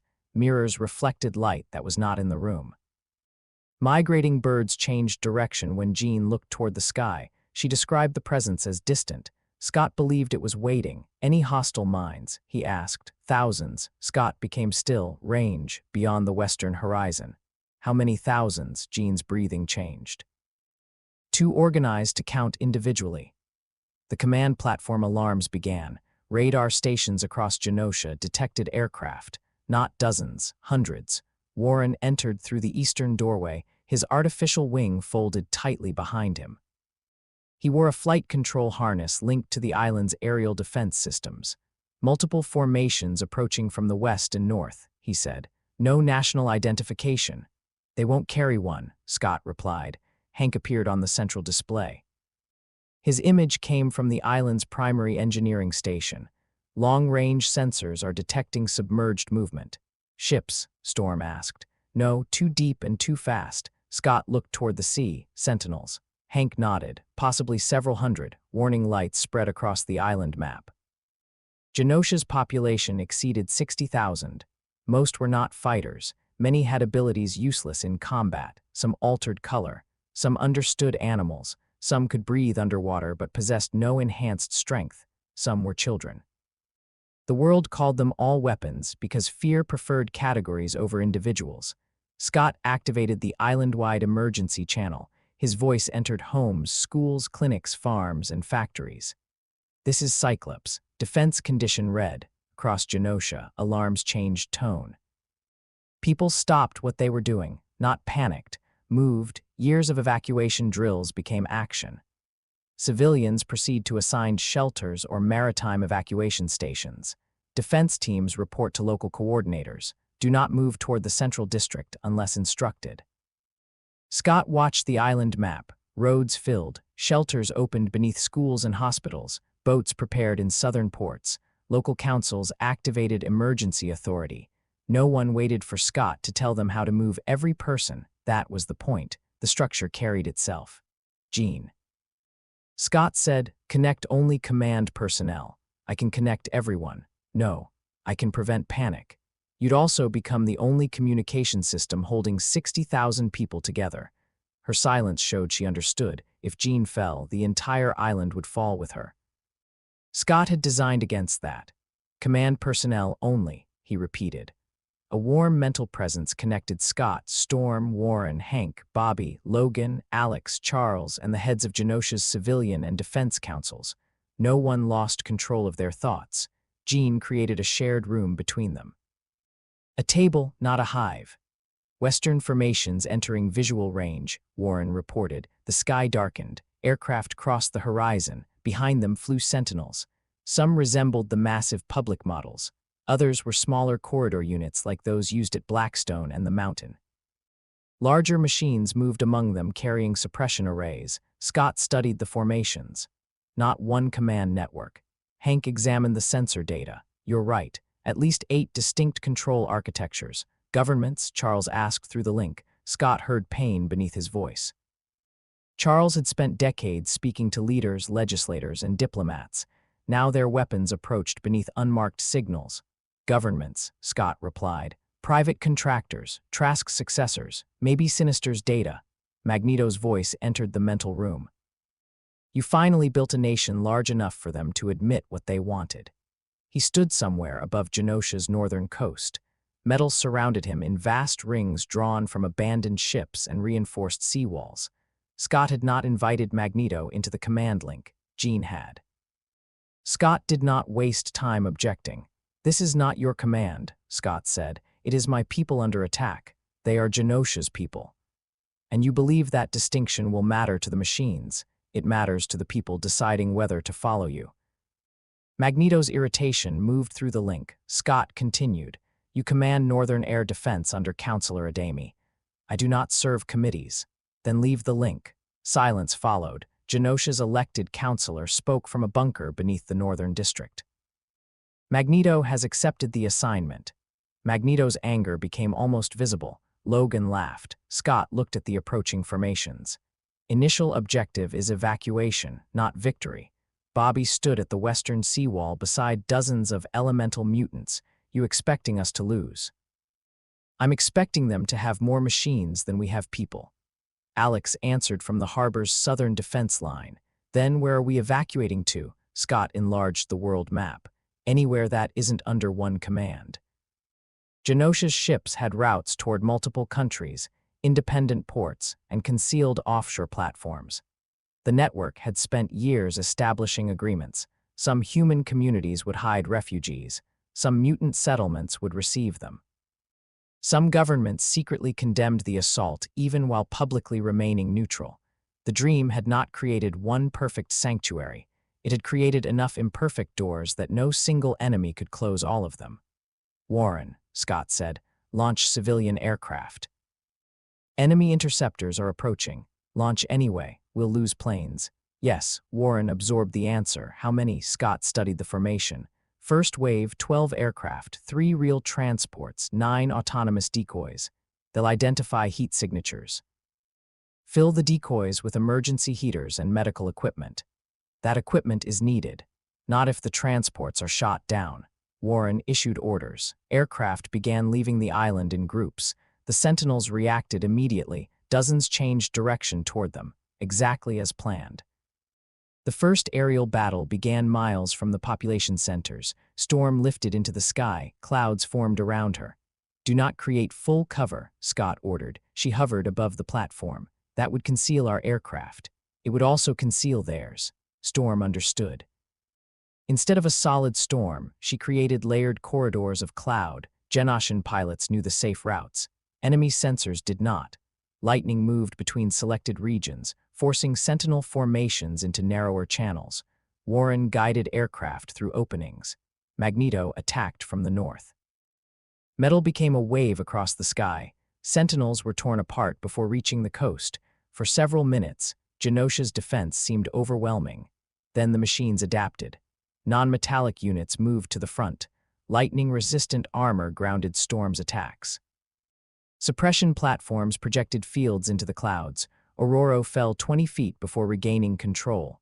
Storm, Scott asked. I remain, reduce altitude, I can fight. That wasn't the instruction.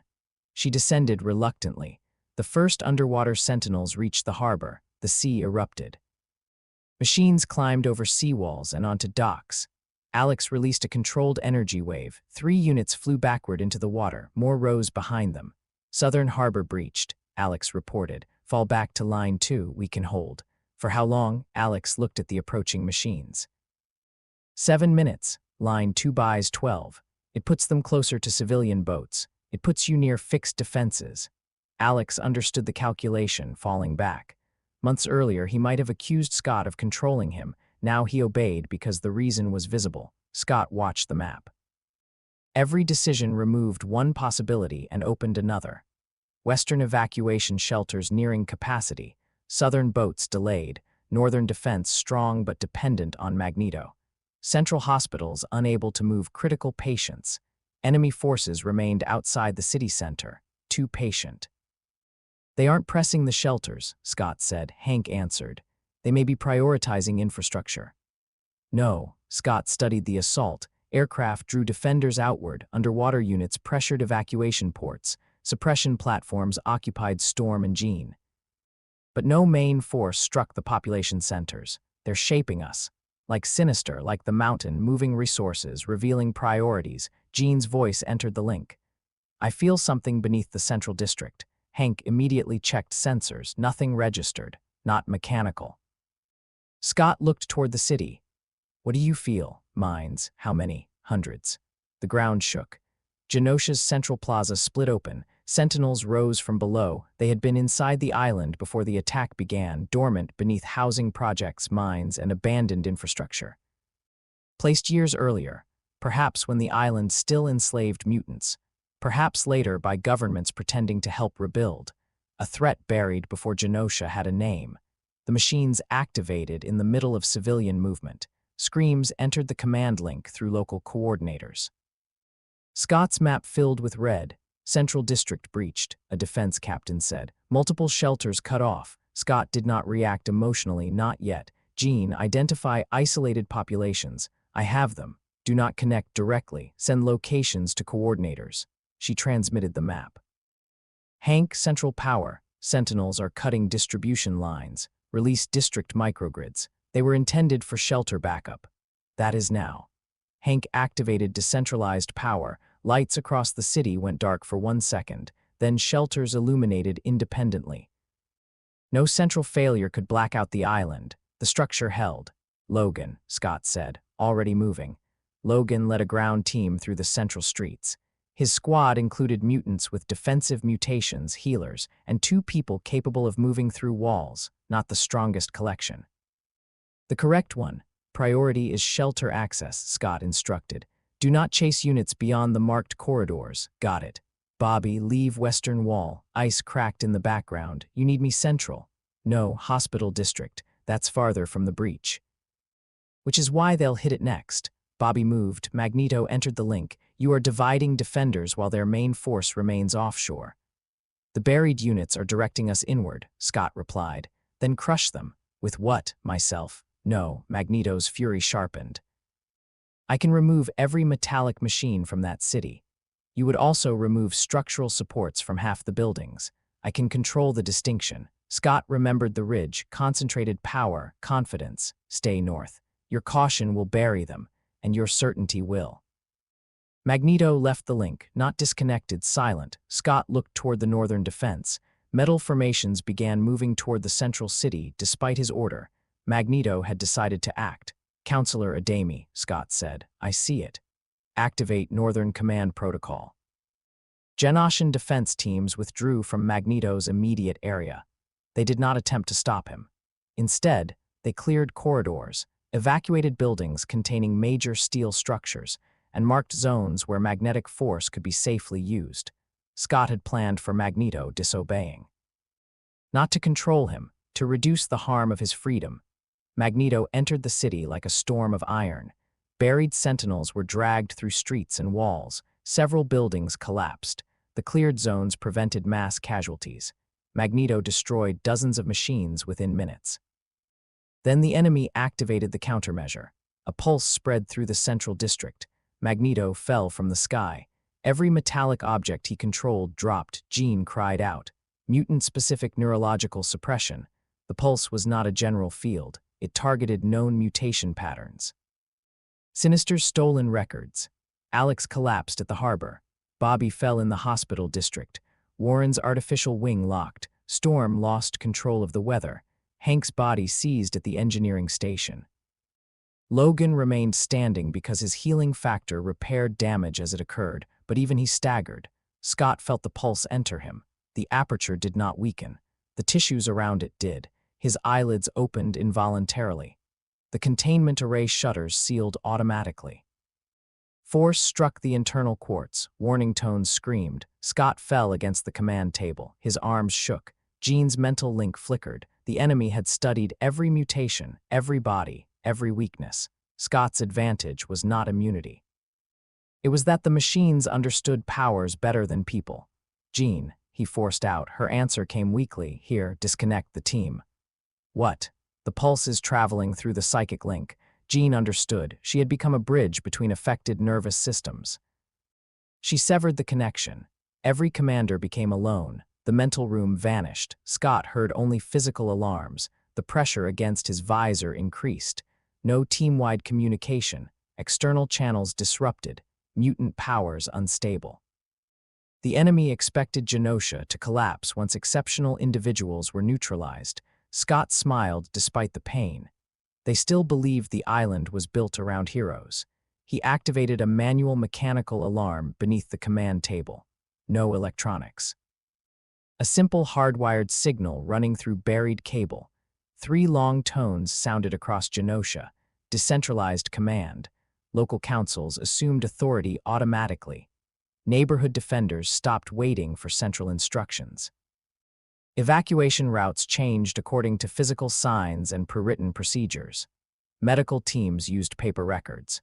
Boat captains launched independently. Human volunteers, unaffected by the mutant-specific pulse, took control of transport, communications, and emergency equipment. The island kept moving. Scott could no longer see the full map. Systems flickered. He received fragmented radio reports. That was enough. Eastern Shelter 5 moving. Harbor Line 2 holding. Hospital patients entering lower tunnels. North District fires contained. Council command active. The dream held because it did not require Scott to remain conscious.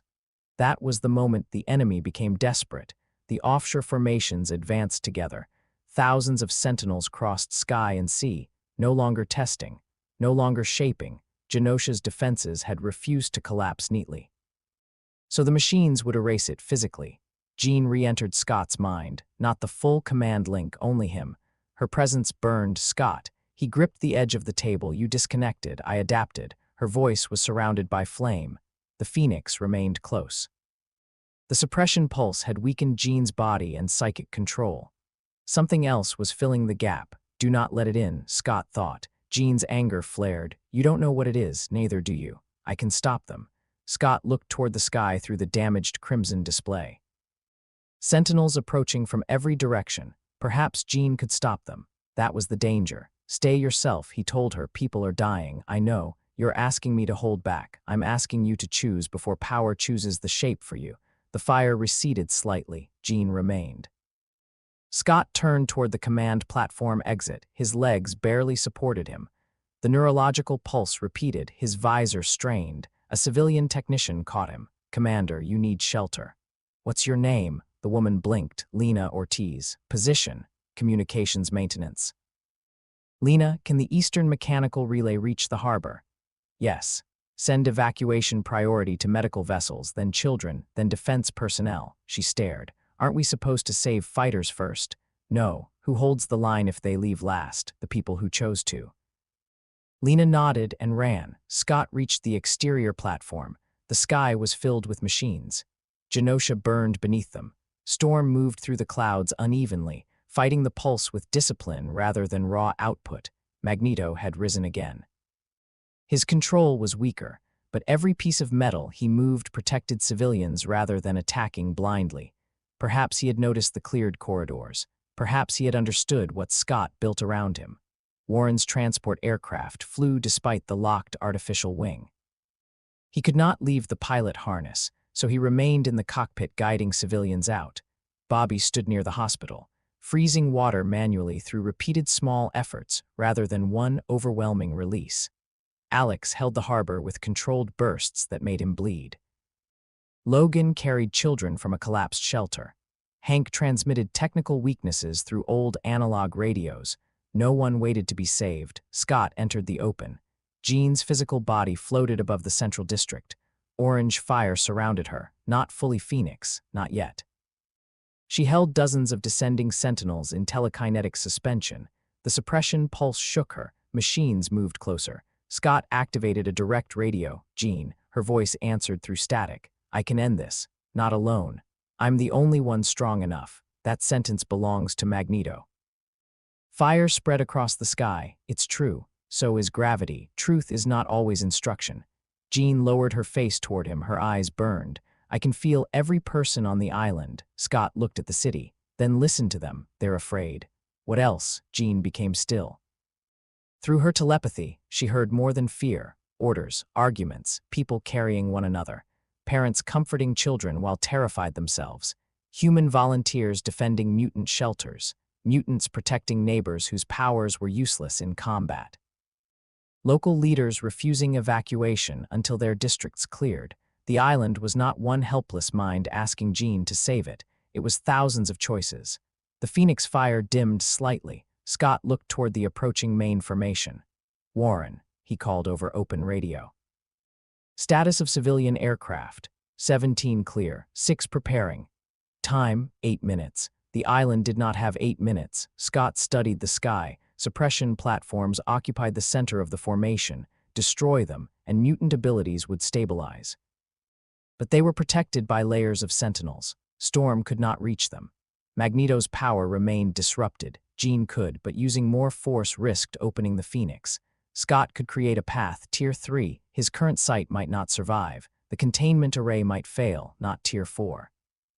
Never again by accident. He located the aperture current, a narrow rotational flow, coil. He would not launch it as an explosion. Instead, he could use its rotation to create a moving corridor through the sentinel formation, a drill of force. Jean, Scott said, can you hold a path stable? Yes. Storm, when the suppression field drops, strike the upper platforms. Aurora answered through static. Understood. Magneto, lower platforms. No response. Scott repeated, Eric. Magneto's voice finally came. You command as if I serve you. No, I'm giving you the target you already want. A pause, acceptable. Alex, protect the harbor from falling debris. His brother answered weakly, try not to cut the island in half. I'll consider it. Logan entered the channel. What about me? Keep doing what you're doing. Finally, an easy order. Scott placed both hands on the containment array. Warnings flashed. Hank's voice broke through the radio. Scott, your retinal structures cannot sustain a coil. I don't need the retinas. You need them if you ever intend to see again. Scott looked at Jean above the city. At Genosha's evacuation lights, at the sky filled with machines. Naruto had lost people because he arrived late. Scott had injured people because he acted too strongly. Stillness had taught him that action did not create worth, but stillness was not a commandment. Sometimes the door needed to open. The choice mattered, the cost remained. 7 minutes, Warren reported. Scott aligned with the rotational current. He did not force it. He opened the channel. The visor shutters widened. Tier 3, a coil formed in the air above Genosha, larger than any previous version. Not because Scott released more force, because he shaped less of it directly. The aperture's own current rotated. A sphere of red pressure expanded. Blood ran beneath the containment array. His vision dimmed. The coil moved upward. Jean wrapped it in telekinesis. Together, they drove it into the Sentinel formation. Machines struck the rotating force and were thrown aside, not destroyed, displaced. A tunnel opened through the center of the enemy fleet. The coil drilled toward the suppression platforms. Sentinels attempted to close the corridor. Jean held them back. Her fire brightened with every effort. Jean, Scott warned, I'm here. The coil reached the first platform. Scott changed the current. Rotation widened. The suppression machine tore apart. The neurological pulse weakened. Storm rose. Lightning entered the corridor. 3 upper platforms exploded. Magneto seized the lower machines. He crushed their internal systems without tearing apart the aircraft around them. The suppression field collapsed. Across Genosha, mutant abilities returned. Storm claimed the sky. Clouds became black walls. Lightning moved through Sentinel ranks. Magneto lifted the remains of destroyed machines and formed a shield above the city. Bobby froze the harbor into defensive ridges. Alex released controlled waves through the sea, overturning underwater units. Jean pushed the Sentinel fleet upward. The X-Men and Genosha's defenders attacked together. Scott kept the coil open. Too long, Hank shouted through communications. Close it. Corridor isn't stable. Jean can hold it. She's taking Phoenix energy. Scott felt it. The fire around Jean had become enormous. Every moment she maintained the telekinetic structure, something inside the flame moved closer. Jean, release the coil. I can sustain it. That isn't the question. The enemy's command carrier appeared behind the formation. A vessel larger than the others, hidden until the suppression platforms were destroyed. Its lower section opened. A single weapon descended. Hank's voice changed. Energy reading exceeds nuclear yield. The weapon was pointed at Genosha, not aimed at a target, the island itself. If the Sentinels could not control or erase its population conventionally, they would remove the ground beneath them. Scott saw the machine through failing vision. One final institutional answer. Control becoming annihilation when containment failed. How long until firing? He asked. 40 seconds. Evacuation, Warren answered. 4 transports still grounded. Thousands remained on the island. Storm attacked the command carrier. Its shields held. Magneto struck with every available fragment of metal. The vessel did not move. Alex fired from the harbor, too far. Bobby's ice could not reach. Jean looked toward the weapon. Phoenix fire expanded behind her. Scott felt her decision approaching. No, he said. Her voice entered his mind. There is no other way. Scott searched. Command carrier shields. Weapon charging. Genoshan defenses committed. His coils still open. Tier 3 force rotating through the enemy formation. He could collapse it into the carrier. A detonation might destroy the weapon. It might also bring the entire fleet down onto the island. Jean could redirect debris, using more Phoenix power. Every route led to her. Or Tier 4, Scott could open his eyes fully by choice, the second and final use, but the story was not there yet. He understood that instinctively. Tier 4 could destroy the carrier. It could also erase every aircraft and person along the line. His containment array might never close again. No. Not while another option existed, even a terrible one. Storm, Scott said, create an upward pressure column beneath the carrier. It will not move that mass. It doesn't need to. Alter its fall, she understood. Magneto, hold every metallic fragment above the city. Already done. Bobby, reinforce shelters from above. Ice won't stop that ship. It will stop smaller debris. Alex, clear the southern sea. His brother's voice sharpened. For what? Impact. Jean understood first. You're bringing it down offshore. Yes. The carrier's shield doesn't protect against its own weapon discharge. Scott compressed the coil. Pain became white. His sight disappeared entirely, not darkness. Nothing. The remaining retinal function failed. He continued through spatial memory and Jean's mental guidance. Jean, show me the weapon. She gave him position, not sight, geometry. The coil collapsed through the corridor. It struck the command carrier's charging weapon. The weapon discharged early. Energy erupted inside the shield.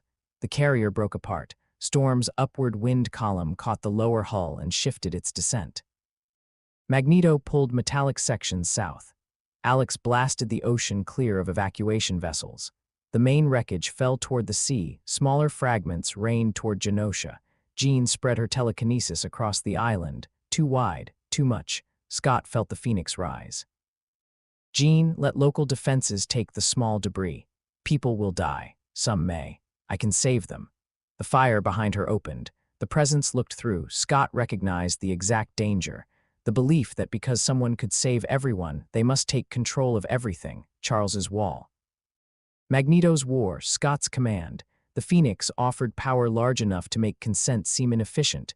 Jean, Scott said, she held thousands of fragments above the island. The strain tore through her. I have them. You don't have to hold all of it. Yes, I do. No, Scott, they'll die. Listen to the island. Below her, defenses worked. Mutants with stone abilities raised barriers. Telekinetics formed local shields. People entered shelters. Bobby's ice caught falling machines. Magneto diverted metal. Storm altered trajectories. Some fragments struck buildings. Fires began. People were injured. Not all could be prevented. The Phoenix's promise whispered through Jean, enough power and no one must be lost. Scott knew that promise. He had built 2 lives around it. It was beautiful. It was a lie. Let them carry what they can, he said. Jean's fire trembled. If I release it, not all. Your part. Her eyes found him across the battlefield. Scott stood blind on the command platform, blood covering his face beneath the containment array. The coil was gone. His power was sealed. He had spent exactly what was required and no more. Jean slowly reduced her telekinetic reach. Local defenders caught what they could. Some debris fell. The city shook, but the island did not disappear. The command carrier crashed into the southern sea. A wave rose. Alex met it with a circular blast. Bobby froze the front. Storm pushed from above. The wave broke around the harbor rather than through it. The remaining sentinel formations lost coordination. Some continued fighting. Others retreated. Magneto pursued. Scott opened the command channel. Do not chase beyond Genoshan waters. Magneto ignored him. Counselor Adami repeated the order. Genoshan defense aircraft blocked the pursuit route. Magneto stopped, not because Scott commanded, because the people of Genosha had decided the boundary. The final sentinels withdrew. Silence did not follow. War left too much noise, fires, medical alarms. Collapsing structures, people calling names, aircraft engines, the wounded screaming, the living moving. Scott stood at the platform edge. He could see nothing. Hank, he said, no answer. Hank, static. Then the scientist's exhausted voice emerged. I am here. Casualty estimate. Not yet. Estimate? Hank breathed. Thousands injured. Several districts destroyed. Confirmed deaths currently 800 and rising. Scott gripped the railing. 800. The number did not become abstract, not after Charles removed the wall. 800 separate spaces in families. 800 names. The island survived. Enormous cost. Evacuation status, Scott asked. Civilian aircraft clear. Southern maritime routes functioning. Government response. Several nations are denying involvement. Of course. Scott felt someone land beside him. Storm. Her breathing was unsteady. You can no longer see, she said. No. Temporary. No. She stood in silence. Scott continued giving instructions. Medical priority to central and harbor districts. Northern shelters can support displaced families. Keep defense teams on rotation. No retaliatory launches. Storm looked toward him. You believe Magneto will obey? No. Then why say it, so everyone else knows they do not have to follow him? Below, the structure moved, counselors directed resources, volunteer networks activated, mutant and human doctors treated the wounded. No one asked whether Genosha remained legitimate after being attacked. Survival had answered. The dream held, barely. Jean descended onto the platform. Scott felt heat before her feet touched the ground. Too much heat. Jean, she did not answer. Scott turned toward her. The aperture behind his eyes moved in quiet currents. The presence around Jean moved with purpose. What happened? He asked. Her breathing sounded wrong. Too calm. Storm stepped back. Jean. When she spoke, her voice contained another resonance, not separate words, a scale beyond the human throat. I heard them all. Scott remained still. The people who died, all of them. Fire spread across the command platform. It did not burn Scott. It did not burn Storm. It shaped itself around Jean like wings. Her red hair rose into the air. The sky above Genosha turned gold. Across the island, every telepath cried out. Charles's voice entered the emergency channel. Jean, close your mind. She looked toward the western horizon where the Sentinels had retreated. They will return. Scott stepped closer. Yes. They will build more. Yes. They will hide behind laws, borders, and machines. Yes, I can stop them. The Phoenix spoke through the final word, not domination, certainty. Scott felt the same temptation he had carried since childhood, enough power to end the threat before another child suffered. Enough power to make the correct choice unavoidable. Jean, he said, what do you want? The fire paused. Not what can you do, not what must happen. What do you want? Jean's face twisted. I want them safe. Who? Everyone. The impossible promise. Scott's chest tightened. You can't have that. The fire roared. Storm raised both hands, drawing clouds around the platform. Scott lifted one hand. Wait. Jean looked at him. Her eyes were no longer green. They contained stars. I felt 800 minds disappear, she said. I felt every child call for someone who didn't answer.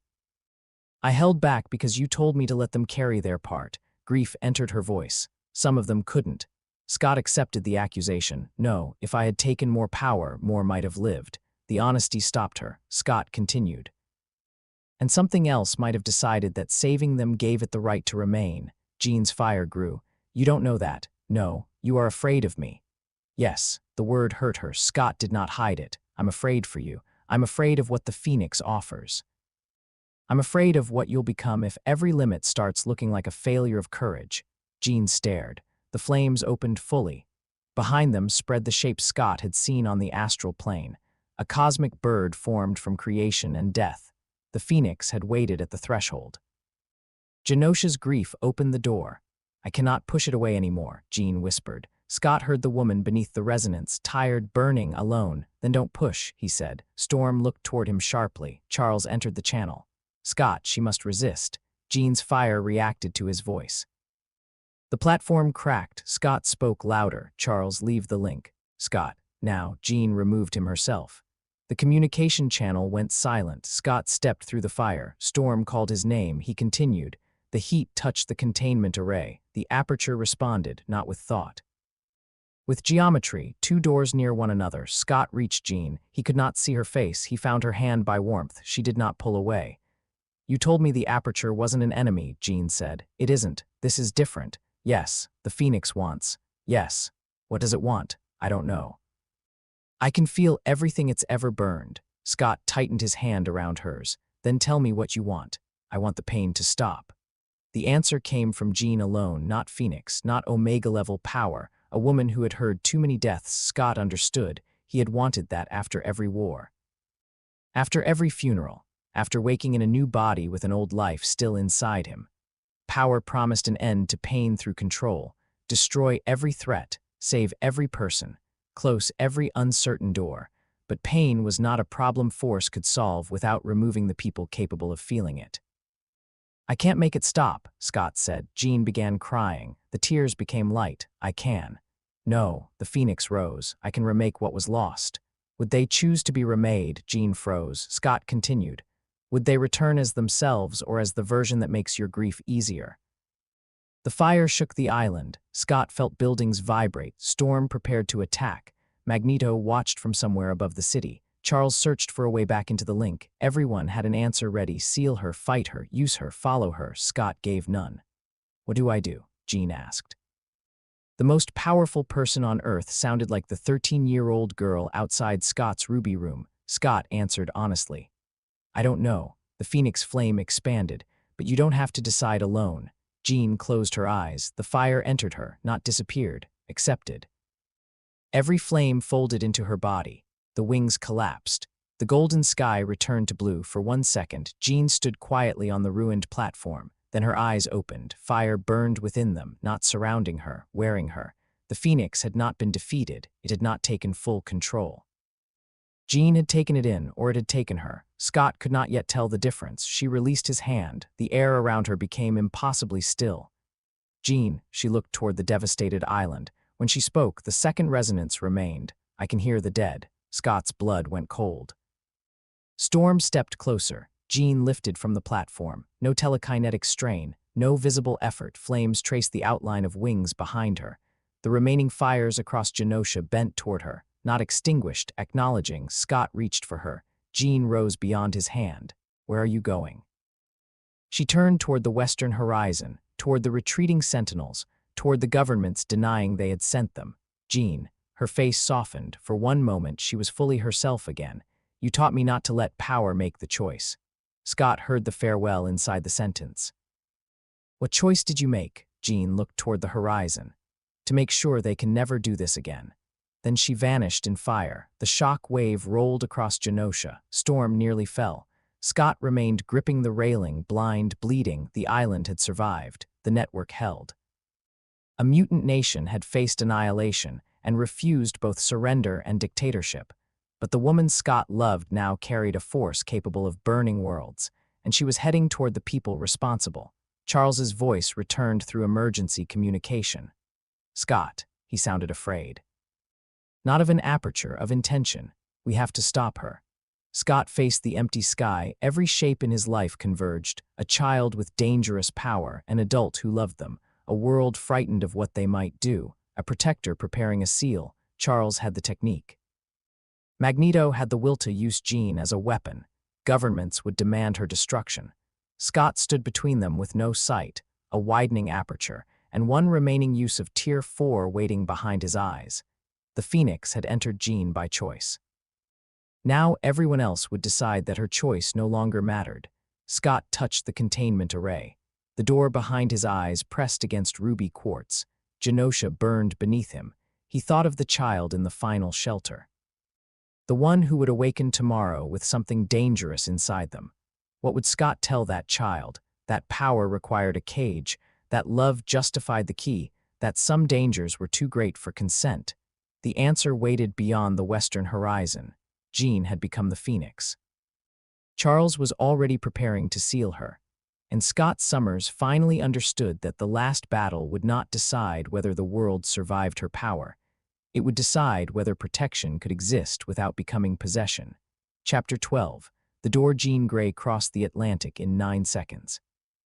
Satellite systems lost her over Genosha and found her again above the eastern coast of the United States.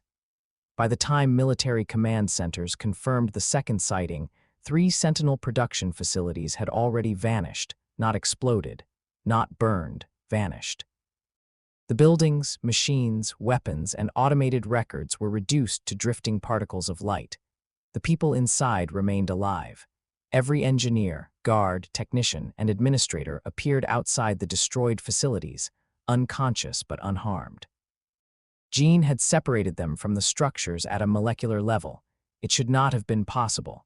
That distinction no longer mattered. A 4th facility attempted to launch a nuclear weapon toward her. Jean stopped it before ignition. She held the warhead above the base, dismantled it piece by piece, and arranged the components in a perfect circle around the officers who had authorized the launch. Then she entered their minds, not violently, not according to Charles. She showed them Genosha, every shelter, every scream. Every child beneath falling metal. Every person who died while governments denied involvement. The officers emerged alive. They also emerged unable to say the word mutant without experiencing the memories of the people their weapons had killed. Charles called it psychic mutilation. Magneto called it justice. Scott called it the beginning. He stood inside Genosha's damaged command center while reports arrived from around the world. The containment array covered his blind eyes. It had survived the battle, but the Tier 3 coil had destroyed what remained of his natural vision. Hank believed technology might eventually give Scott an artificial picture of the world. Scott told him not to promise. Now he perceived space through sound, touch, memory, and the limited telepathic images Jean had left behind. Genosha's fires still burned. The dead had not yet been fully counted. And above the planet, the Phoenix moved from one source of mutant persecution to another. Prisons opened. Weapons disappeared. Secret databases became public. Officials confessed to crimes before anyone accused them. For 6 hours, the world watched a woman with the power of a god remove every system she believed threatened her people. No army could stop her. No machine could survive her. No border delayed her.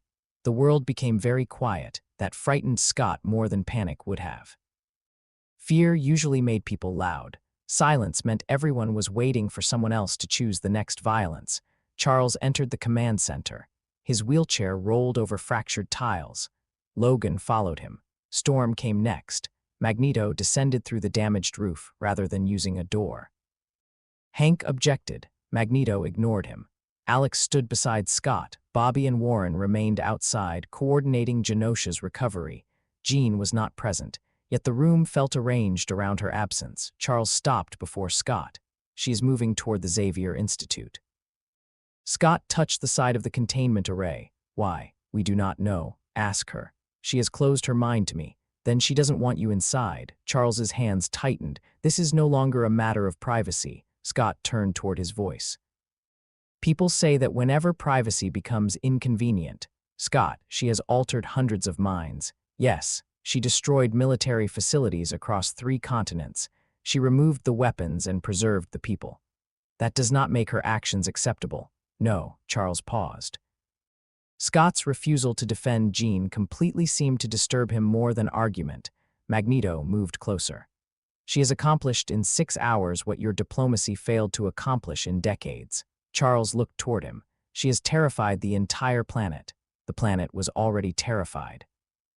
Now it believes that fear was justified. Magneto's voice hardened. Fear was always the only language its leaders respected. And what happens when they respond? They cannot. That is what every conqueror believes before resistance becomes desperate. Scott listened to them. 2 old men arranging Jean into familiar positions. Weapon, threat, proof, tragedy. Neither asked what she was becoming while they spoke. Why is she returning to the mansion? Scott asked again. Charles looked toward him. There is something beneath the school. Silence followed. Scott's head lifted. What? A device. Logan's claws emerged with a metallic sound. What kind of device? Charles lowered his gaze. When I began constructing after Jean's first Phoenix manifestation.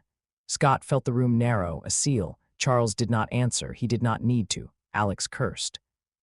Storm's voice became dangerous. You prepared to imprison her without her knowledge.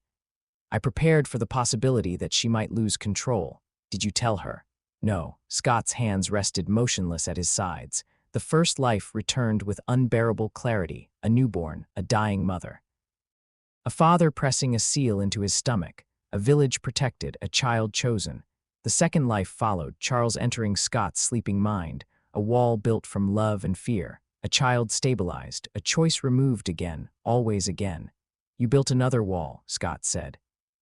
Charles's voice trembled. I built an emergency measure. Same architecture, more advanced. Can it contain the Phoenix? Possibly. Cost. Charles became silent. Scott waited. Jean's conscious mind would be placed into permanent stasis, Charles said. Alex stepped forward. You mean dead? No, her biological functions would continue. Logan growled. That ain't living.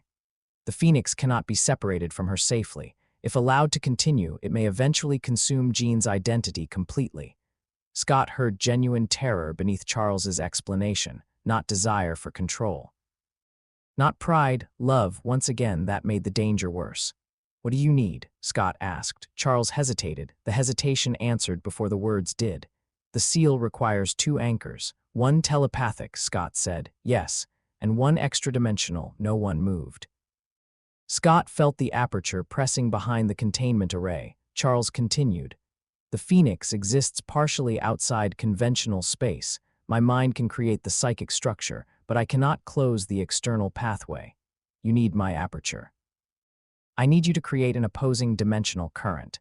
Use one door to close another. Yes. The central shape of Scott's life stood naked before him. He had been sealed. He had discovered the violation. He had built rules so dangerous children would know the truth. And now a woman he loved carried enough power to end civilizations. Charles was asking him to hold the key, not because Charles hated Jean, because he loved the world, because he loved her, because he was right about the danger. Charles's answer had always been hardest when he was right. Magneto stepped toward Scott. Do not help him. Charles turned. You want the Phoenix free because you believe she will destroy your enemies. I want her unchained because she has finally made them powerless. You see a weapon. I see evolution. You see yourself proven correct. Magneto's helmet shifted slightly. Metal around the command center vibrated. Scott spoke before either could escalate. What do you want Jean to do? Magneto looked toward him. Protect mutant kind. For how long? As long as necessary. Who defines necessary? The attacks define it. And when there are no attacks, there will always be threats. Then she never stops. Magneto became silent. Scott turned toward Charles. What do you want Jean to do? Submit to containment until we understand the Phoenix. For how long? As long as necessary. Who defines necessary? Charles's breathing changed. Scott nodded once. Same answer. Charles's voice hardened. That is unfair. Yes. Scott faced the ruined wall of the command center. Outside, Genosha's people searched for survivors. No cosmic power rebuilt their homes for them. No professor could decide their future alone. No revolutionary possessed their consent by default. Eric wants Jean to control the world so it can never cage us, Scott said. Charles wants to cage Jean so she can never control the world. Magneto's cape moved. Charles's chair remained still. Both of you begin with fear, Scott continued. Then call the result protection. Storm approached. What is your answer? Scott touched the containment array. I don't have one. Magneto scoffed. Charles looked wounded. Storm accepted it. Then we find one, she said. Charles shook his head. We may have minutes. Then we use them. A sound moved across the sky, not thunder, not aircraft, a cry like a star tearing itself open. Every light in the command center brightened. The air became warm. Jean's voice entered the room without crossing a speaker. Scott. The others reacted. Charles pressed 2 fingers to his temple. Magneto raised a magnetic shield. Storm summoned wind. Logan stepped between Scott and the broken wall. Alex's containment suit began humming. Scott remained still. Where are you? He asked. Home. The connection ended. Charles turned his wheelchair immediately. We must return to the mansion. Scott faced him. You will not activate the seal. If she attacks, you will not activate it. Charles's voice rose. You cannot command me in my own home. No. Scott stepped closer. But you will have to go through me. The room became silent. Charles looked toward Logan. Logan stood beside Scott. Then Storm. She moved to Scott's other side. Alex remained where he was. Magneto watched with a strange expression. You would risk the world for her consent, Charles said. Scott shook his head. I am risking the world because removing it guarantees we become the thing we claim to prevent. You are allowing philosophy to replace responsibility. No, Scott touched the array covering his eyes. I am refusing to let responsibility become ownership. Charles's anger broke. Beneath it was fear. What if she destroys everything? Then we stop her. How? I don't know. That is not enough. It has to be. Charles looked at Scott for several seconds, then he turned toward the exit. I am going to the mansion. So am I. The seal will remain available. Scott did not answer. There was no agreement to be found, only the next choice. The mansion stood empty when they arrived. Every student had been evacuated through the network. Bobby and Warren remained on Genosha. Hank came with Scott to monitor the containment array.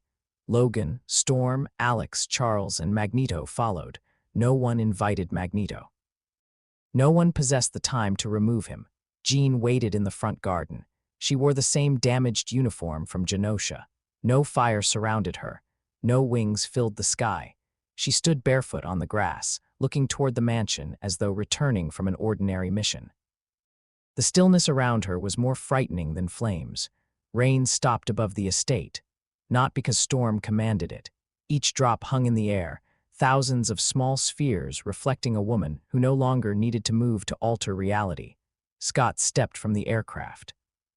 Hank placed one hand near his arm. Scott shook his head. He walked toward Jean alone. His blindness forced each step to be deliberate, grass beneath his boots, stone path ahead.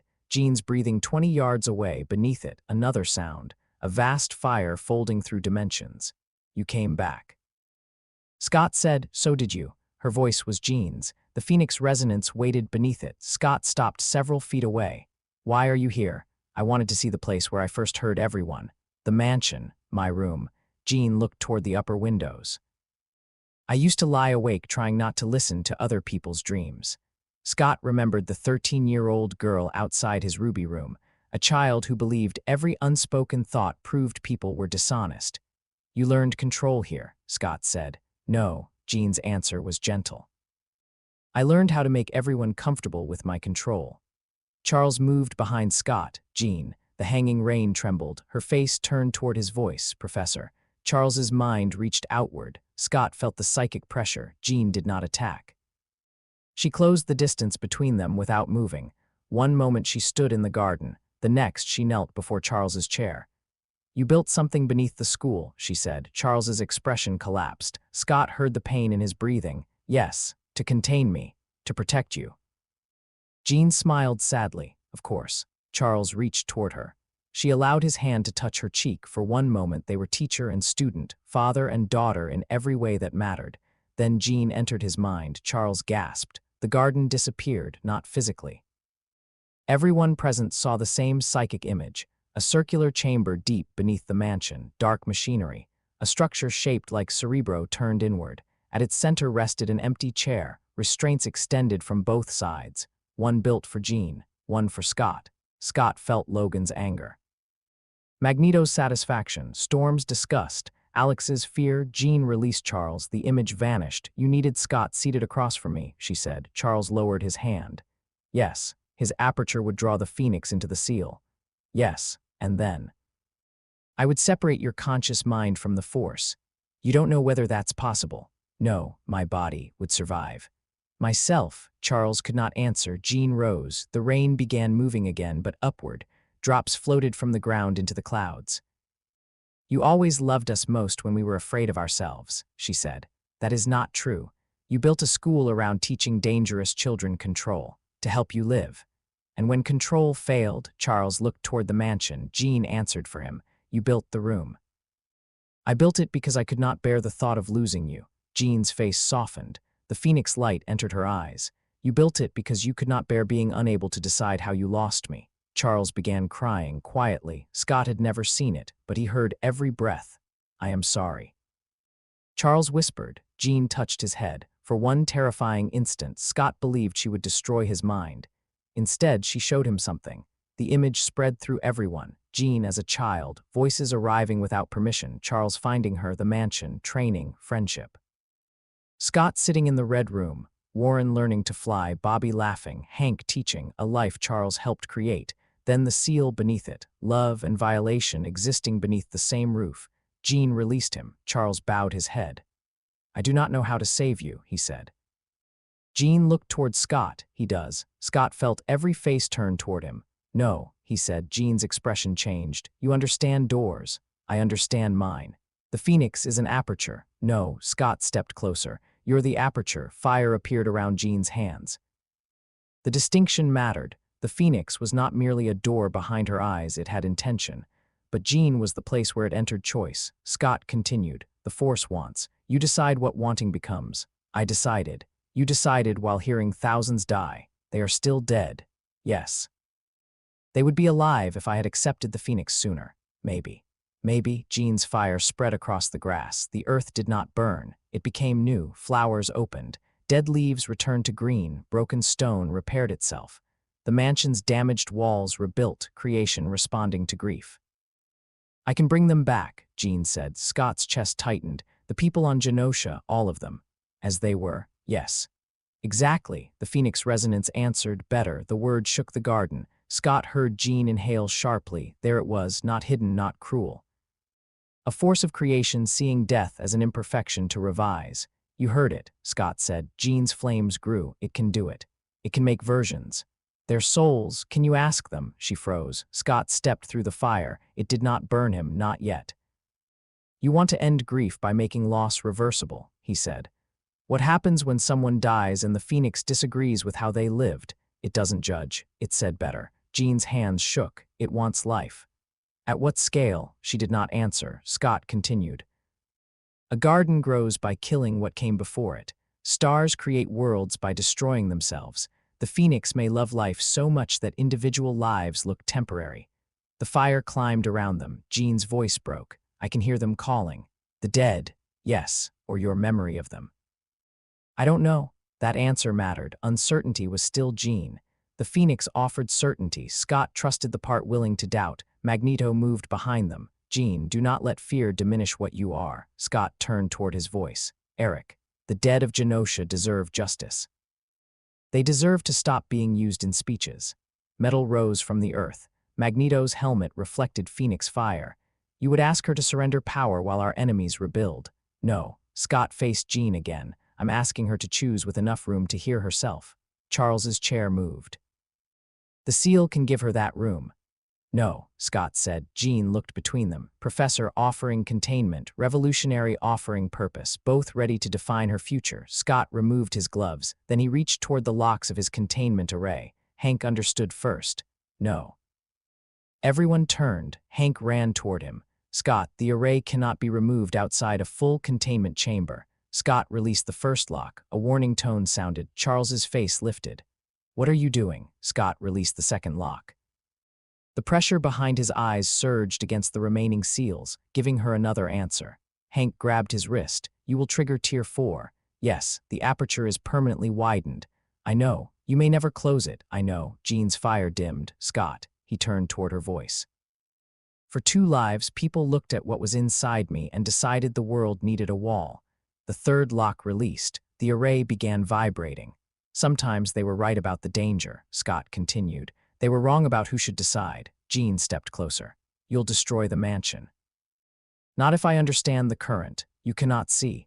I don't need to. Hank tightened his grip. This is not a coil or veil. Full release does not follow a narrow current. The first time didn't. What changed? Scott faced Jean. I did. He removed Hank's hand gently. Hank, take everyone back. No, Hank. No. Logan stepped beside the scientist. Ain't moving. Storm remained. Alex did too. Magneto looked almost curious. Charles stared at Scott with dawning horror.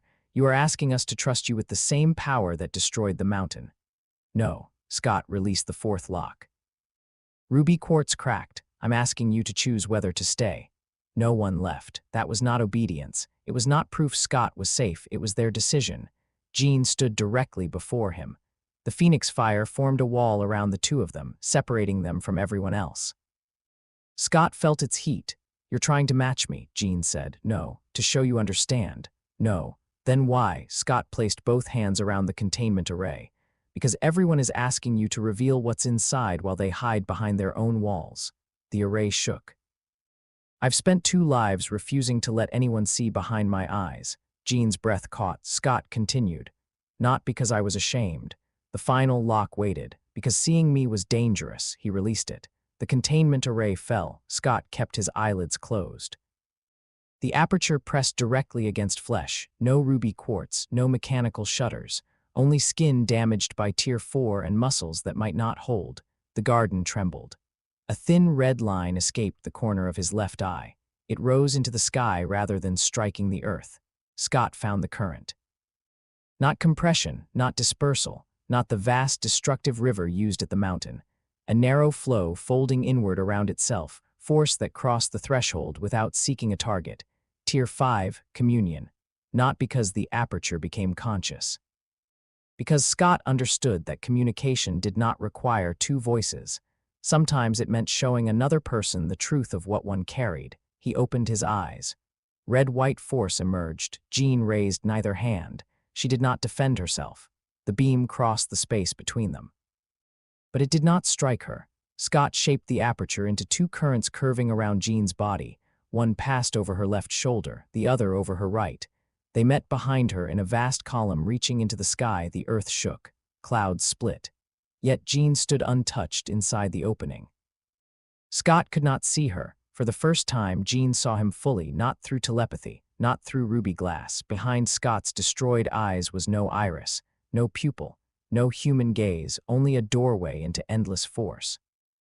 He stood before her without a visor, eyelids open, allowing the most dangerous part of himself to exist without turning it into a weapon. The phoenix fire rose in response. Two apertures faced one another, one empty of intention, one overflowing with it. Jean's mind opened, not to Charles. Not to the phoenix, to Scott. He felt her, the child who heard thoughts before she understood privacy, the student desperate to make Charles proud, the young woman who loved a boy hidden behind red glass, the commander who felt Genosha die, the vessel carrying cosmic hunger. And beneath all of it, Jean, she saw Scott in return. Naruto on the swing, Scott in the falling plane, the fox behind bars, the aperture behind eyelids, Charles's wall, Warren's wing, the mountain, the dead volunteers. Every failure, every choice, Scott did not present the memories as an argument. He did not ask her to become better. He did not promise she could save everyone. He simply let her see that another person could contain something endless without becoming only its container. The phoenix entered the space between them. Its presence filled the sky. "You are empty," it said through Jean. Scott held the currents. Yes, the aperture had no creature inside, no purpose, no judgment. You open without hunger. Yes, why Scott's eyelids burned, blood ran down his face, the aperture widened fractionally, the ratchet's final turn. So she doesn't have to be alone. The phoenix flared, images filled the garden, stars being born, worlds burning, civilizations rising from ash, every life temporary from the perspective of cosmic fire. The phoenix did not hate individuals. It loved existence too broadly to value boundaries. Jean stood at the center of that scale, trying to make infinite power care about names. Scott spoke to her, not the force. You don't have to defeat it. What if I can't control it? Then don't call domination control. What do I do? Stay with it. The same answer others had given Scott. Not fix, not seal, stay. Jean began crying again. The phoenix fire shook. I'm angry. I know. I want to hurt them. I know. They'll do it again. Some will. I can stop them forever. Yes. The honesty frightened everyone outside the flame. Scott continued. You can stop every threat by making choice impossible. Jean's face twisted. The phoenix offered visions. A peaceful earth. Weapons gone, hatred corrected before becoming action, every mind connected, every dangerous impulse burned away. No sentinels, no camps, no frightened children. No freedom to become cruel, no freedom to become anything unapproved by the force defining peace. Jean saw it. So did Scott. It was beautiful. That was why it had to be refused. I could make them good, Jean whispered. By whose definition? Mine. And tomorrow, she understood. Power large enough to remove uncertainty would eventually remove the person wielding it. Jean was not afraid of becoming evil. She was afraid of remaining herself while doing things no one could stop. Scott's aperture trembled. His physical control began failing. The two curved currents moved closer to Jean. She could stop them effortlessly. She did not. Instead, she raised both hands and touched Scott's face. Her palms rested beside his open eyes. Phoenix fire passed around the optic force, not restraining, accompanying. Scott felt the current stabilize. Jean looked directly into the aperture. No one had ever done that, not Charles, not Hank, not even Scott. She saw the door without translating it into a monster. The phoenix saw it too, an opening with no desire to possess what lay outside, a force that moved without calling movement destiny. Jean breathed, I choose me. The words were small, human. The phoenix fire convulsed. We are one. Jean shook her head. No, the sky burned. You called. I did. You opened. I did. You need us. Jean's hands tightened around Scott's face. Yes, Scott felt her terror. The phoenix expected denial. Jean gave it honesty. I need your strength, she said. I need your memory. I need your fire. The cosmic presence became still. But need is not surrender. Phoenix light exploded outward. Charles raised a psychic shield. Magneto lifted metal around the others. Storm formed a pressure barrier. Logan stood in front despite possessing no useful defense. Alex released a wave toward the sky. They all prepared to fight. Scott and Jean did not. The Phoenix struck the aperture, not as an attack, as a test. Cosmic fire entered the red-white currents. For one instant, the two dimensions touched through Scott and Jean. Scott experienced stars, Jean experienced emptiness. The Phoenix found no mind to consume inside the aperture, no rival, no purpose opposing it, only space. Jean found within that emptiness a place where the Phoenix could exist without filling all of her. Not a cage, a boundary chosen from the inside. She shaped it. The fire contracted, not sealed by Charles, not torn away. Jean created a room within herself and invited the Phoenix to remain there. The difference was invisible to anyone who believed all boundaries were prisons. Scott understood, a door with a handle on both sides. The cosmic wings folded. The flames entered Jean. Her eyes returned to green, not completely. Gold moved through them when she breathed. The Phoenix remained. Present, powerful, not defeated, not ruling. Jean closed Scott's eyelids with her hands. The aperture ended. Scott collapsed. She caught him. Darkness returned. This time it felt different, not punishment, not concealment, rest. Scott awoke inside the mansion's medical wing. A new ruby quartz covering rested over his eyes. It was temporary. Hank sat beside the bed, asleep in a chair. Scott heard Jean near the window. "You're still here," he said. Hank woke with a startled sound. Jean approached. "So are you." Scott touched the covering. Status. Hank groaned. "You opened a permanent multidimensional aperture in a garden, nearly destroyed the remaining biological structures around your eyes, and somehow redirected the emission around a human body at full release." Status. The aperture widened again. "How much?" "Approximately 11%. Can a visor hold it?" Hank looked toward Jean. "We believe so, believe."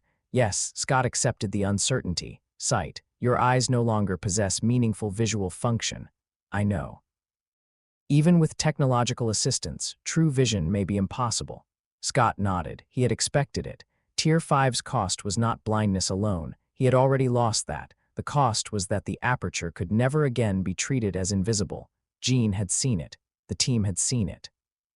The world had seen the column across the sky. Scott could no longer preserve the illusion of normal eyes behind red quartz. He had to be seen. "What happened outside?" he asked. Jean sat beside him. "The Sentinel systems are disabled." "By you, some." Her voice carried shame. Scott waited. "I altered the officials at the first facilities," she said. "I did not remove their personalities, but I forced memories into them." "Yes. I thought making them feel the pain would create justice." "Did it?" "No." Scott did not offer immediate forgiveness. Jean deserved more than comfort designed to end discomfort. "What will you do?" he asked. "Return to them. And ask whether they want the memories removed, even if they choose to forget." "Yes." "And the destroyed facilities. I won't rebuild the weapons." "That wasn't my question." Jean understood. "I'll testify to what I did." "Governments will try to imprison you." "Yes." "Some will try to kill you." "Yes." "The Phoenix may not allow it." Jean's gold light appeared faintly behind her eyes. "Then I'll have to keep choosing." Scott reached toward her voice. She took his hand. Charles entered the room. He stopped at the doorway. Jean's grip tightened. Scott felt it. Charles approached slowly. "I dismantled the chamber beneath the school," he said. Scott turned toward him. "Completely?" Hank supervised. Hank nodded. "Every component." Charles's voice lowered. "I told the senior students what I built and why." "What happened?" Jean asked. "Some left." Pain moved through the words. "Some stayed. None forgave me immediately." Scott understood. Charles had once hidden his mistakes to preserve the structure he believed people needed. Now he allowed the truth to threaten it. That mattered. Not enough to erase what happened, enough to change what happened next. "I am resigning as headmaster," Charles said. Jean inhaled. Scott remained still. "Who replaces you?" he asked. "That will be decided by the faculty, students, and network council. Not me." Charles almost smiled. "I assumed you would say that." "Jean." "No," Jean said. Hank raised one hand. "I am suddenly very concerned about the direction of this conversation." Scott ignored him. "What will you do, Charles?" "Teach if they permit me." "And Cerebro, independent oversight." Jean, Hank, and 2 elected representatives from Genosha. Scott nodded. Charles moved closer. "I believed love made me responsible for preventing every terrible possibility." Scott listened. "I know now that I used responsibility to avoid helplessness," Charles continued. "I could not accept that those I loved might choose something I feared. Jean's voice softened. You were afraid of losing us. Yes, you still are. Yes, Charles did not transform fear into justification. He allowed it to remain fear. Jean released Scott's hand and moved toward him. Scott heard fabric shift. Then Charles began crying. Jean held him. No telepathy, no cosmic fire, no seal. A daughter choosing to touch the man who hurt her without pretending the hurt had disappeared. Scott turned his covered eyes away. Some moments belonged to the people inside them. Magneto left Genosha 3 days later. The island's council refused his proposal to become permanent director of defense. He called the decision naive. The council thanked him for his service during the attack and instructed him to surrender control of Genoshan military equipment. For 6 hours, everyone prepared for war. Then Magneto returned the equipment, not because he agreed, because the citizens he claimed to defend had chosen. He met Scott at the harbor before leaving. Scott wore the first stable version of Hank's new visor. It was lighter than the containment array used at Genosha, but extended around his temples and connected to a narrow collar. The world remained dark. The visor did not restore sight. It provided spatial warnings through vibrations against his skin and prevented the widened aperture from opening. A support, not a cure. Magneto stopped beside him. You let the Phoenix live. Jean let herself live. You could have ended every threat to our people. No, she could have replaced them with herself. Perhaps that would have been preferable. Scott turned toward the sea. Only if you imagine you would always agree with her. Magneto laughed softly. You have become blind and still insist on seeing complications. They're usually where the bodies are. Metal moved nearby as Magneto's transport lifted from the dock. You won, he said. Scott shook his head. 800 people died. The island survived. Those are different statements. The world saw a mutant nation resist annihilation and saw the Phoenix. They will hesitate before attacking again. Fear buys time. Magneto looked toward him. Is that not what your visor does? Scott touched the ruby frame. This buys me time to choose. What is the difference? The visor doesn't point me at someone. Magneto became quiet. Scott continued. Fear can be a barrier. It cannot be the government. You still believe divided power will save you. No. Scott faced the sounds of Genosha rebuilding. I believe no structure saves itself. People keep choosing whether it becomes a shelter or a cage. Magneto stepped onto the floating transport. One day, they will ask you to lead this island. I'll refuse, and they will ask again, probably. You enjoy being needed too much to refuse forever. The accusation remained sharp because it remained partly true. Scott did not deny it. That is why refusal cannot depend only on my character, he said. The rules have to survive my worst day. Magneto studied him. Then the transport began rising. You have become something new, Scott Summers. Not new enough. Magneto looked toward the horizon. When the world comes again, call me. I won't. You will. He left. Scott listened until the magnetic disturbance faded. Alex stood behind him. You knew I was here, he asked. Your suit hums. Hank says he fixed it. He didn't. Alex moved beside him. For a while, they listened to the harbor. Workers rebuilding docks, children carrying supplies they were too small to lift efficiently, adults arguing over plans, life returning without cosmic correction. Did Sinister design this? Alex asked. Scott understood, not the harbor, them, their choices, the brothers standing together after decades apart. I don't know, Scott said. Alex nodded. The answer no longer sounded like defeat. Sinister could arrange meetings, cultivate genes, create pressure. He could not own what people did after they saw the design. Alex rested his arms on the railing. I'm staying on Genosha. Scott's chest tightened. You don't need my permission. I know. Defense team, energy infrastructure. Scott almost laughed. You're going to power the grid. Partly. Sinister used you as a generator. That's why I want the choice. Scott nodded. Good. Alex looked at the new visor. What happens if that thing fails? Everyone near me follows evacuation procedure. That's not what I asked. Scott turned toward him. If it fails, I listen before I open anything. And if you lose control, you help me. Alex smiled faintly, still giving orders.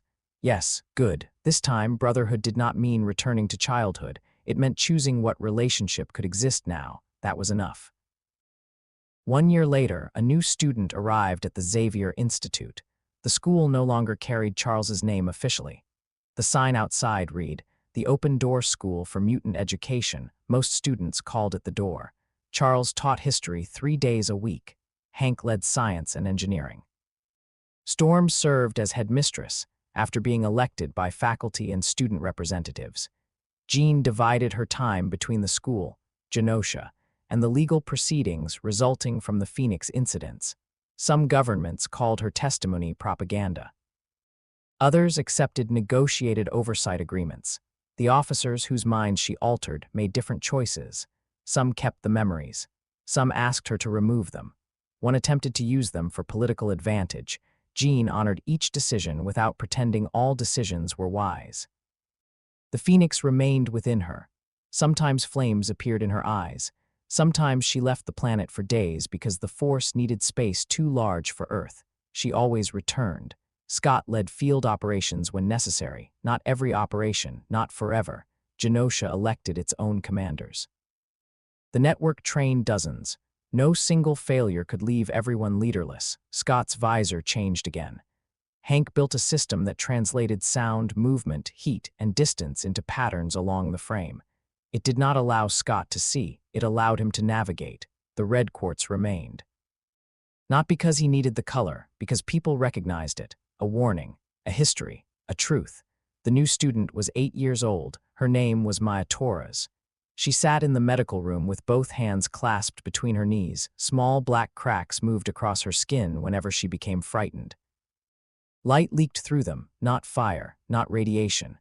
Hank believed Maya's body opened temporary fractures into a dimension containing unstable gravitational force. When she cried, objects moved toward her. During her first manifestation, an entire classroom had collapsed inward. No one died.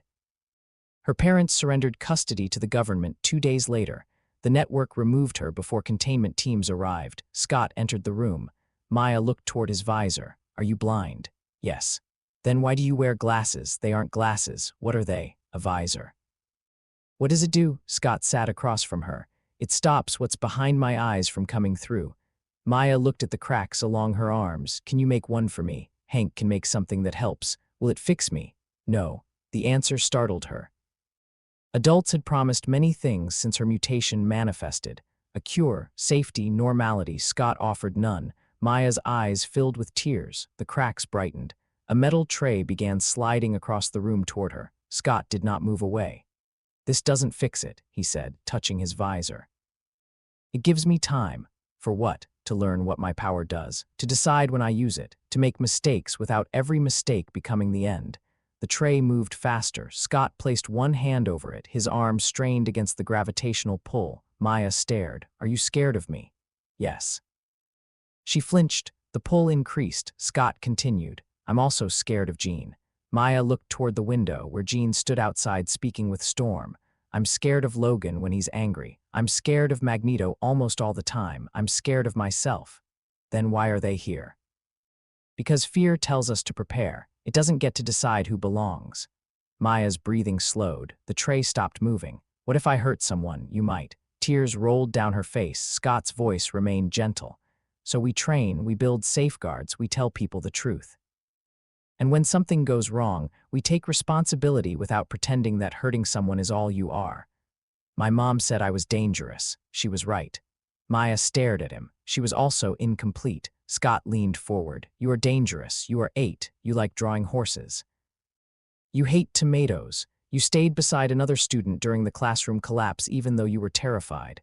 How do you know that? I read your file. Maya wiped her face. Did you read my mind? No. Can the professor? Yes. Will he? Not without asking. And if I say no, then no. The answer seemed impossible to her. Scott understood. Children learned ownership slowly after adults had treated their bodies and minds like emergencies. Hank entered carrying a small device lined with dark material. It resembled 2 flexible bands designed to fit around Maya's wrists. This is a regulator, he said. Scott shook his head. Hank corrected himself. This is a temporary support. Maya touched it. Will it hurt? A little at first. What if I don't want it? Hank looked toward Scott. Scott said nothing. The answer had to come from the person offering it. Hank sat beside Maya. Then we discuss other ways to keep you and everyone around you safe. You do not have to decide this minute. Maya studied the bands, then she held out her wrists. "I'll try." Hank fitted the device carefully, the cracks along her arms dimmed, not gone. Contained enough for time, Maya looked toward Scott. "Who decides who I'm going to be?" Scott thought of villages, scientists, professors, revolutionaries, governments, cosmic forces. Every person who believed danger gave them the right to answer for a child. "You do," he said. Maya looked at the support bands. "What if I choose wrong?" "You will sometimes." Her eyes widened. Scott smiled faintly. "Then you choose again." Outside, students crossed the lawn. Some flew, some walked, some moved inside protective equipment, some carried power no machine could restrain. Charles sat beneath a tree teaching history to 6 children who interrupted him constantly. Storm stood near the entrance, reading reports from Genosha. Jean looked toward the sky as gold briefly entered her eyes. Alex's voice arrived through a call from the island's power station. Warren's aircraft crossed overhead. Bobby had frozen part of the fountain despite being told not to. Logan pretended not to be watching the new arrivals. The school was not safe. No honest school for dangerous children could promise that, but its doors opened from both sides. Scott stood. Maya followed him into the corridor. She reached for his hand, hesitated, and then took it. Scott allowed her to guide him toward the lawn. Behind his eyes, the aperture moved through currents he would spend the rest of his life understanding. It remained endless. It remained dangerous. It remained part of him, not a fox, not a punishment, not proof that he had been designed for someone else's purpose. A door. And for the first time across 2 lifetimes, Scott Summers did not measure freedom by whether the door was open or closed. Freedom was knowing the truth about what waited behind it. Freedom was choosing who held the handle. Freedom was standing beside someone dangerous without deciding that love entitled you to the key.